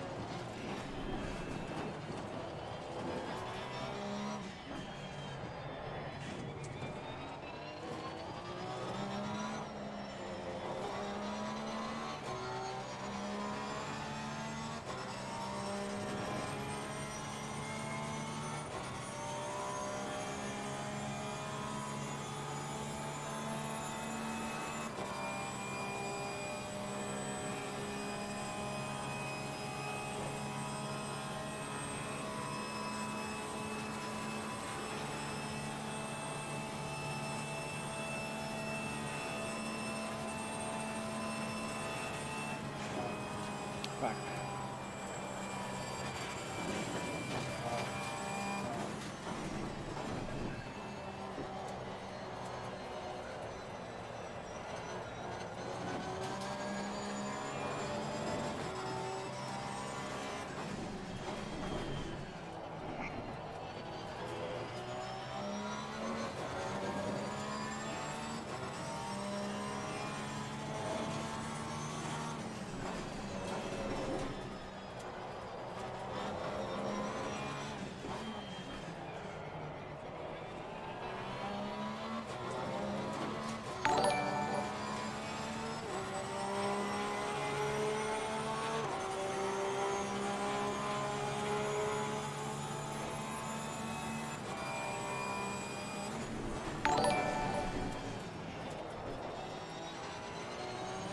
Okay, too much chat reading. Too much chat reading, too much is going on in the chat overall. Oh, Jesus.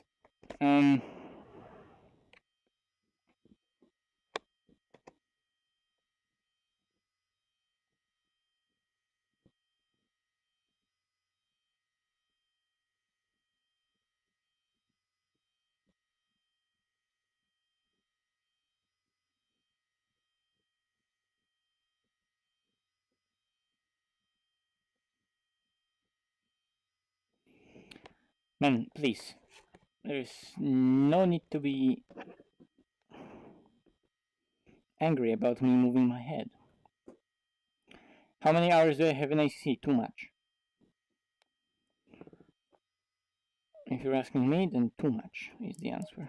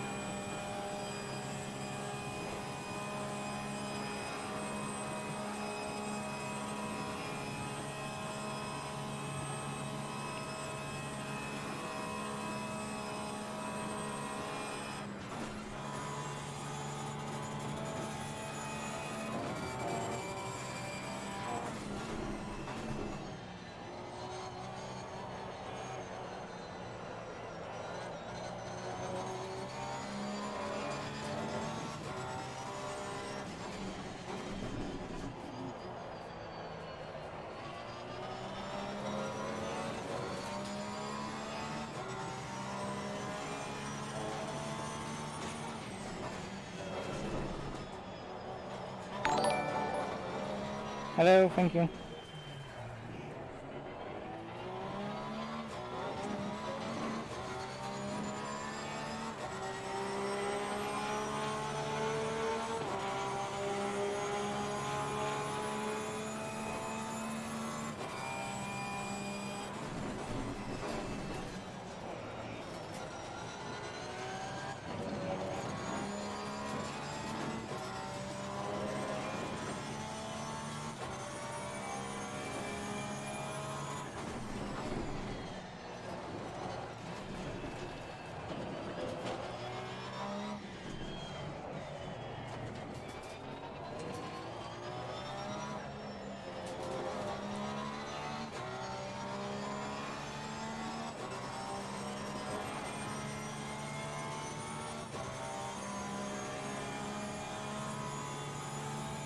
Yep, that's exactly what I'm doing.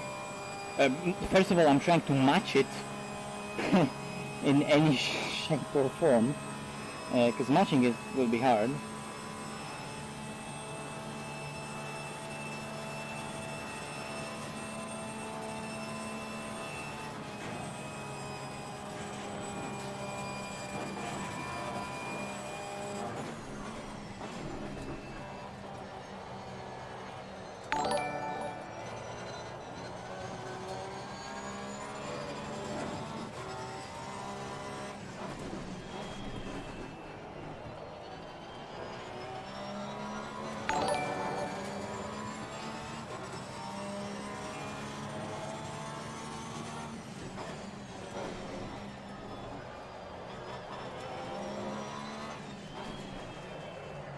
F. Oh, it slid. It slid in such a weird way. Fuck. It wasn't validated anyway, but...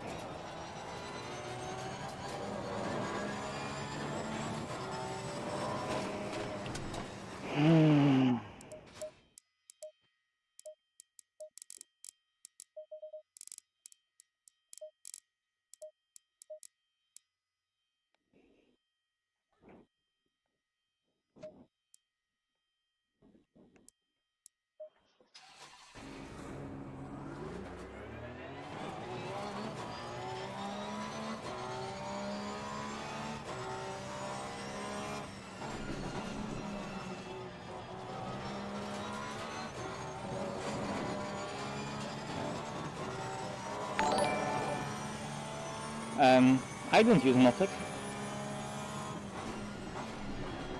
So a lot of people subscribing, so thank you very much. Oh, Vency donated by... thank you very much, Vency. Oh no, Vency donated 2 hours ago. Never mind. So that was the previous donation. But yeah, thanks everyone for subscribing.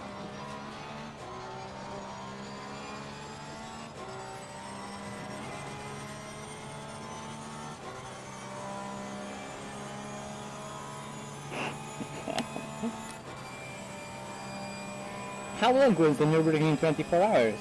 Was it more than 12 hours?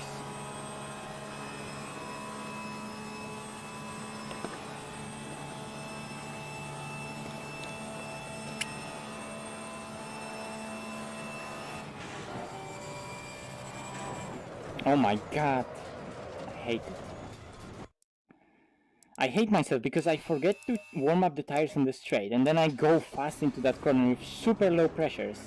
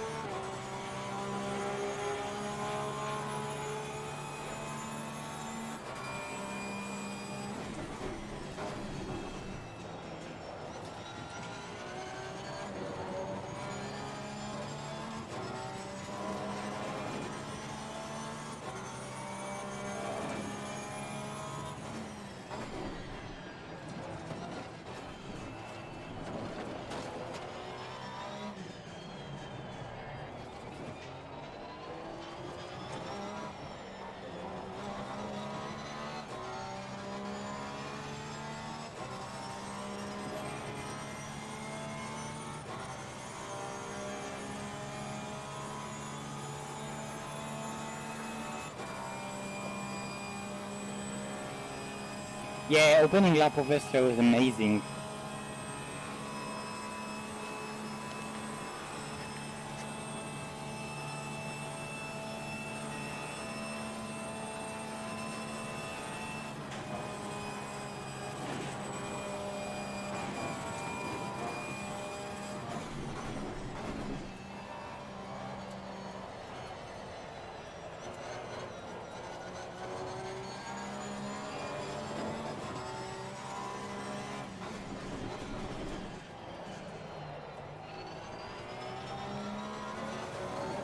Holy fuck. FPS went down.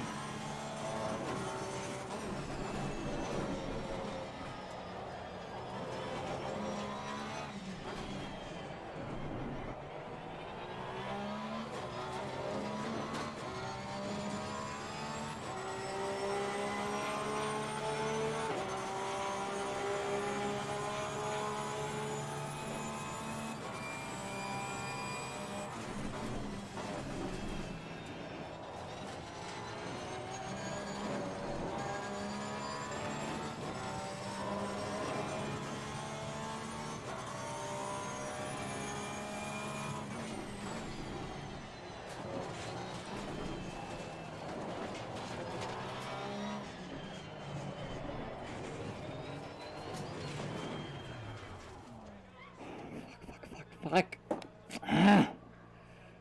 What is this? Fuck off.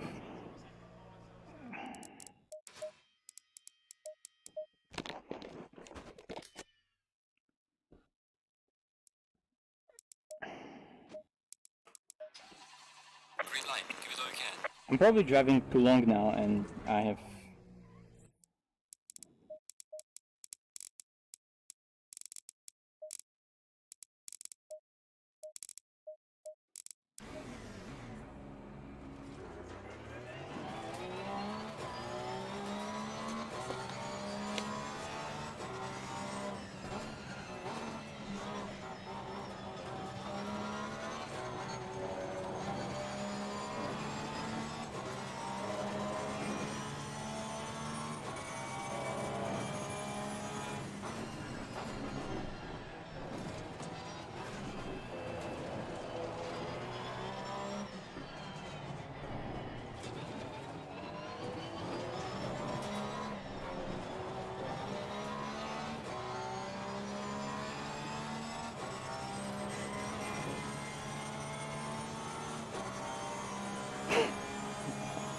Kappa.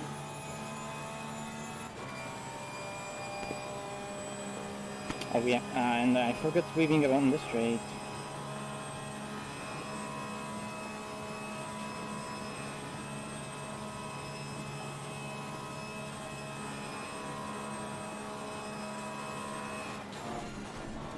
What the fuck? Like, you can see my brain is just not even working anymore. Like, I went into 4th gear, what the fuck?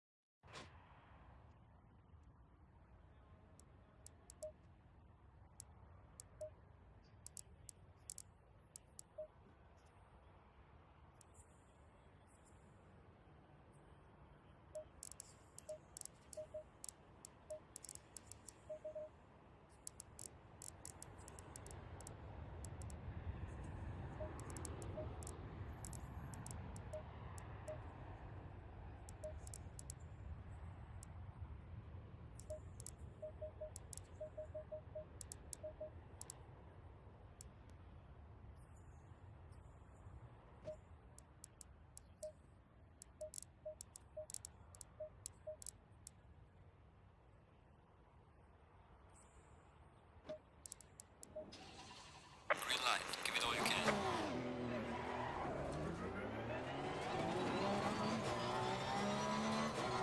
Yeah, probably like 5 of them were even... Thanks for subscribing. Probably only like 5 of them were valid.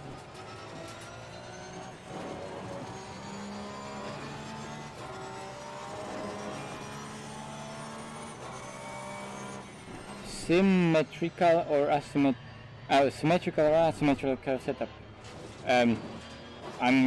Why would you do asymmetrical setup?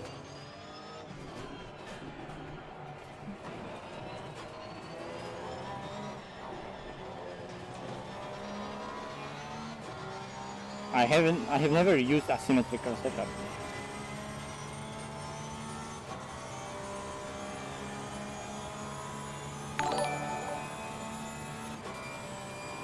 So many people subscribing, thank you guys.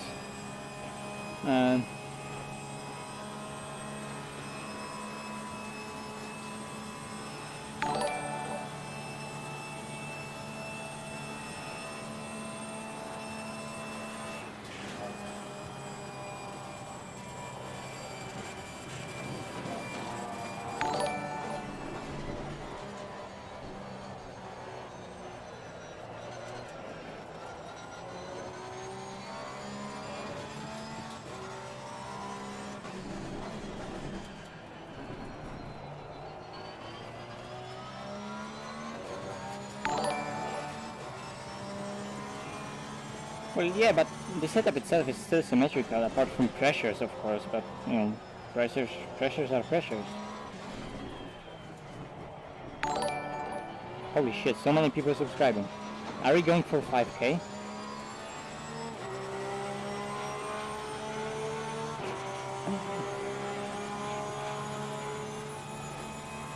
What's my in-game resolution?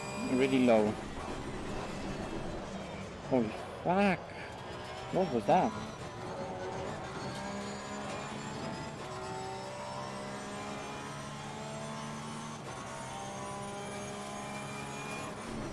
Well, I'm in VR, so you know, it's hard to say what it actually is. I have to calculate it using all the information about all the settings I have.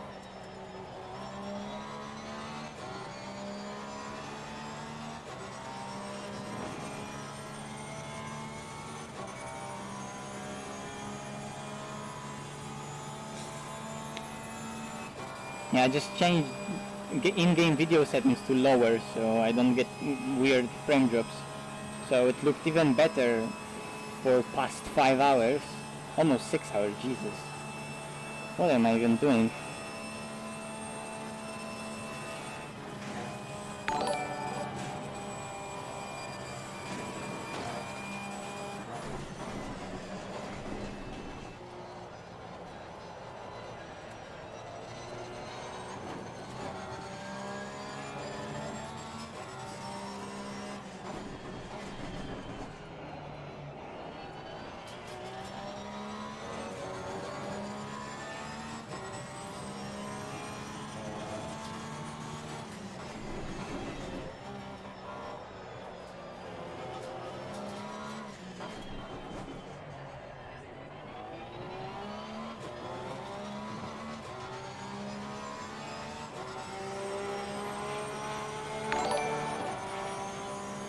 So many people are subscribing, holy shit.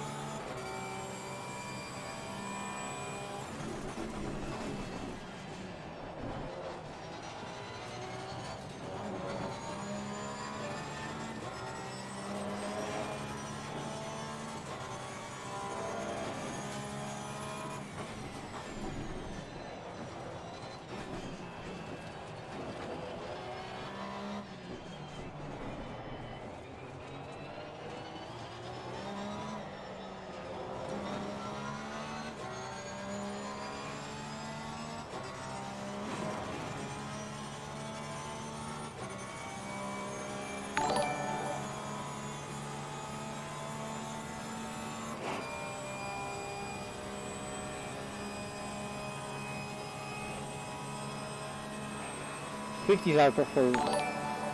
Holy fuck. That has to be 5K soon.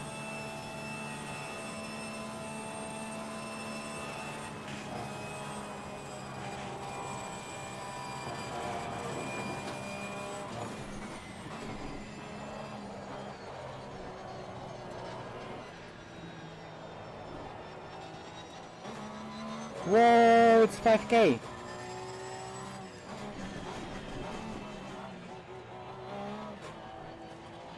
Pog. Oh, it's so poggy.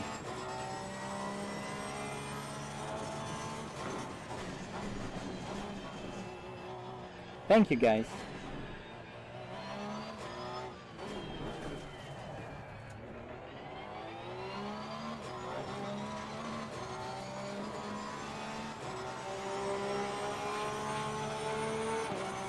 Brother mate, this is me, your muscle mercenary.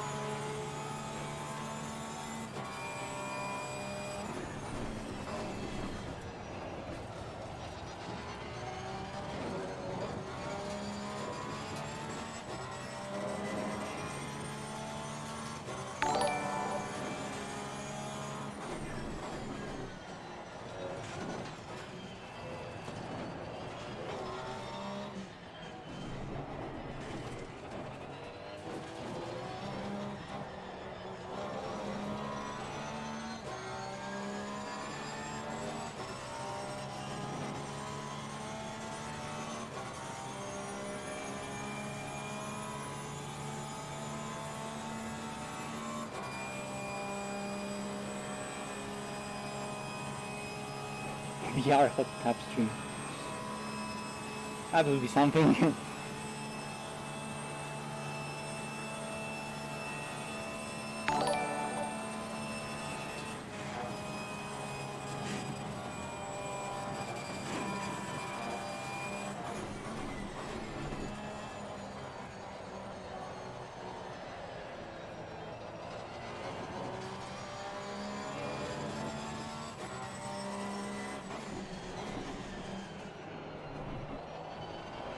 Oh my god, slide.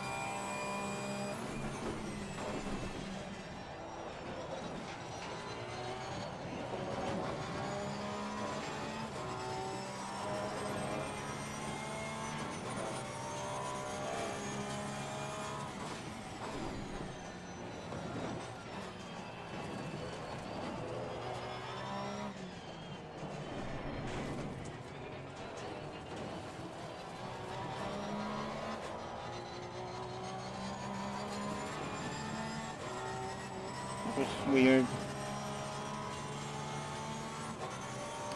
Yeah.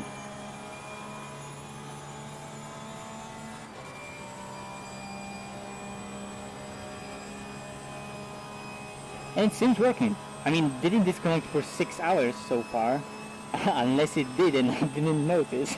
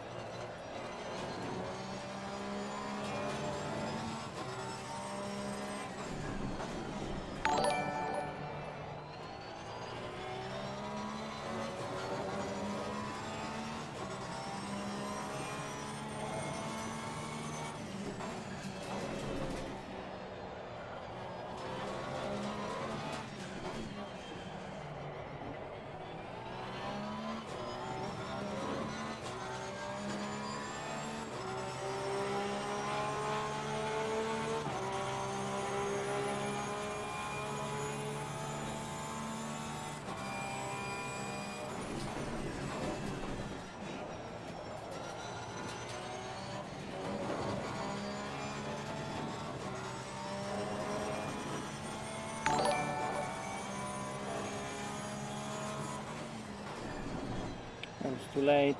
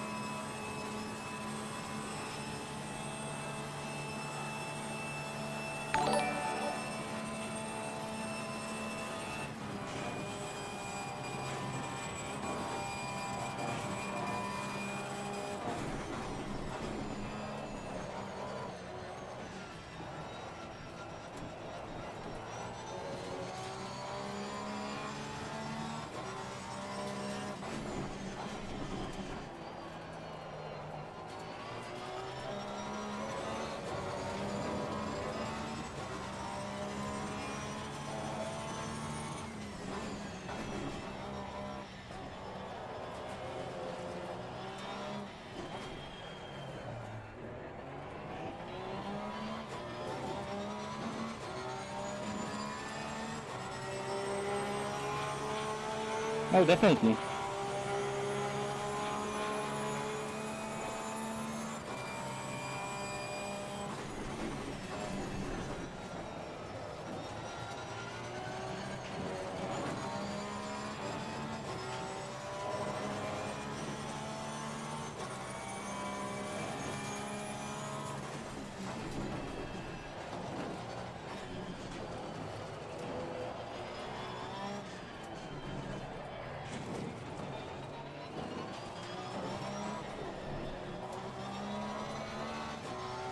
I just can't. Fuck my life.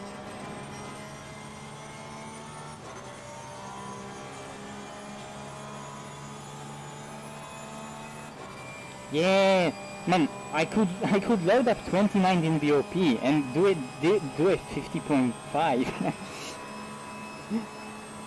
In 2019 BOP, Porsche was 40 kilos lighter than this.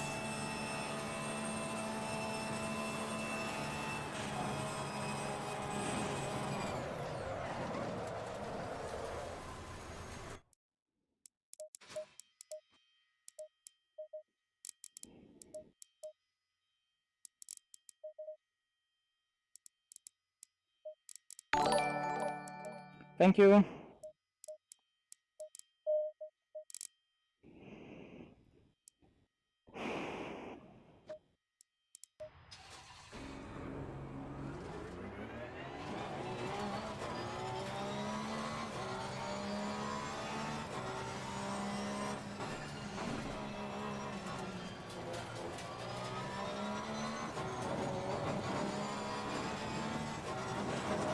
This opponent is playing bad without 8. That would be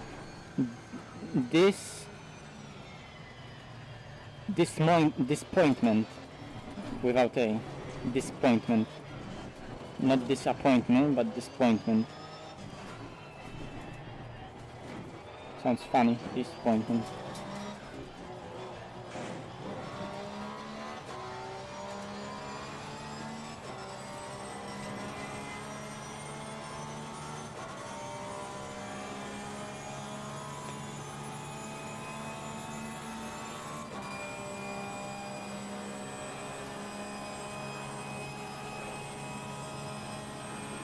I know. This is too long.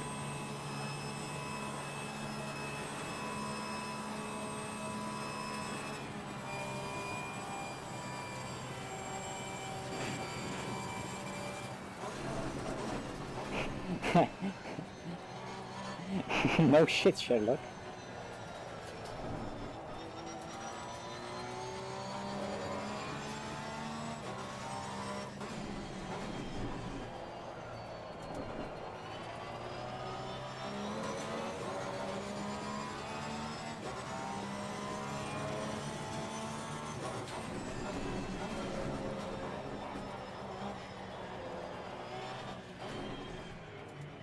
I'm Polish. Why I would be Italian? I have nothing to do with Italy.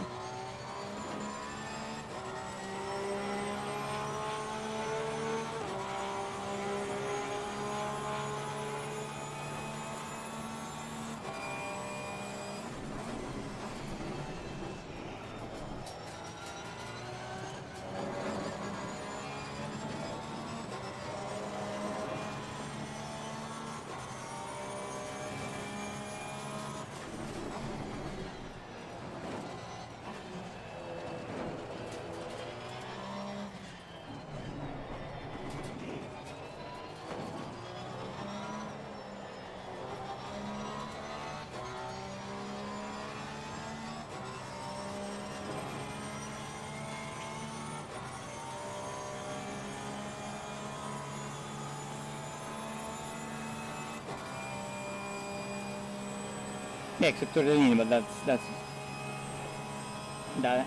Tortellini sounds Italian. Interesting. Yeah, tortellini sounds Italian. Maybe because it's Italian food.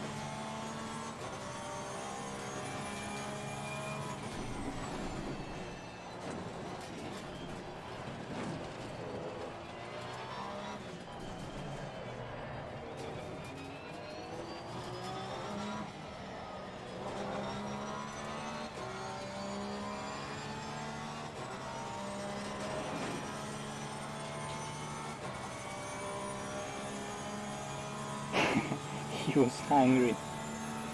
I don't know. I don't even remember why.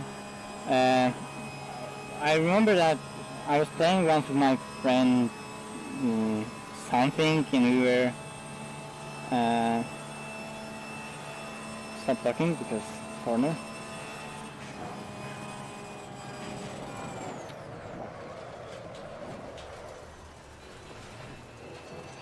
And we were, as Scuderia Ferrari fans, we were, oh Jesus, now the tires will be overheated so badly. And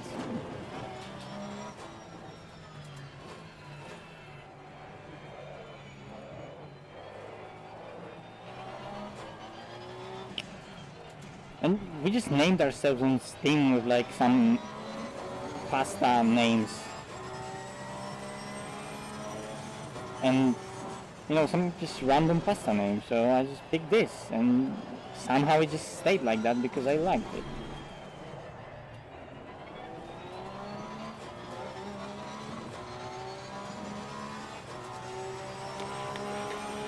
Yeah, I know.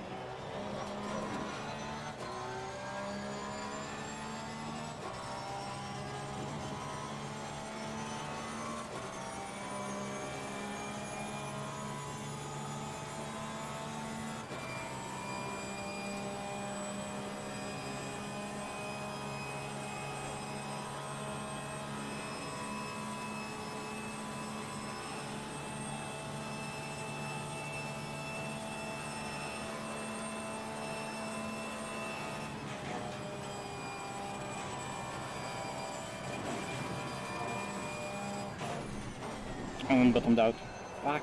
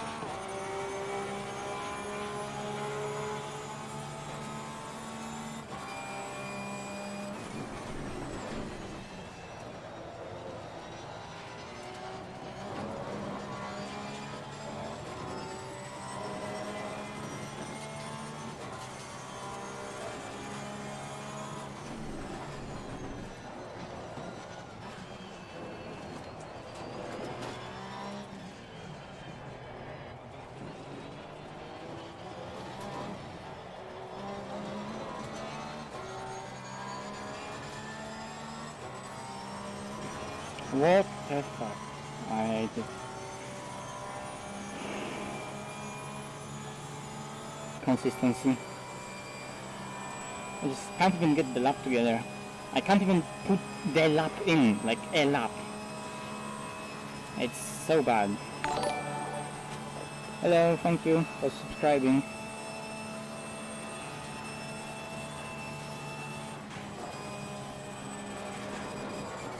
And again, fuck my life.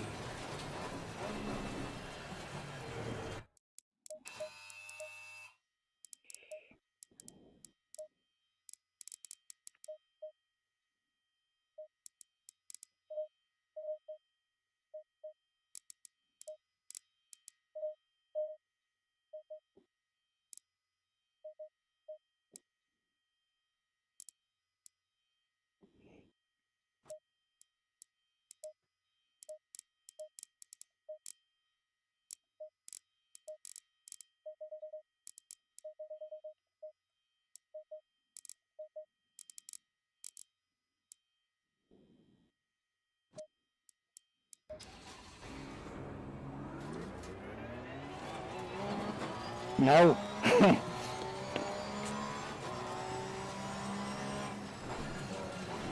I want at least a valid low 52.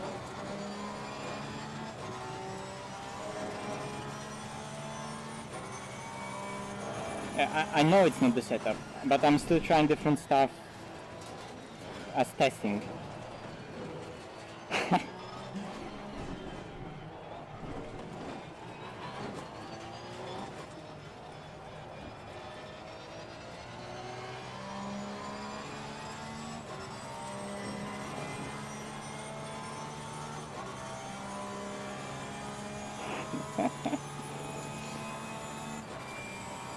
That's the spirit, Ryan. That's the spirit. Do it in the Lambo now. Do it in the Lambo. Oh yeah, Ryan, do 50 to 1 in the Lambo in those temps.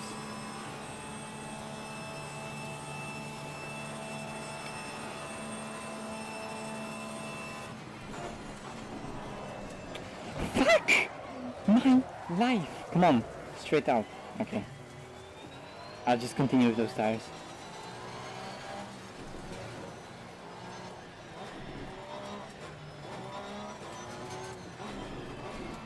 At 10C though, 10C is cheating, especially with the Mistral straight.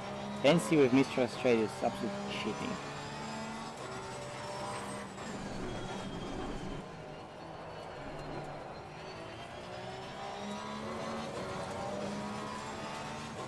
I'm also almost sure that I should get myself a server, you know, so I can make a server with a custom temperature and just go with it, you know.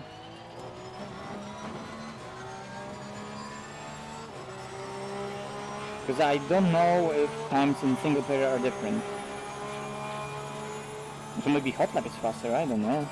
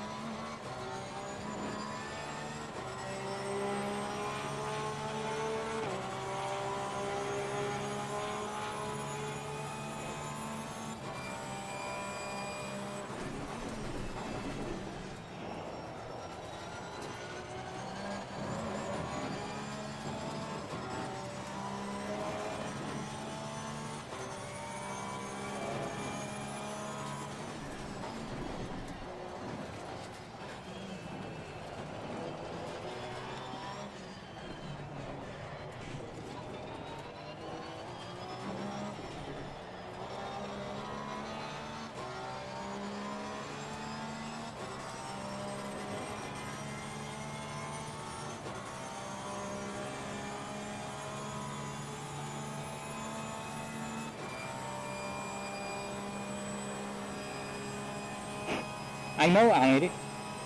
I know. But I want to believe myself that I can do it without those things.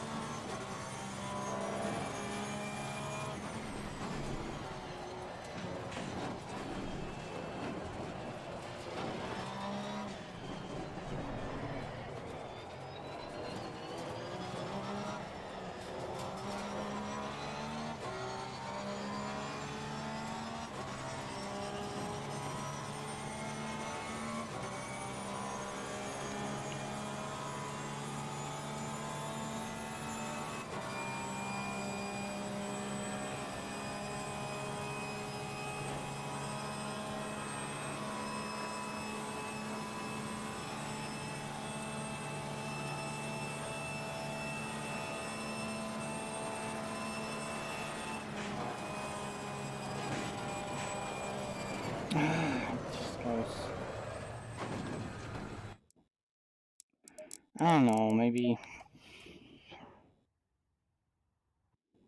it was working before though.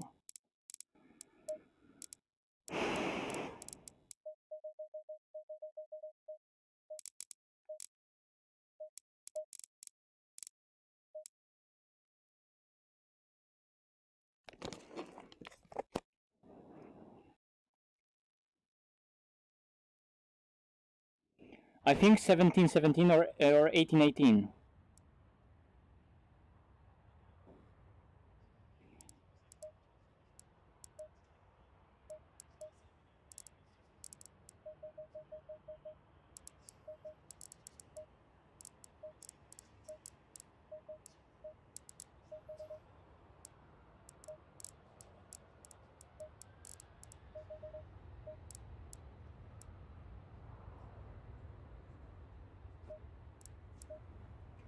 Green light, give it all you can.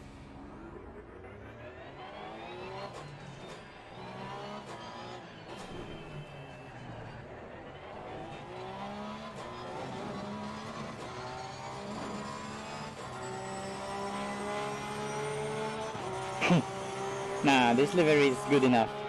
This livery is good enough.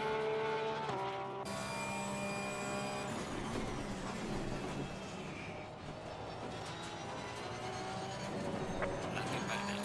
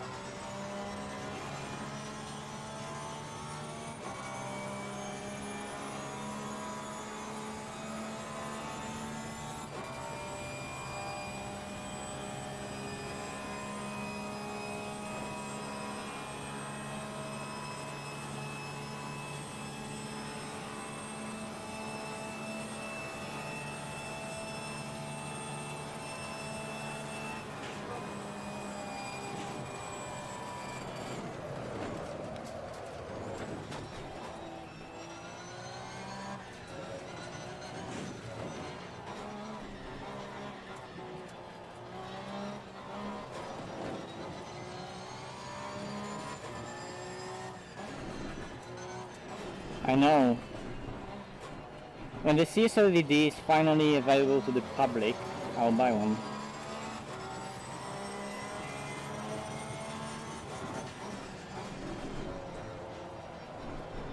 I'm trying to have like keep light hands on the wheel, trying to feel the grip there, but it's so hard.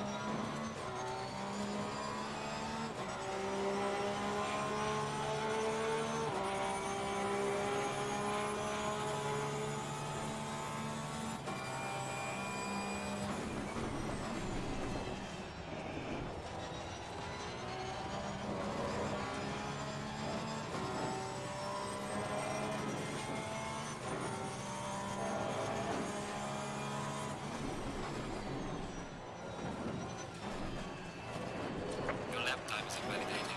Please try to stay on the track. Fuck off, Cranky.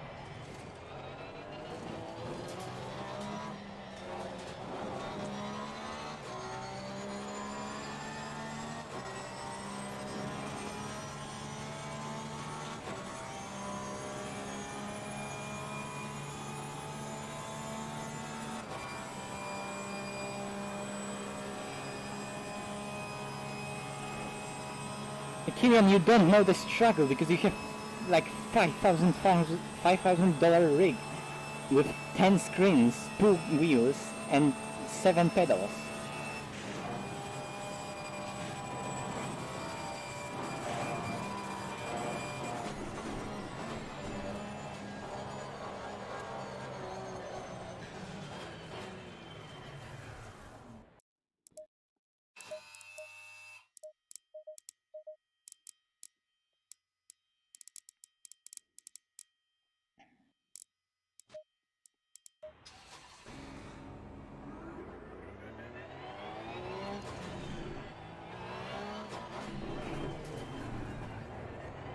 Imagine having a rig.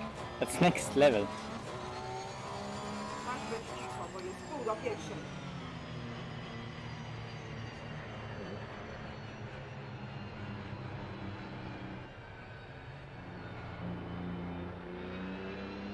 That was the sound announcing that it's time to end.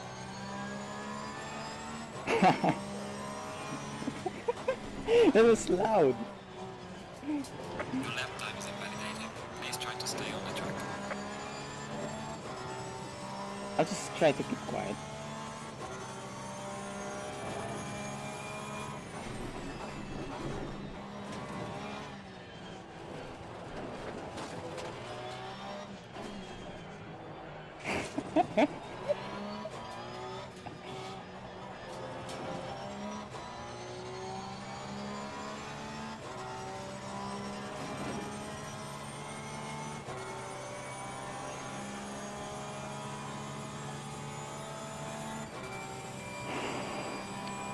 I also have the wobbly desk DOM, so we know how it is. You can't even type properly.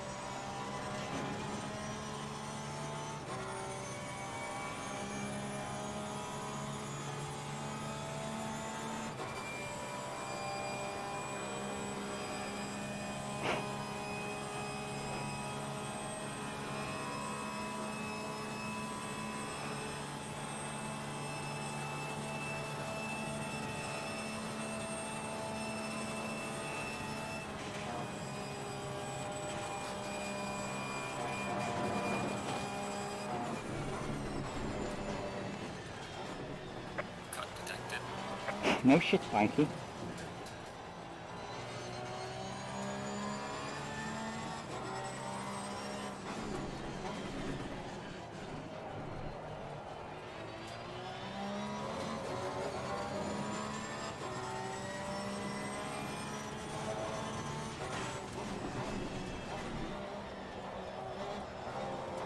Okay, can I get a lap in? Guys, do you even remember the last time I actually did a valid lap? Because I don't.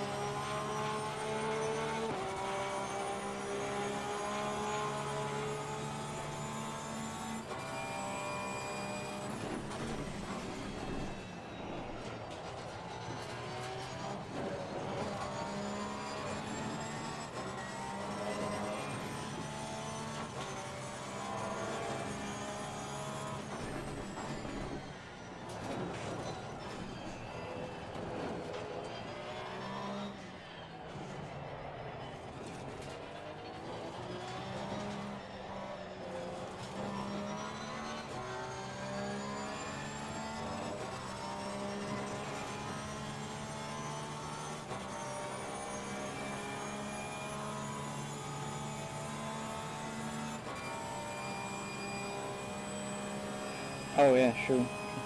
Oh yeah, yeah, true.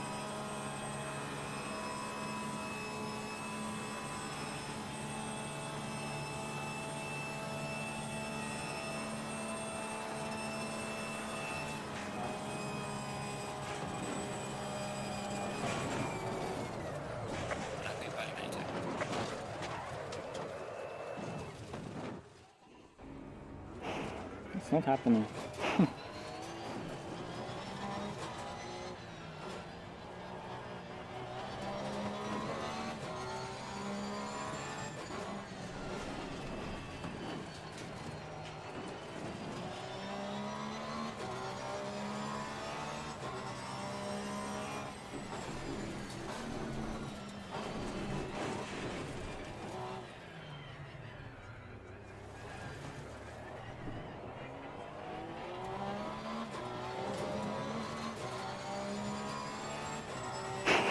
Right?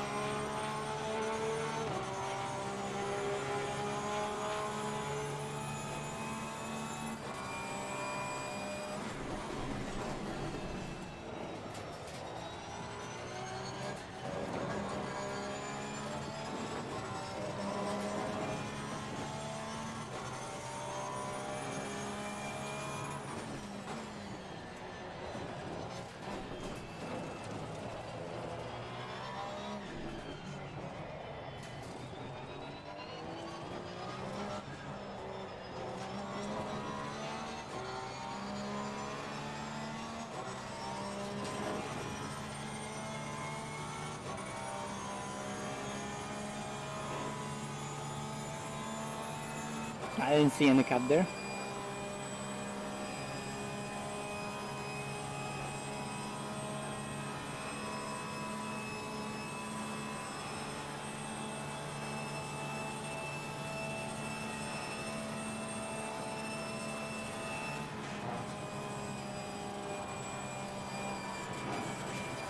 Your lap time is invalidated. Please try to stay on the track.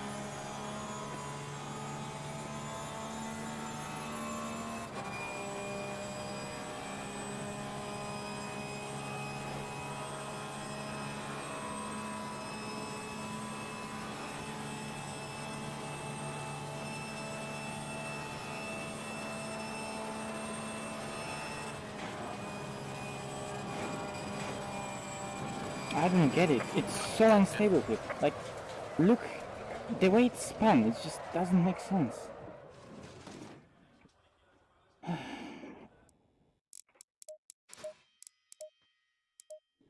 Like, I have a car that's unstable on the fucking exit.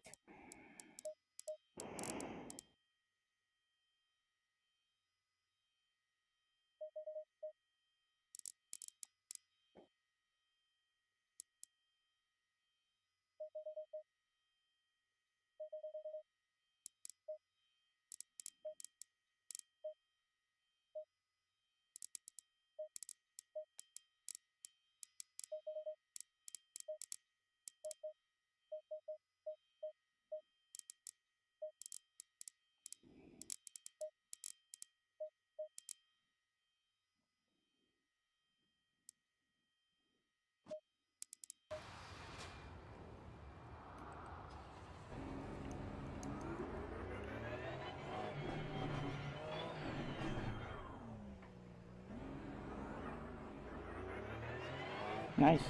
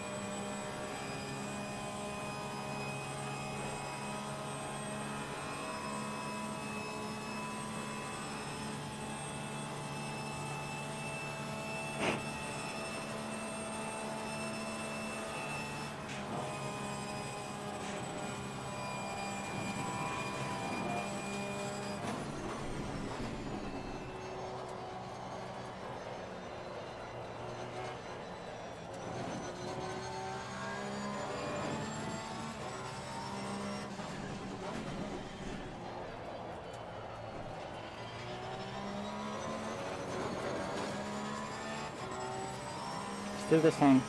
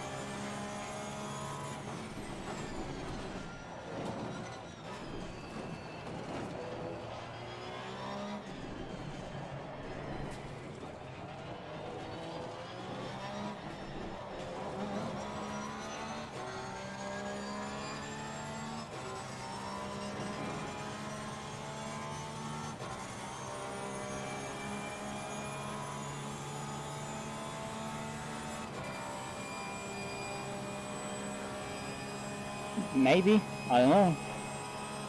I would have had, I would have to have them to test that, no?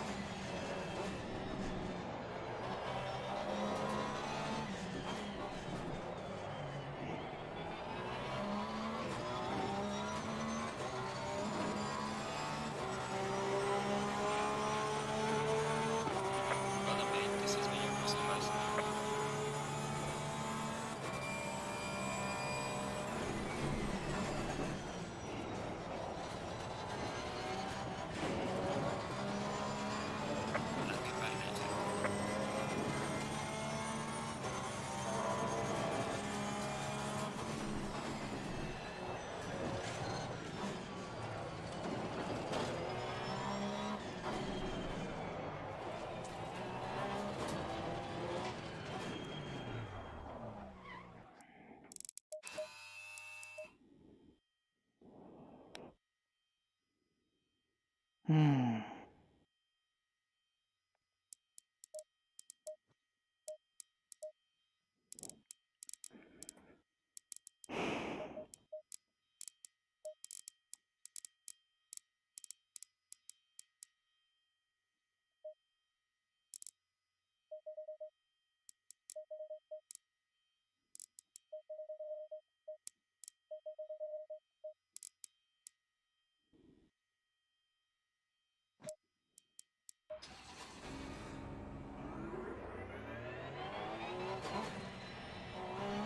But it's still the same.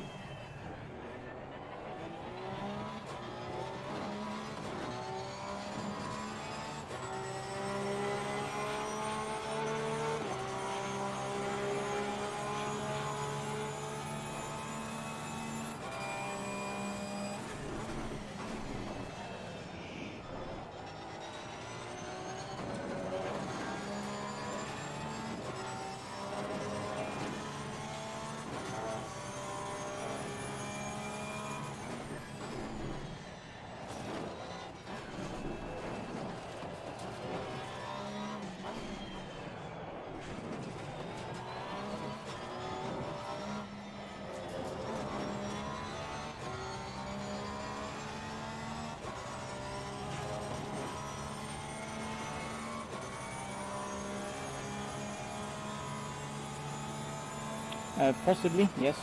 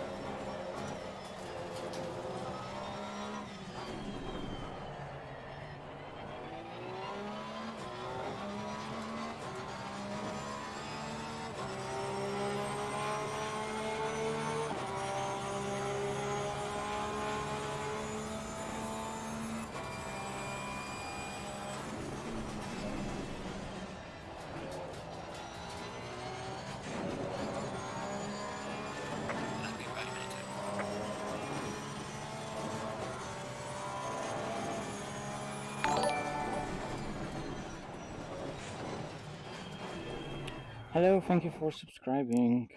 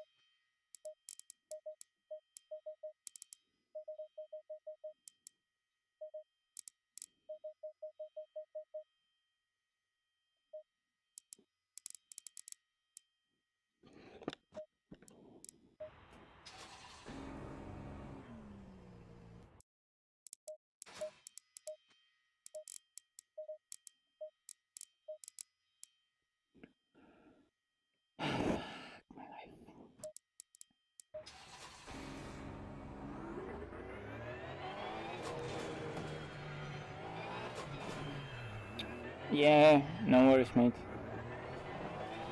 I don't even know why I'm doing this to myself by that point. Cheers, Tata. Good night.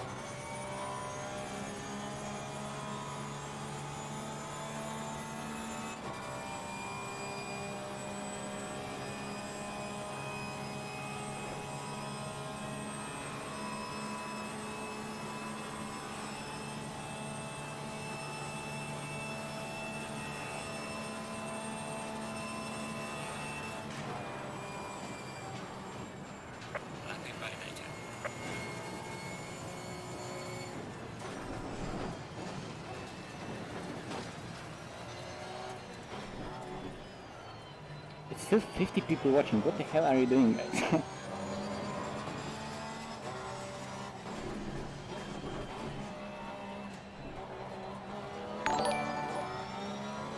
Hello, thank you.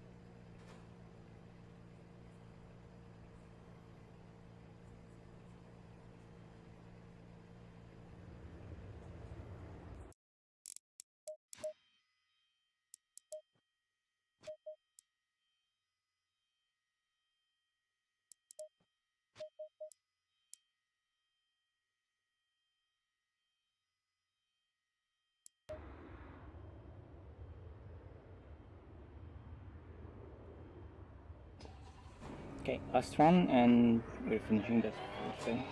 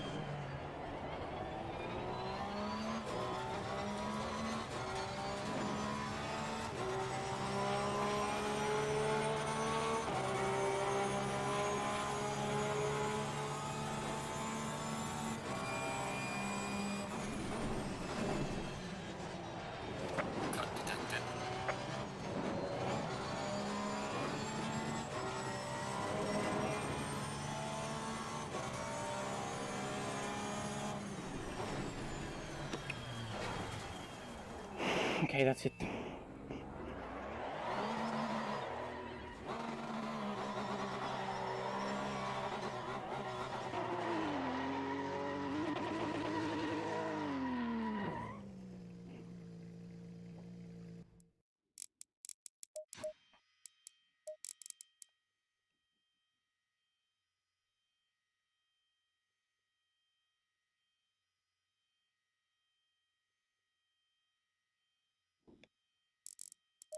Yeah, I need to end right here, guys, so I'm really tired, so I'm just gonna go. Cheers.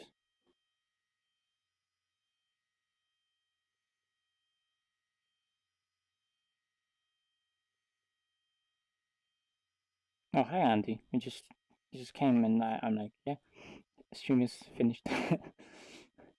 Yeah, I'm tired as fuck, so I need to end. I need to end. So good night.